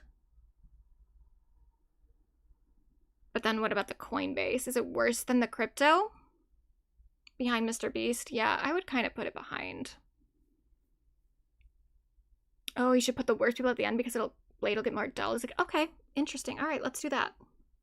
So Mr. Beast goes there. Gaga and Marcello are up here. And then, yeah, we'll put the crypto behind Matthew. And maybe Chris behind crypto. I think that's fair, about fair. Yeah, it is a very misused and dangerous set of drugs. I'm gonna put the Alexa AI behind that, but I'm gonna put Matthew's AI above. Because I think that's worse. Mr. Beast is definitely still first. Or last, I guess, because he's got the dullest blade. So Gaga is gonna go quick. Love you, girl. We don't want you to suffer. You've given us so much. Now we've got... This is the one that I think we could actually put into Slay. Because this one is... But I don't know enough about it, so I'm gonna rely on you guys. This is Olivia Spencer and Sofia Vergara. And this is for, it's like a screening thing for, like a medical thing. In a world where people may miss a warning signal from their body, one woman... Hello? Okay, 2 women are spreading the word. People with high blood pressure and type 2 diabetes. Like my mom and you, Chica. Our kidneys could be sending out an SOS. About increased risk like heart attack or stroke. Don't miss the signal. Ask your doctor about a simple urine test called UACR and join our mission. So it's still kind of in the realm of like, you know, ask your doctor. It is medical, but I think it is just a screening thing. It's not necessarily leading to a specific medication. This is the website. It's a urine test. It says people with high blood pressure or type 2 diabetes may be missing a hidden signal from their kidneys and SOS, alerting them to the increased risk for cardiovascular events like heart attack or stroke. And I'm like, okay, that's not bad. I think. I don't know much about this particular test, but yeah, and encouraging people to get tested for something that could actually affect their health, I think that's nice. So I'm gonna give it between slay and forgiven. And I'll go down to embarrassing if people have negative thoughts about it. But there's nothing that I can see about it that seems particularly negative. But I don't know. I don't know enough about it.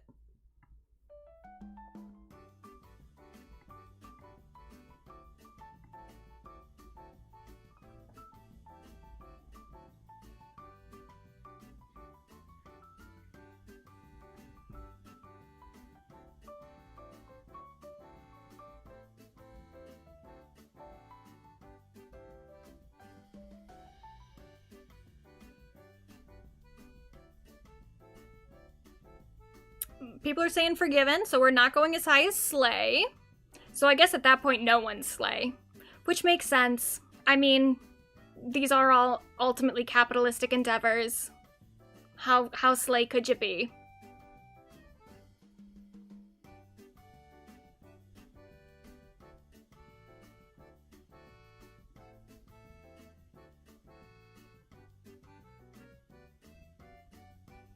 I feel like with Doechii, it was closer with the Levi's. Which is funny. I mean, it was a good ad. Yeah, I do think forgiven because I don't know enough about it. And yeah, you don't, without knowing much about it, if it is like, with it being still somewhat medical, I'm gonna put them above the Pringles ad though. With it still being like somewhat medical, it's still a little iffy, but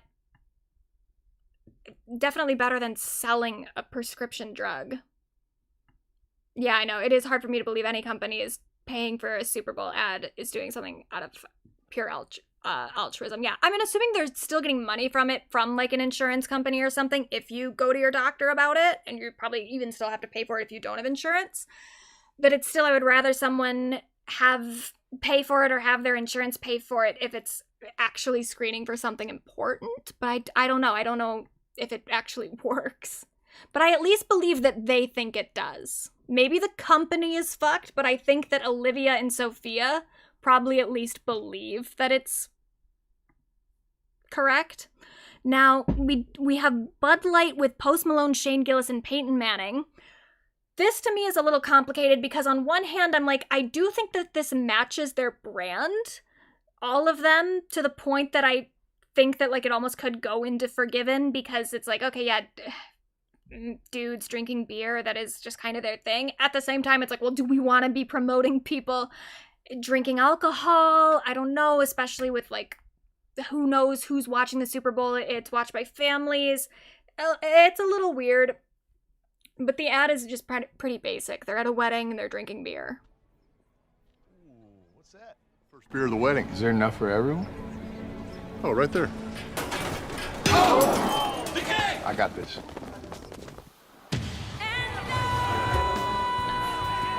Gotta cut it right there. We got a fucking Whitney Houston song in there. But so I think it's somewhere between forgiving, embarrassing, and shame. Definitely not guillotines for sure. But I think it could go up to forgiven. Maybe. But the alcohol aspect of it is a little iffy. But I do think it matches their brand to the point that I wouldn't call them sellouts for doing it. Because they definitely, all these guys drink beer, for sure. Do they drink Bud Light? I don't know.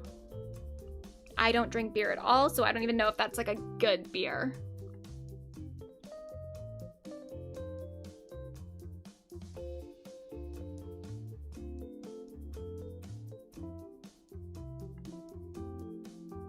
Embarrassing because these guys all suck. That's true. But, you know, if we're ranking on a thing of, like, sellout, nothing here is off-brand. But I think, yeah, okay. People are going embarrassing. I think that's what we'll do. Now, this next one is kind of interesting to me. So this is another just food one. But this one, I guess, does have some reason behind it. So this is William Shatner for Raisin Bran. Now, I guess, and what's important to note here is that there was a photo of William eating Raisin Bran in his car, like a paparazzi photo of him just eating cereal, like, while driving. I don't know if he was, I'm assuming he was at like a light or something, but he's just eating cereal. And then he came out of his car one day just holding Raisin Bran.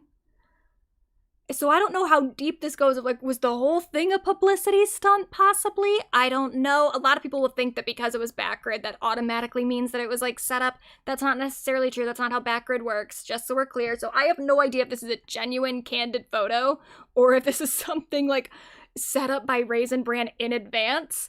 But that is very funny. Even if they did set it up in advance, I'm like, well, that's a level of commitment. So he then did this Kellogg's Raisin Bran ad. Now, I have to say, at first, because this version of the commercial it kind of looks AI-ish, the like, clarity of their faces, but I don't think it is, because there's another version. Will Shadd here, bringing fiber to the masses with Kellogg's Raisin Bran. Duty calls. Will Shadd? Like, look at their faces. That looks just AI just because of the clarity. But then there's an extended version that looks better. So I think they maybe just turned the sharpness up too high or something. But the extended version actually is really funny. It's extended by like, that's 42 seconds and this one is 30 seconds. So it's only 12 seconds longer, but it's almost like the uncensored version. And I need you to hear this part, because this part actually was kind of funny. And again, we're not evaluating it based on like the quality of the ad. Well, that's, if it degrades their like own work or whatever, that can be taken into consideration. But just because the ad is funny doesn't mean that it's less of a sellout move. But this did get me to laugh. So this part got cut out of the regular broadcast. Whoa. Bye. Will Shadd in the house. Wait, Will Shadd where? Never mind, it's fiber time. Is that dog a Shih Tzu? That one really got me. Perfect. Is that dog a Shih Tzu? In the house. Wait. Whoa. Bye. Will Shadd in the house. Wait, Will Shadd where? Never mind, it's fiber time. They cut that part out. So if you go to the part that actually aired. Whoa. Will Shadd in the house. It's fiber time. Is that dog? Oh, that's a good joke. That's good. So, I don't know. This could go all the way up to Forgiven, possibly. Or Slay. I'll leave it as an option.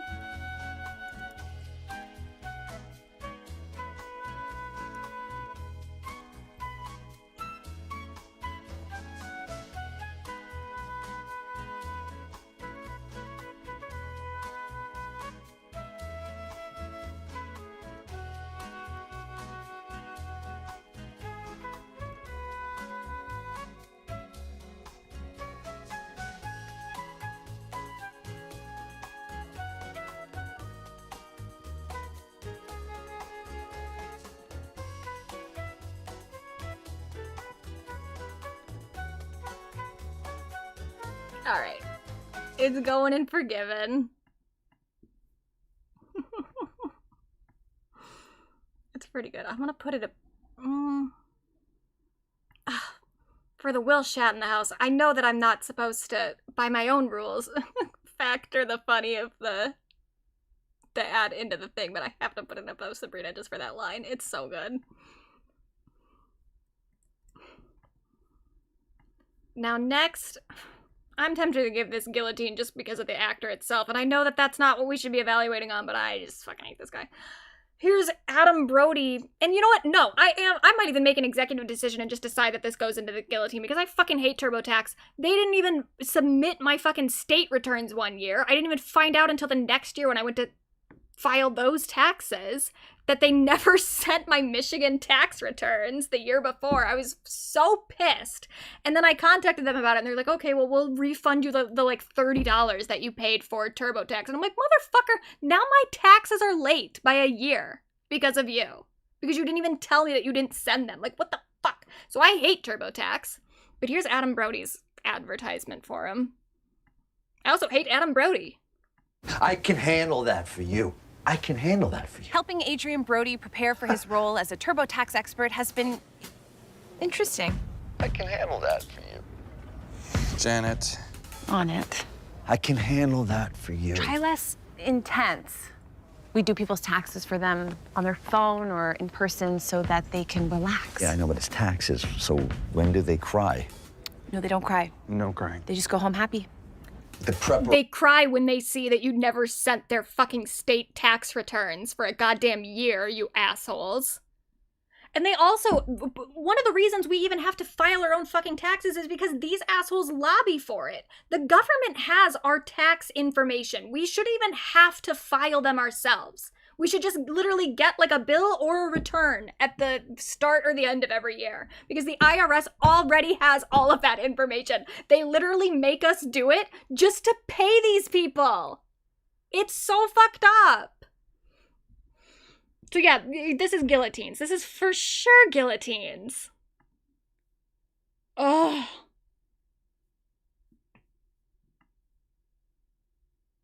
I'm gonna put you right behind.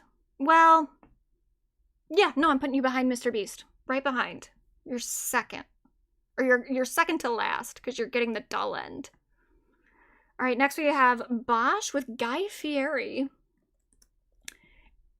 And this is just kind of weird, to be honest. I think this is probably going to go more in embarrassing. Guy. I'm just a guy. But when I use my Bosch appliances, I feel like more than just a guy.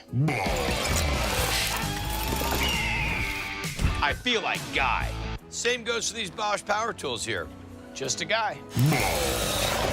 Guy. Man, that guy's cool. Just a guy. Sandwich? Guy. Just a guy. You got that? Guy, Bosch, guy. Just a guy.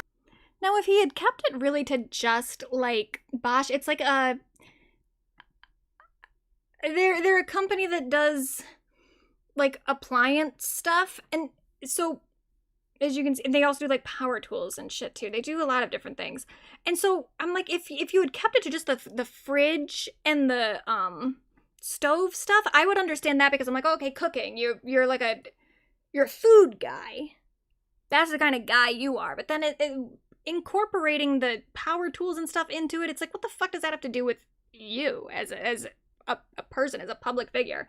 And then they've got this fucking dog in here, and the whole thing again, it has a very like sharp focus, which makes me think, it makes me feel like it's AI, but I don't even think that it is, but I think the dog might be. Just a guy. Guy. With phenomenal apply. Yeah, I don't know. Don't like it. Yeah, embarrassing. I think so. Oh, shit. And the next one, okay, so this is the only one that I don't have separated by the celebrities in it because I almost kind of can't because I don't even know how many celebrities are in this. So this one is just going to be a lump of all the celebrities that are involved. So this is Uber Eats with Matthew McConaughey and Bradley Cooper and then a whole bunch of other people, including Addison Rae.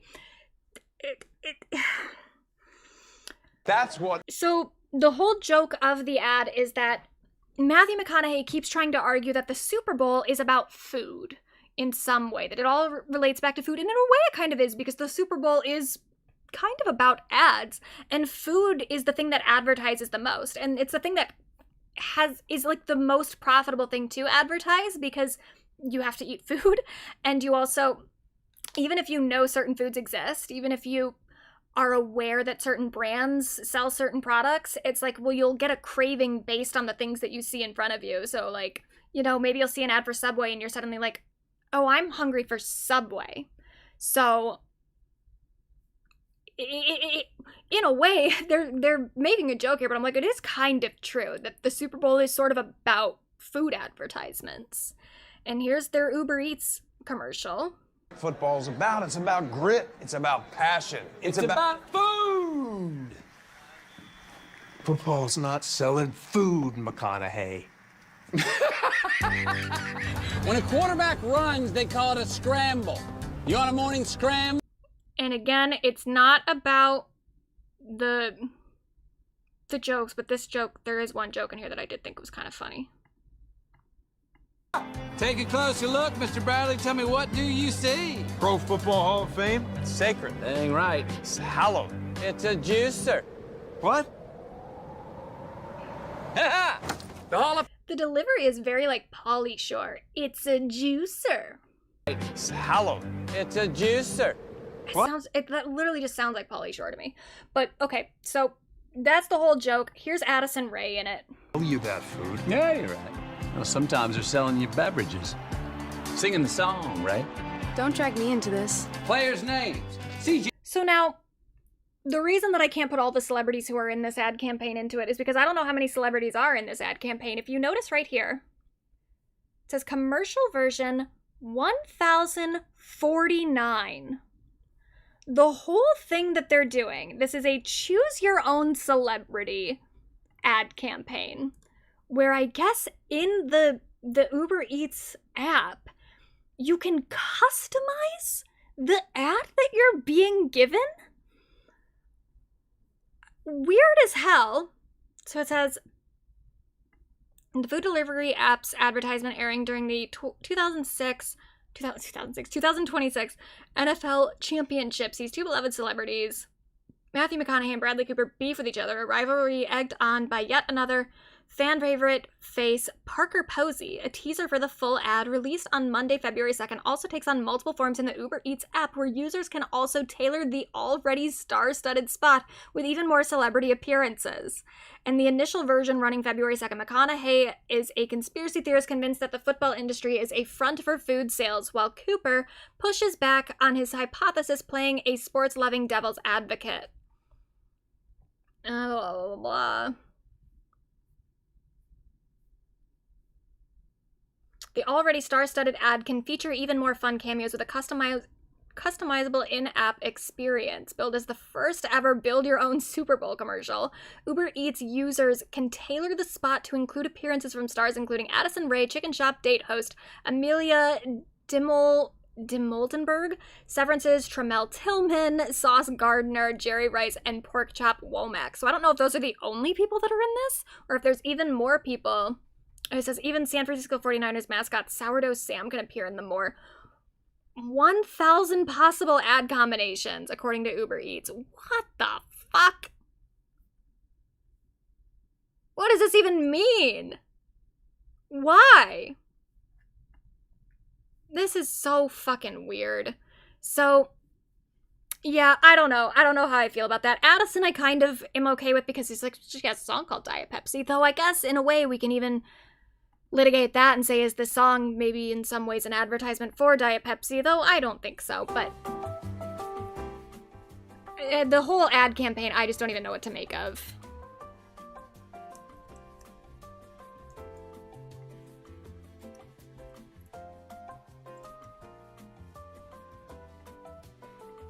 I definitely don't think it's guillotine.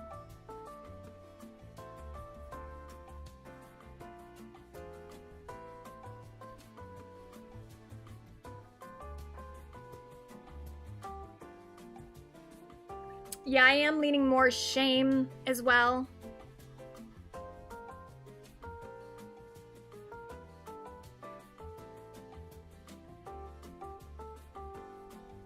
All right, we're calling that it's shame, I think.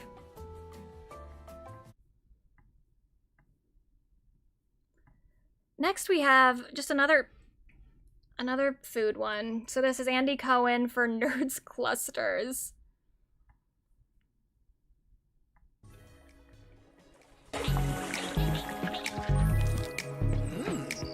To Best Buds. Taste Buds.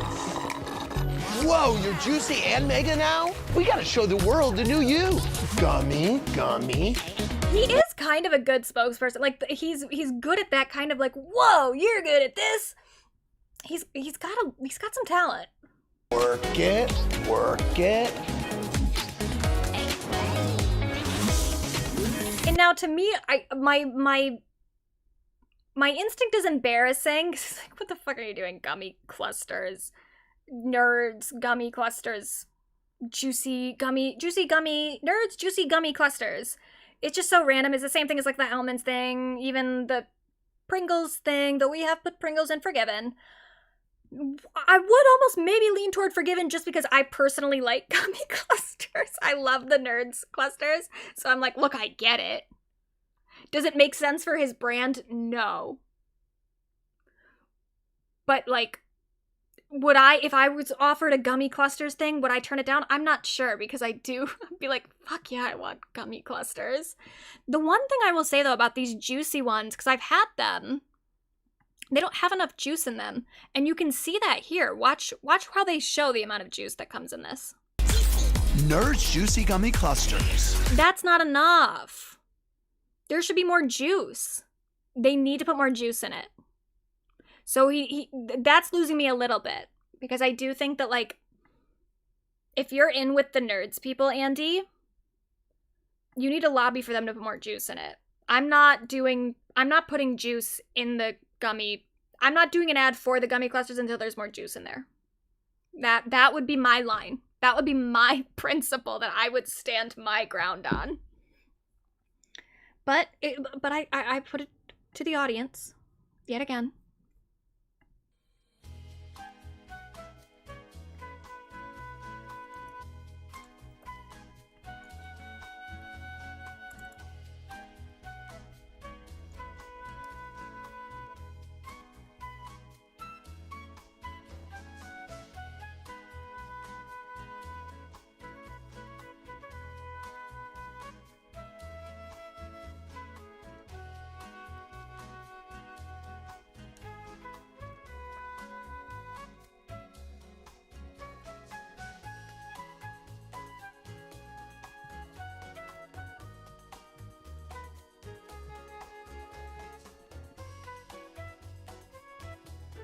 It's close between embarrassing and Forgiven.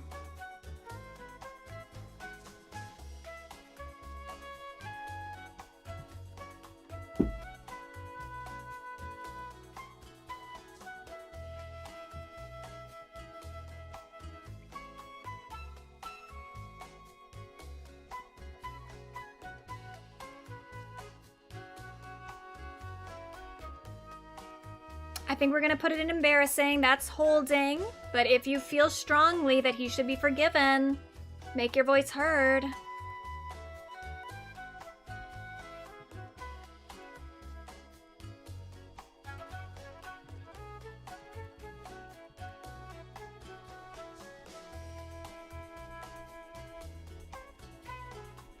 All right, it's going in embarrassing. But we will put you, Andy, we're gonna put you at the top of embarrassing. You're above Tate. Next we have Squarespace with Emma Stone and Yorgos Lanthimos, who I don't have him in here, but he is included. And he's in another ad too. He's a director. He directed this entire ad campaign.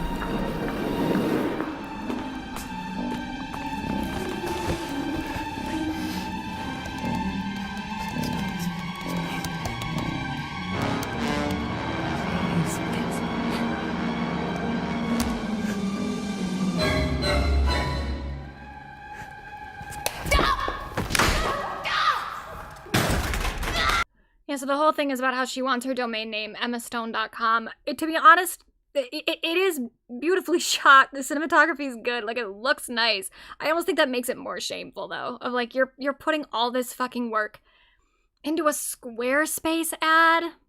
That's embarrassing. And also, the whole thing, if you go to emmastone.com, what this whole thing is about her wanting her domain name, now her domain name, her emmastone.com that she apparently wanted so bad is just an ad for Squarespace. Hello, I'm Emma Stone.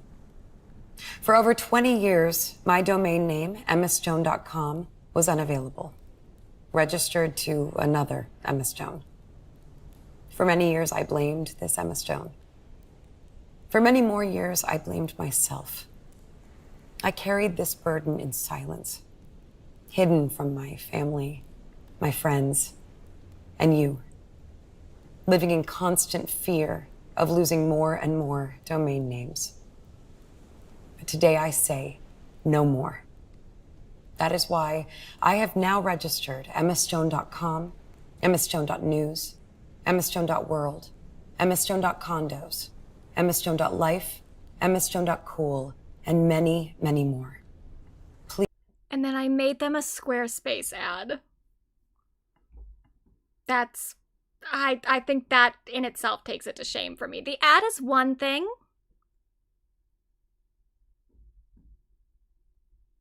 But the website to me is another. You're taking emmastone.com and just making it an ad for Squarespace. Like what? Like you're a fucking podcaster?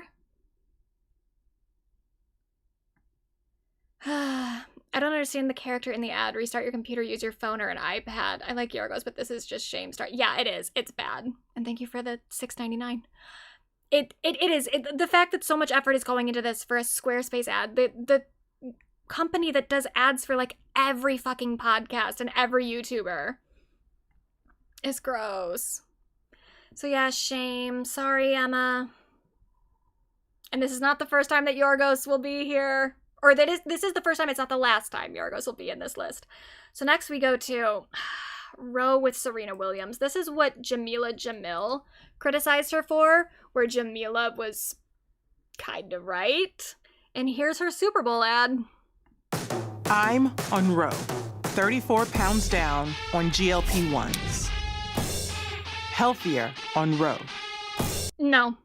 Already for me, it's like guillotines. Because to associate you being 34 pounds lighter with being healthier, I hate it. I hate the whole conflation of health and weight. I mean, yes, your weight plays a factor in your health at times, but it's not like the be-all end-all of your health, especially like for it to really impact you to a significant degree, you have to be pretty severely underweight or pretty severely overweight, you know?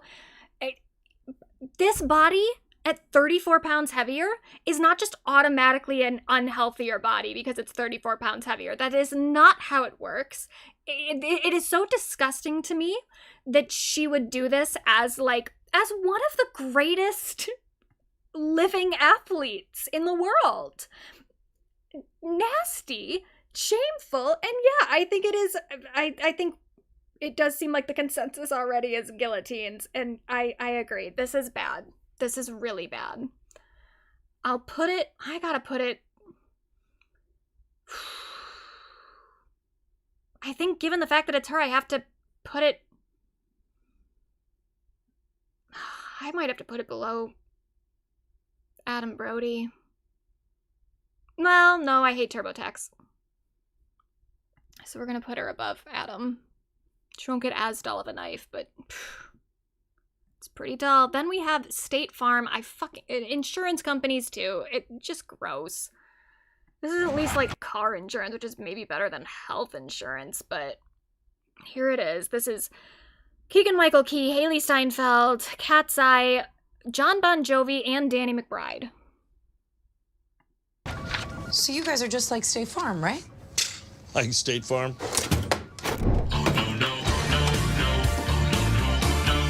And then they do a cover of a Bon Jovi song. And it's a whole thing about how they're not a good insurance company, blah, blah, blah, blah, blah. Then Cat's Eye shows up.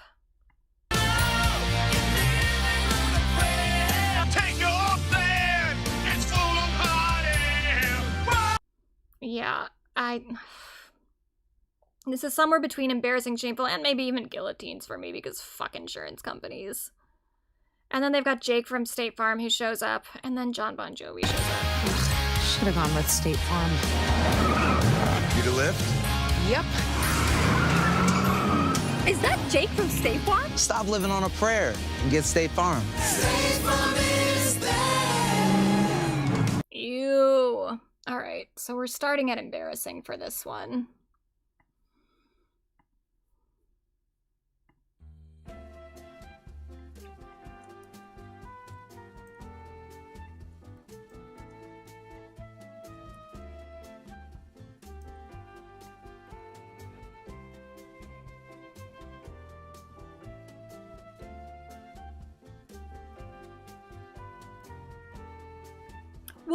We'll do Cat's Eye separately, because yeah, they definitely, the whole band can be considered a product, so what morality they should have, I don't know.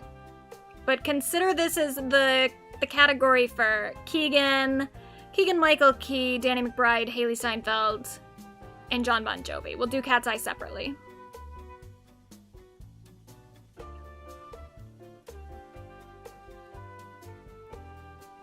All right, shame works for me.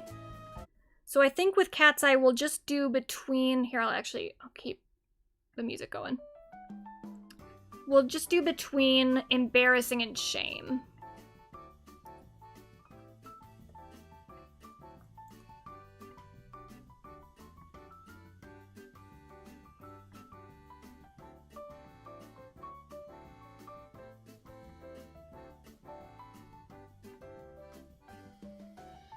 Yep, Cat's Eye will go up in embarrassing. Okay. All right, and then the next one, I'm gonna warn everybody, because to be honest, this is Benson Boone and Ben Stiller, but also in addition, he's not on here, but Spike Jonze, he did direct this. I'm gonna warn everyone. This is one of the funnier commercials. And we need to think about that. It's not about the funniness, it's about the selloutness. Does it make any sense for Ben Stiller and Benson Boone to be doing a fucking Instacart commercial, no matter how amusing we might find the commercial? And now, a word from our sponsor. We're living in the age of now. We're living in the age of now. We're living in the age of now. We're living in the age of now. Instacart lets you choose your bananas. Get them just how you like. Instacart lets you choose your bananas. From green to extra ripe.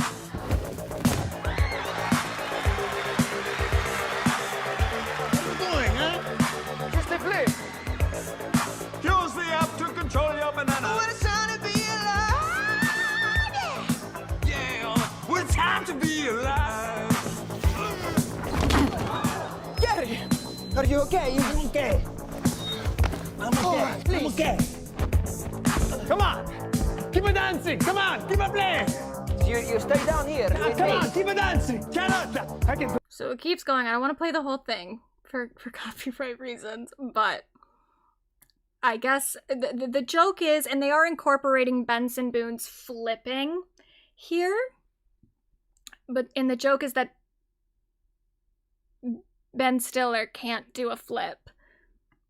And they've got, like, Italian accents for some reason. What? What is it? I need more lift. Gary, you don't need more lift. Come on, keep it playing. Shooting? I just need more lift. No, Gary. Oh, sweet. Come on. Gary, come down. It is okay. Everybody wants me to do a flip for Instacart. Nobody wants you to do the flip. No, we do a flip and make Papa happy. Don't bring him into this. Let's make Papa happy. Don't do I it. do the flip. Move, man. Here's your flip, Johnny. No, don't do the flip. What a time to be alive. Oh, sweet Gary. Holy smokes. You all right? Please. I'm a good guy. Oh, sweet Gary. Papa, I did the flip. I did it. No! Gary, no! Gary, what's me? And I'll be honest, the Italian accents do kind of sell it for me. But still, what the fuck does this have to do with Instacart?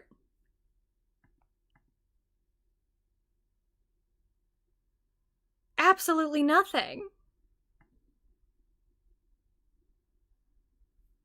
Absolutely fucking nothing. Now maybe we should separate it, because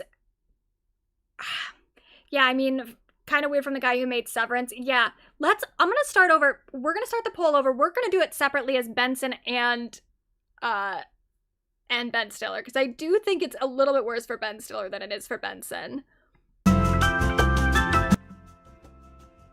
So we're gonna start with Benson.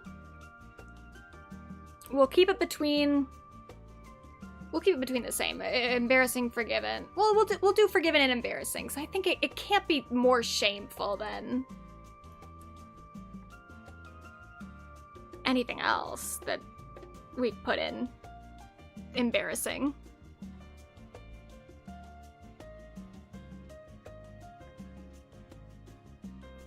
Already there's a movement to forgive Benson. I mean, I get it. It's just kind of dumb.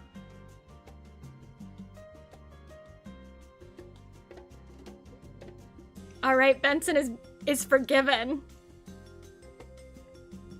We'll start with Ben now.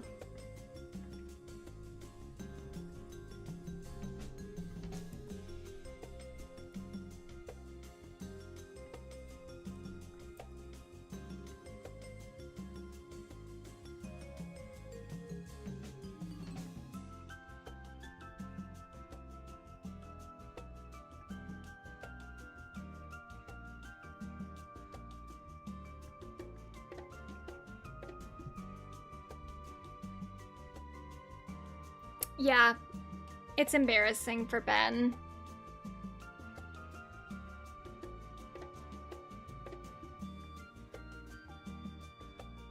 Alright, well, we got that one. We've only got 3 left, so... Next we've got fucking DraftKings with Michael Che and the other guy, Colin Jost. Oh, shit, it's 50-50 now. Should we... Oh, did I move on too quickly? I have to put the music back up. Keep voting on Ben. We might be forgiving Ben.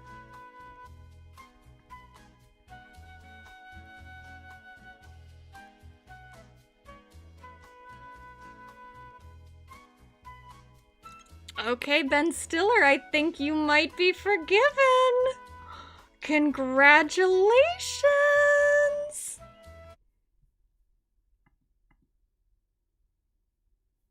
Congratulations, Ben. And Benson. We've got no one in Slay. I think we can maybe... I don't know. See, maybe we can move Doechii up to Slay. But it's... You know what? No, I think it makes sense for us to have no one in Slay. Because... ultimately, this is all, they're all sellouts in their own ways. Nobody gets the thrill of being live more than us. So DraftKings trusted us to do this ad live from the Super Bowl in Santa Clara. Tonight, live bet the game on... I love that the whole joke of the ad, too, is that they're not trustworthy. That they're just lying. And then they're selling a fucking gambling app. They're telling you to gamble. I mean, I think a gambling ad in itself... it's just kind of instant guillotine, but I leave it to the audience.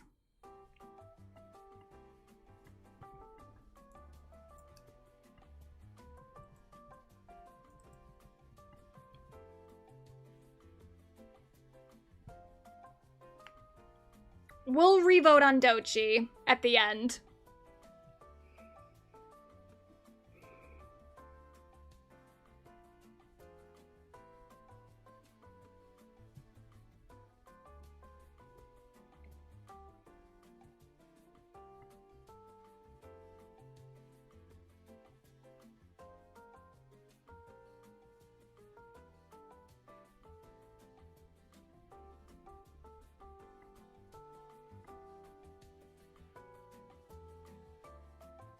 Yeah, guillotine.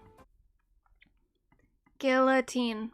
And also, I'm tempted to just leave them in guillotine just because, like, I need them to leave SNL. And I don't know another way to do it. I think gambling is a... I'm gonna put it below TurboTax. But do we put it above Roe?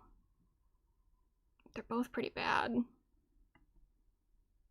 I think I'll leave it there unless you guys have strong feelings.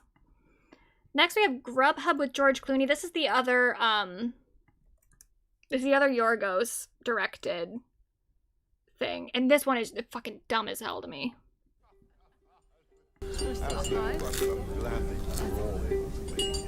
I'm even gonna skip forward because it's way too long. It's 1 minute and 50 seconds. It doesn't need to be that long. The whole thing is like, they're being like, who's gonna eat the fees? And then George Clooney comes in with the answer. Grubhub will eat the fees. Grubhub will eat the fees? Grubhub will eat the fees. Grubhub will eat the fees. It's so fucking stupid. Because, yeah, okay, Grubhub will eat the fees if you spend $50 or more on an order. They'll also, they overcharge what the restaurants themselves charge by like 20 to 30%. So you are always paying more on Grubhub or DoorDash. Just know that. Whenever you order anything on Grubhub or DoorDash, you're paying more. Unless sometimes they'll have like a specific deal if they're like actually going through the restaurant sometimes. Sometimes. But most of the time, if you order from Grubhub or DoorDash, the amount that you're paying per individual item is 20 to 30% marked up. So even if there are no fees, no delivery fees, or whatever other fees that they put, like a service fee, delivery fee, even if they eat the fees, you're still paying more than you would have paid if you had just gone to the restaurant and paid there, or just ordered from like the restaurant's website if they have it. So ridiculous to act like you're not being overcharged when you absolutely are. It's fucking stupid. And what, you're a A-list movie actor and you're making ads for Grubhub?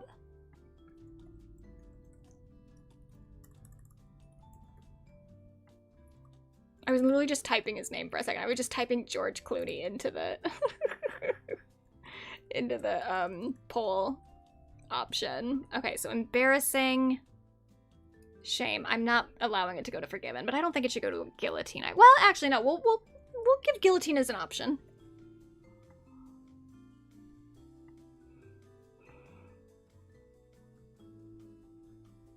Not on the list, but literally put Kevin Hart in the shame with Verizon for all their bad service. Also, Elijah Wood put is embarrassing for Skittles. I didn't even see those. God damn, there were so many fucking ads with celebrities. I didn't even see those two.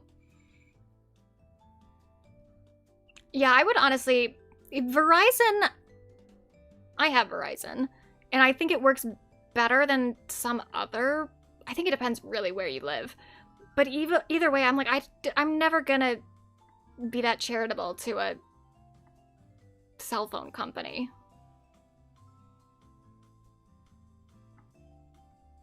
Yeah, shame. I agree. Because the thing is that ad in itself is just so misleading, to act like you're not paying extra for Grubhub when you are. And then the final one, our grand finale. This one almost...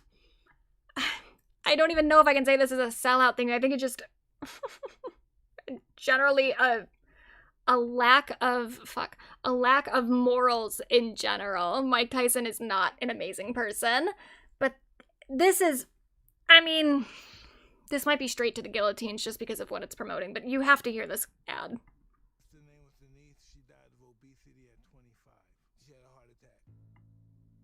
I was so fat and nasty, I would eat any... I gotta start it over. My sister's name was Denise. She died of obesity at 25. She had a heart attack. I was so fat and nasty, I would eat anything. I was like 300. I was so fat and nasty? What the hell?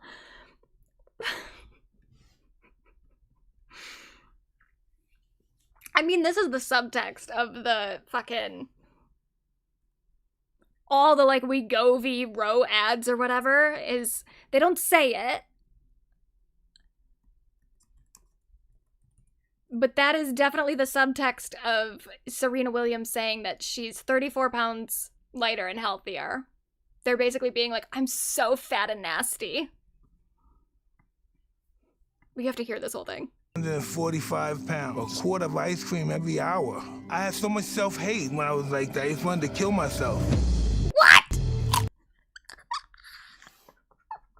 Because you were fat? You wanted to kill yourself? Oh my god. Because you were eating ice cream? It's okay. Eat ice cream. It's fine. I'm gonna eat ice cream when I get off stream. I promise. I'm gonna do it and I'm gonna feel so good about it.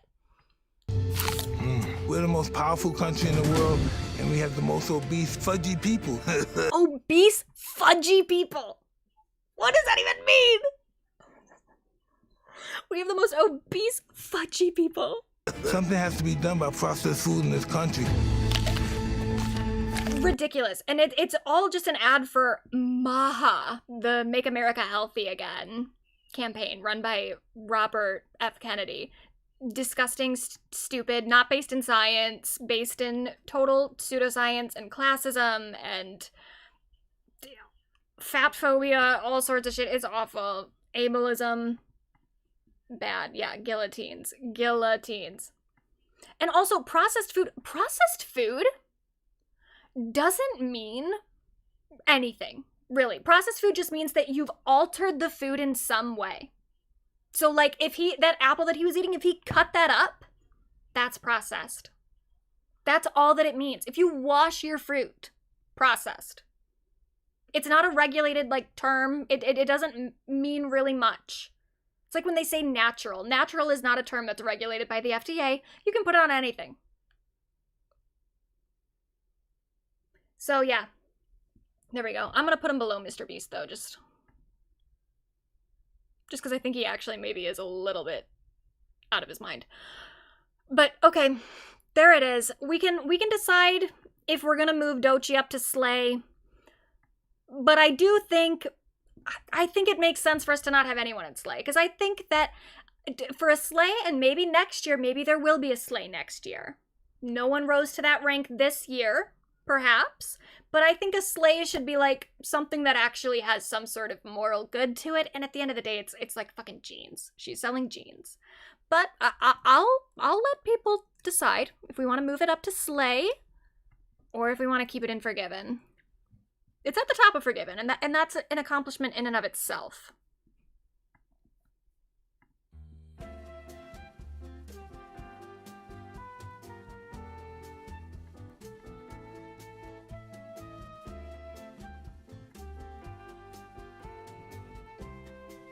What is the best Super Bowl commercial in years? Oh, I don't know. None of them are that good.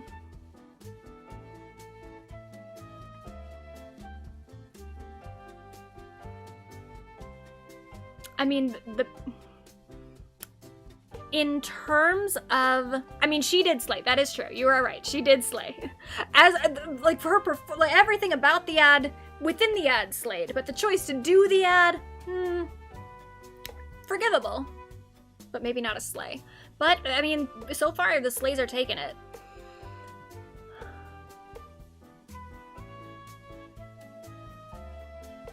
If I'm thinking of a good Super Bowl ad, though, putting aside my feelings about the company that put it on, I think, and this is an older one, but the Britney Pink Beyonce Pepsi ad, I mean, that's a classic. All right, Doechii, you moved up to Slay. So there it is. There we have it. Now, we do have one more order of business, of course, because we do have to do our honorary Pop Girlies. So for this week, we've got a few. We've got, I think, 4. First, we do have Miss Piggy. Now, this has been brought up before. I would be okay with putting Miss Piggy in the Pop Girly bracket at the end of the year. If she does music, which she's capable of doing, she's done it before, I think Miss Piggy can go in there. Unfortunately, in this new Muppet TV show that came out, she did do a song, I think. I feel like I remember her. She did a song. But they haven't updated her Spotify. And that to me is like the marker. If I can't stream the music independently of the show, it can't get counted, I think. That's the rule that I've decided. But they didn't put the song onto Spotify, even though she does have a Spotify account. There is a Miss Piggy Spotify account. But they didn't put anything from The Muppets, the new show. They only did the pilot episode, so maybe if it gets picked up for a full season, maybe we'll see more, and maybe we can put Miss Piggy on the actual bracket. But at the moment, it looks like her talents are being relegated to just being a part of The Muppets, the franchise. They're not letting her shine as a potential pop girly. But of course, she is doing a lot of promo for this show, so we do have to shout Miss Piggy out. She is an icon, she is a legend, she is the moment. And she always has been. Next, we do have to give it to Kendall Toole. Now, if you haven't been paying attention, or if you're just not on Twitter, because I don't even know if this like actually became a thing outside of Twitter, but Kendall Toole is a Peloton, or she was a Peloton trainer, coach, whatever the fuck they call those. She has quit. She doesn't work for Peloton anymore, but she worked for them for a long time. And I guess she was like a pretty big trainer at the time. I don't have a Peloton, so I'm not keyed into that world. But there was a clip of her from a few years ago that is now going viral on Twitter as a reaction video. And it's so good. The second that I saw it, I was like, oh, this is one of the best reaction videos I've ever seen. It actually makes me... One time John asked me if I wanted to have like a soundboard or something for the streams, and I was like, I don't even know what I would do with a soundboard. I don't know what I would put on it. I feel like it would just be like, that's more stuff for me to pay attention to. This is the first time where I'm like, oh, I wish I had a soundboard so that I could hit this specific little run as much as I wanted. So maybe I'll get a soundboard just for Kendall, but this is the video. It's so good. Get 'em banned. Get 'em banned. We don't do that here. Oh, now I'm pissed. Find out who that is, get 'em banned. We don't do that. I ain't the one, baby. I take no disrespect. Get 'em banned. It's so good. I feel like there are so many good uses for it. Just anytime that you're ever annoyed. The first time I saw it on a tweet that said something about, why am I seeing more hate about Olivia Dean winning Best New Artist and not enough hate about Somber and Alex Warren? And I was like, oh, that's good. Because there's multiple parts about it. About the get 'em banned of like, just get somebody out of here. That's good. But the like, we don't do that here, that was what like really connected with me of like, sometimes, you know, you just have to lay down the law of like, look, when Olivia Dean, when a woman, especially when like a woman of color, when she wins an award over two mediocre white men, even if you don't fuck with her music, we don't do that here. We don't spread hate about Olivia Dean when the competition was two mediocre white men. We don't do that here. Get 'em banned. Get 'em banned. We don't do that here. Oh, now I'm pissed. And oh, now I'm pissed. Oh, it's so good. Every part of it. And the way that, like, there's something rhythmic about it, it's hypnotic because she's doing it with the music and then the clap. Find out who that is, get 'em banned. We don't do that. I ain't the one, baby. I take no disrespect. Get 'em banned. This is gonna be me tonight. That's gonna be me doing my copyright disputes. Like, I'm not the one, baby. We don't do that here. This is how I felt watching it. Yes, I know. I believe this. This gives me chills down my entire body. Yeah. I believe it. Yeah. I haven't heard it in those exact words before, but I'm often trying to say the exact same thing. Yes, I know. I believe this. And then this really got me too. You know, that whole thing about like toss your hair in a bun, throw on some gangster rap and handled it? That's exactly what she did. She literally tossed her hair in a bun, threw on some gangster rap and handled it.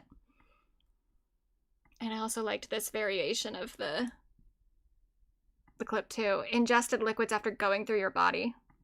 Oh, now I'm pissed. It's so good. Here's the full clip. So what happened was there was someone when you're doing a Peloton thing, I guess there's a leaderboard where you put your username on it, and someone put a username that was not appropriate. So this is the full clip. Whoever just joined their first class with that leaderboard name, get them banned. Get them banned. We don't do that here. Oh, now I'm pissed. Flat road, then we're cranking it up. I don't like disrespect. Let's go. I love that part too. I don't like disrespect. Let's go. Control room, let me know if you see that. Just before the birthdays.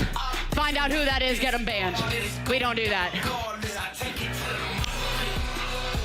I ain't the one, baby. I take no disrespect. And I will protect the eyes of the people on this leaderboard. Hell no. Hell no. Whoever... So, what the actual username was, I don't know. There was a rumor for a while that it was pedophile. Like, pedal, and then pedophile. She has denied that. And also there was a whole bunch of rumors, because I started looking her up on Reddit. Just to be like, is she, like, decent? Because, you know, a Peloton trainer, you never know. I mean, that whole world can be very, like, weird with, you know, enabling eating disorders and stuff. The whole fitness world, it can get a little odd. And I don't know still, like, exactly how much I would endorse Kendall Toole as, like, a fitness person. I have no idea. I know she has her own fitness app now. I'm not saying you should get it. I don't know. But I did see a lot of people saying that she was MAGA, and I was really confused because I was looking on Reddit, and the people saying she was MAGA, they were giving examples, and I was like, I don't know about this. Because one of the things was, like, she had said something once about how she wanted to have a traditional family, and I was like, well, I get, if I hear the words, like, traditional family values, that I think can be a little MAGA, but just her saying I want a traditional family, I'm like, oh, I think that maybe just means that she wants, like, a spouse and kids. I don't know. I'm not going to take that as her being MAGA. That's kind of extreme to me. And then there was stuff about her boyfriend maybe being MAGA, but then I looked him up and I couldn't even find anything about him being MAGA, so I have no idea. I don't know where those rumors really came from, but I'm not in the Peloton world, so I don't know. I don't know much about her. But someone on Twitter called her MAGA. She did say specifically, I'm not MAGA, you dull brain, and that wasn't the leaderboard name. That pissed me off, but I do agree that name was heinous too. So she's denying that the pedophile was the username. She then said on Instagram, when someone asked her about it, she said it wasn't pedophile. That was a rumor that dude John Pruitt spread. I don't know who that is. She said it was actually a heinous racial slur that shouldn't have made it past the username rules, but it did, and I shut it down. So apparently it was a racist slur. So we love that. We love that she shut it down. I don't know what it was, but I can maybe kind of guess. But I was watching a lot of clips of her, and I'm not going to play them because of the copyright, but she's got great taste in music. And here she is. I don't know how long ago this is taken, but here she is with Hayley Williams. So we love that. And it is kind of funny to me because the first tweet that I saw her reaction on was about Olivia Dean, and here she is talking about Olivia Dean. Thank you, Lucid, by the way. We have great wheels for while we're here. And I just made eye contact with Olivia Dean getting into a limo, and I didn't want to freak her out. I gave her the most awkward smile ever because I looked and I was like, oh my God, that's Olivia Dean. I freaking love her. I'm not going to put on blast where we are or whatnot. She needs her privacy, but congratulations. And oh my God, I love her so much. She's such a talent. Fuck. I just was so awkward. I just looked at her so awkwardly. So taste, we love it. And thank you for the reaction video, Kendall. I am going to use it. I don't even know if I'm going to use it in real, actual, interactions on the internet, but I'm going to think about it a lot. It will be in my head for many years to come. And you did that. You did that, Kendall. Our next honorary pop girly. This one's kind of personal for me. Sam Raimi. My guy. He's one of my favorite directors. He directed my favorite movie of all time, which is Spider-Man 2, and also some of my other favorite movies, Evil Dead 2, Drag Me to Hell. I fucking love Sam Raimi. I've always loved Sam Raimi, and he was an executive producer on Xena, which is my favorite show ever. And he has a new movie out right now called Send Help, and I really liked it.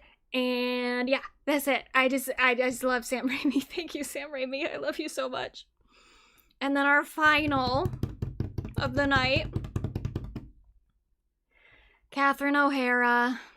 This is really devastating. I don't know why there are spoons on her, but I don't even know what to say. She's an icon. She's been in so many different incredible things. As other things that I've loved. Best in Show, Beetlejuice. Yeah, she's an icon. This really sucked. This is really, really a bummer. I guess the news came out earlier today or yesterday. That I think that it had something to do with rectal cancer or something. I don't know how long she was suffering with that, but yeah, it was sad. She was very, very talented, very, very cool, effortlessly talented too, like, and really young. Like, she was 71, I believe. It's really hard to imagine. And she was such an active actor too, you know. She was working. She was nominated for, I think she still is nominated. The SAG Awards are still upcoming, right? She's nominated for a SAG Award, or what the Actors Awards now. I'm stupid. But she's nominated for shit. She was working currently. She's in that show with Seth Rogen. What was it called? I watched it. I don't even remember. But she's in that show. So this sucked.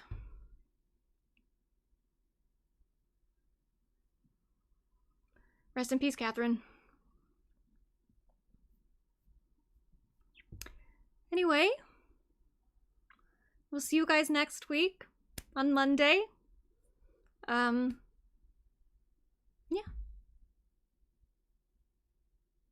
Goodbye.